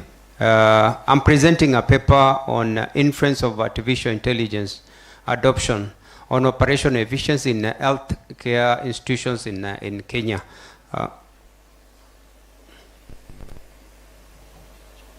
So the study abstract contains as we move to, we are talking of a Kenyan context, whereby we find that in most of the hospitals, when we go to the hospitals, there are so many obvious cases that we find. But the study also was handling this, and we found out that handling cases of decision making, poor record keeping, impatient clients in the hospitals and all that. And then we have managing cost, managing clients, over-reliance on paperwork, and so many things that we were looking at, and then we found out that the abstract, the study through examines the critical influence of artificial intelligence, adoption and operation efficiency in healthcare institutions across Kenya. In simple terms, it determines whether AI technology can practically assist Kenyan hospitals in providing faster, more accurate and highly efficient clinical administrative services to patients. Then the methodology and scope, using a mixed method, descriptive design was used in this study to gather primary data through structured questionnaires and administrators, IT staff and clinical personnel alongside key informant interviews. Stratified sampling gathered robust representation of public and private healthcare facility nationwide.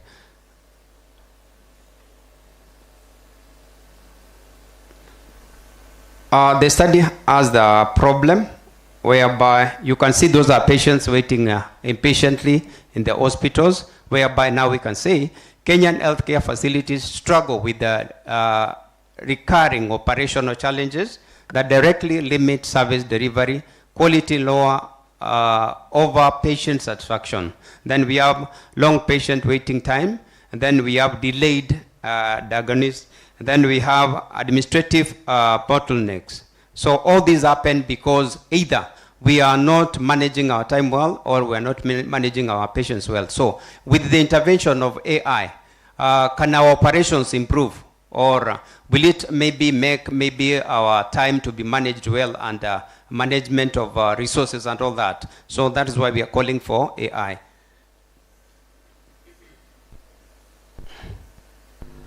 Structural resource pressures, personal deficiencies and paperwork. Healthcare facility across Kenya operate with a chronic shortage of medical professional staff, spend massive blocks of precious time managing manual paper based on medical records, filling forms, manually organized handovers, which severely reduce face-to-face patients' clinical consultation and opportunities.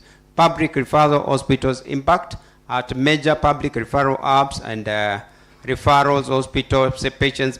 Actually, you find that all these, they result into impatience in the services that we get in our public hospitals and the hospitals that we attend. AI context in Kenya, practical healthcare integration in Kenya. Artificial intelligence refers to computer systems that analyze huge data volumes, identifying trends, patterns, and make predictions to support clinical decisions.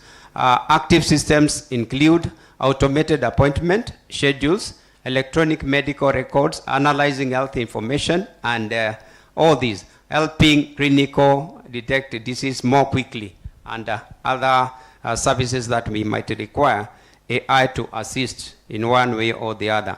Technological acceptance, here we provide a solid conceptual lane to understand healthcare staff, technology adoption, behavior. It explains how perceived ease of use and perceived clinical use or usefulness determine the transition from slower manual administrative practices to automated AI-driven clinical platforms.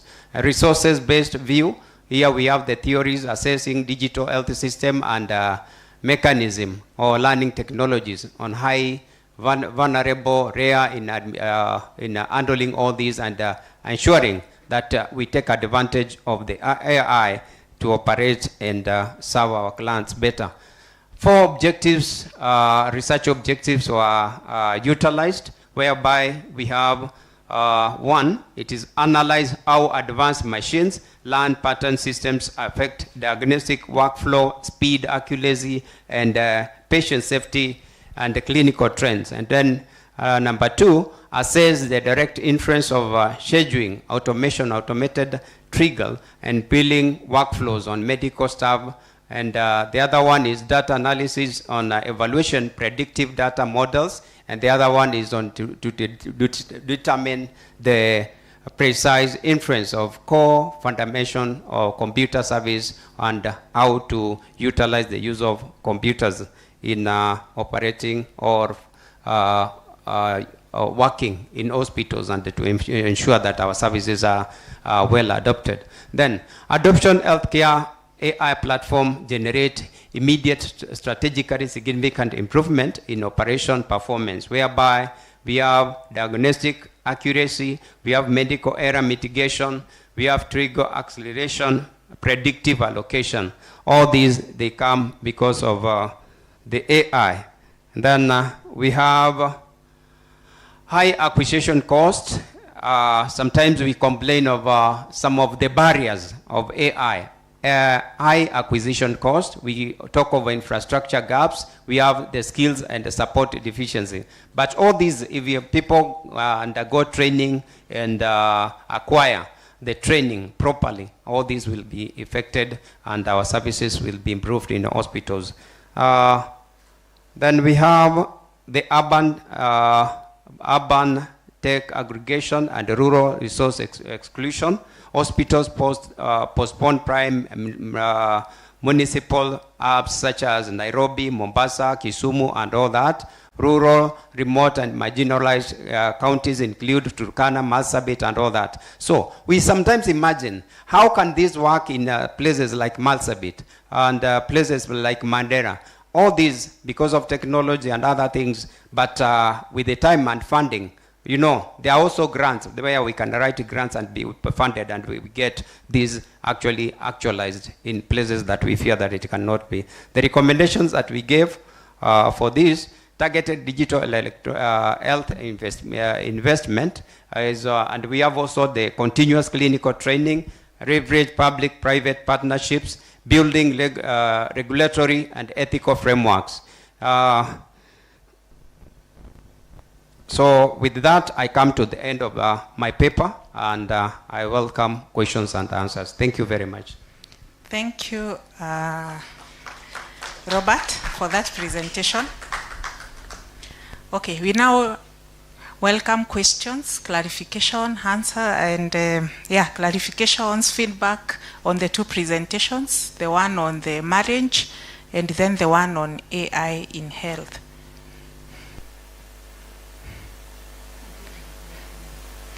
And also the one for SHA. I know Dr. Kiringo is still online, so if you have a question or clarification, this is your time. I know one of our biggest challenge in health is waiting times. Everyone is always complaining of how long they have to wait at the outpatient or at the clinic to be seen. So if you can leverage AI to help us in managing the queues, that would be something really good. Any questions, feedback, inputs? Yes. Thank you, Dr. Mine was actually on the last presentation on AI and electronic medical records.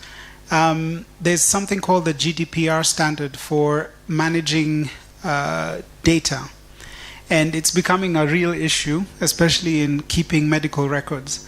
How integratable is the data that is being collected from one medical center to another to enable follow-up on content, whatever content is being picked up about a particular patient?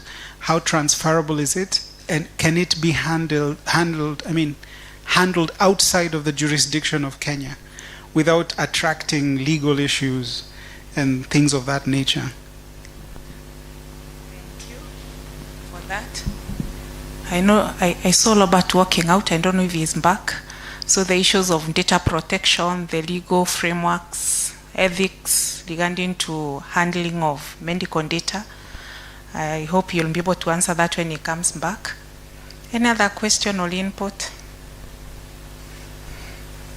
Tunakaa tumechoka. Any other question or feedback?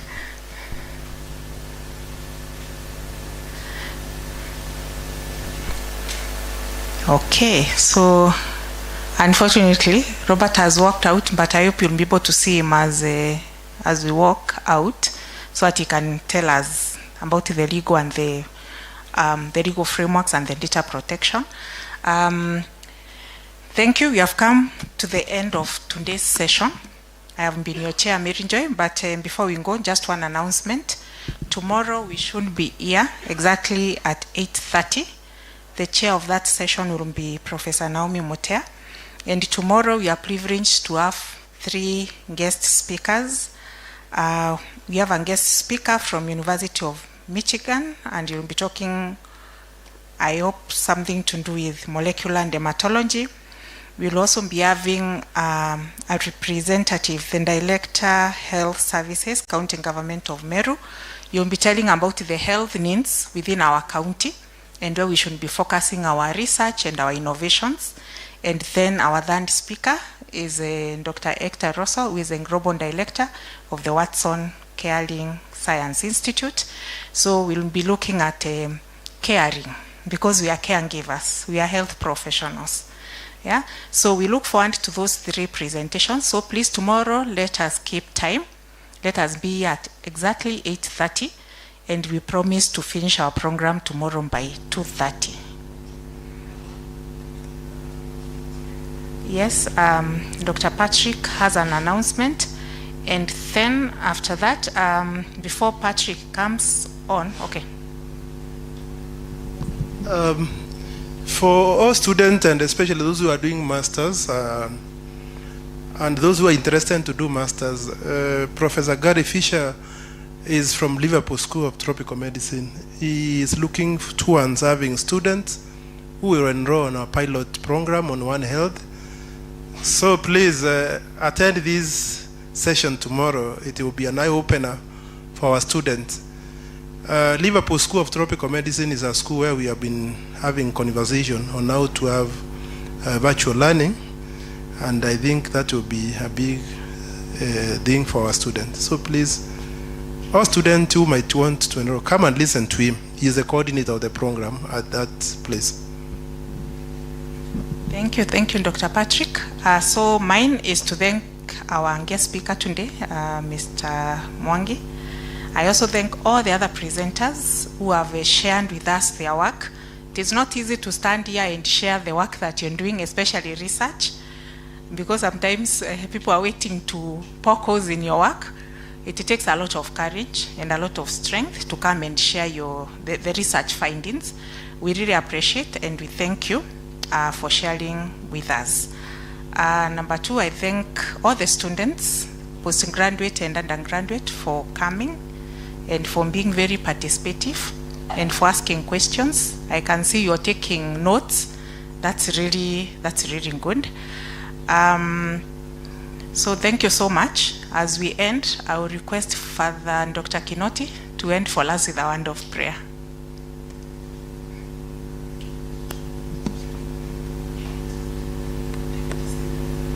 He can log out.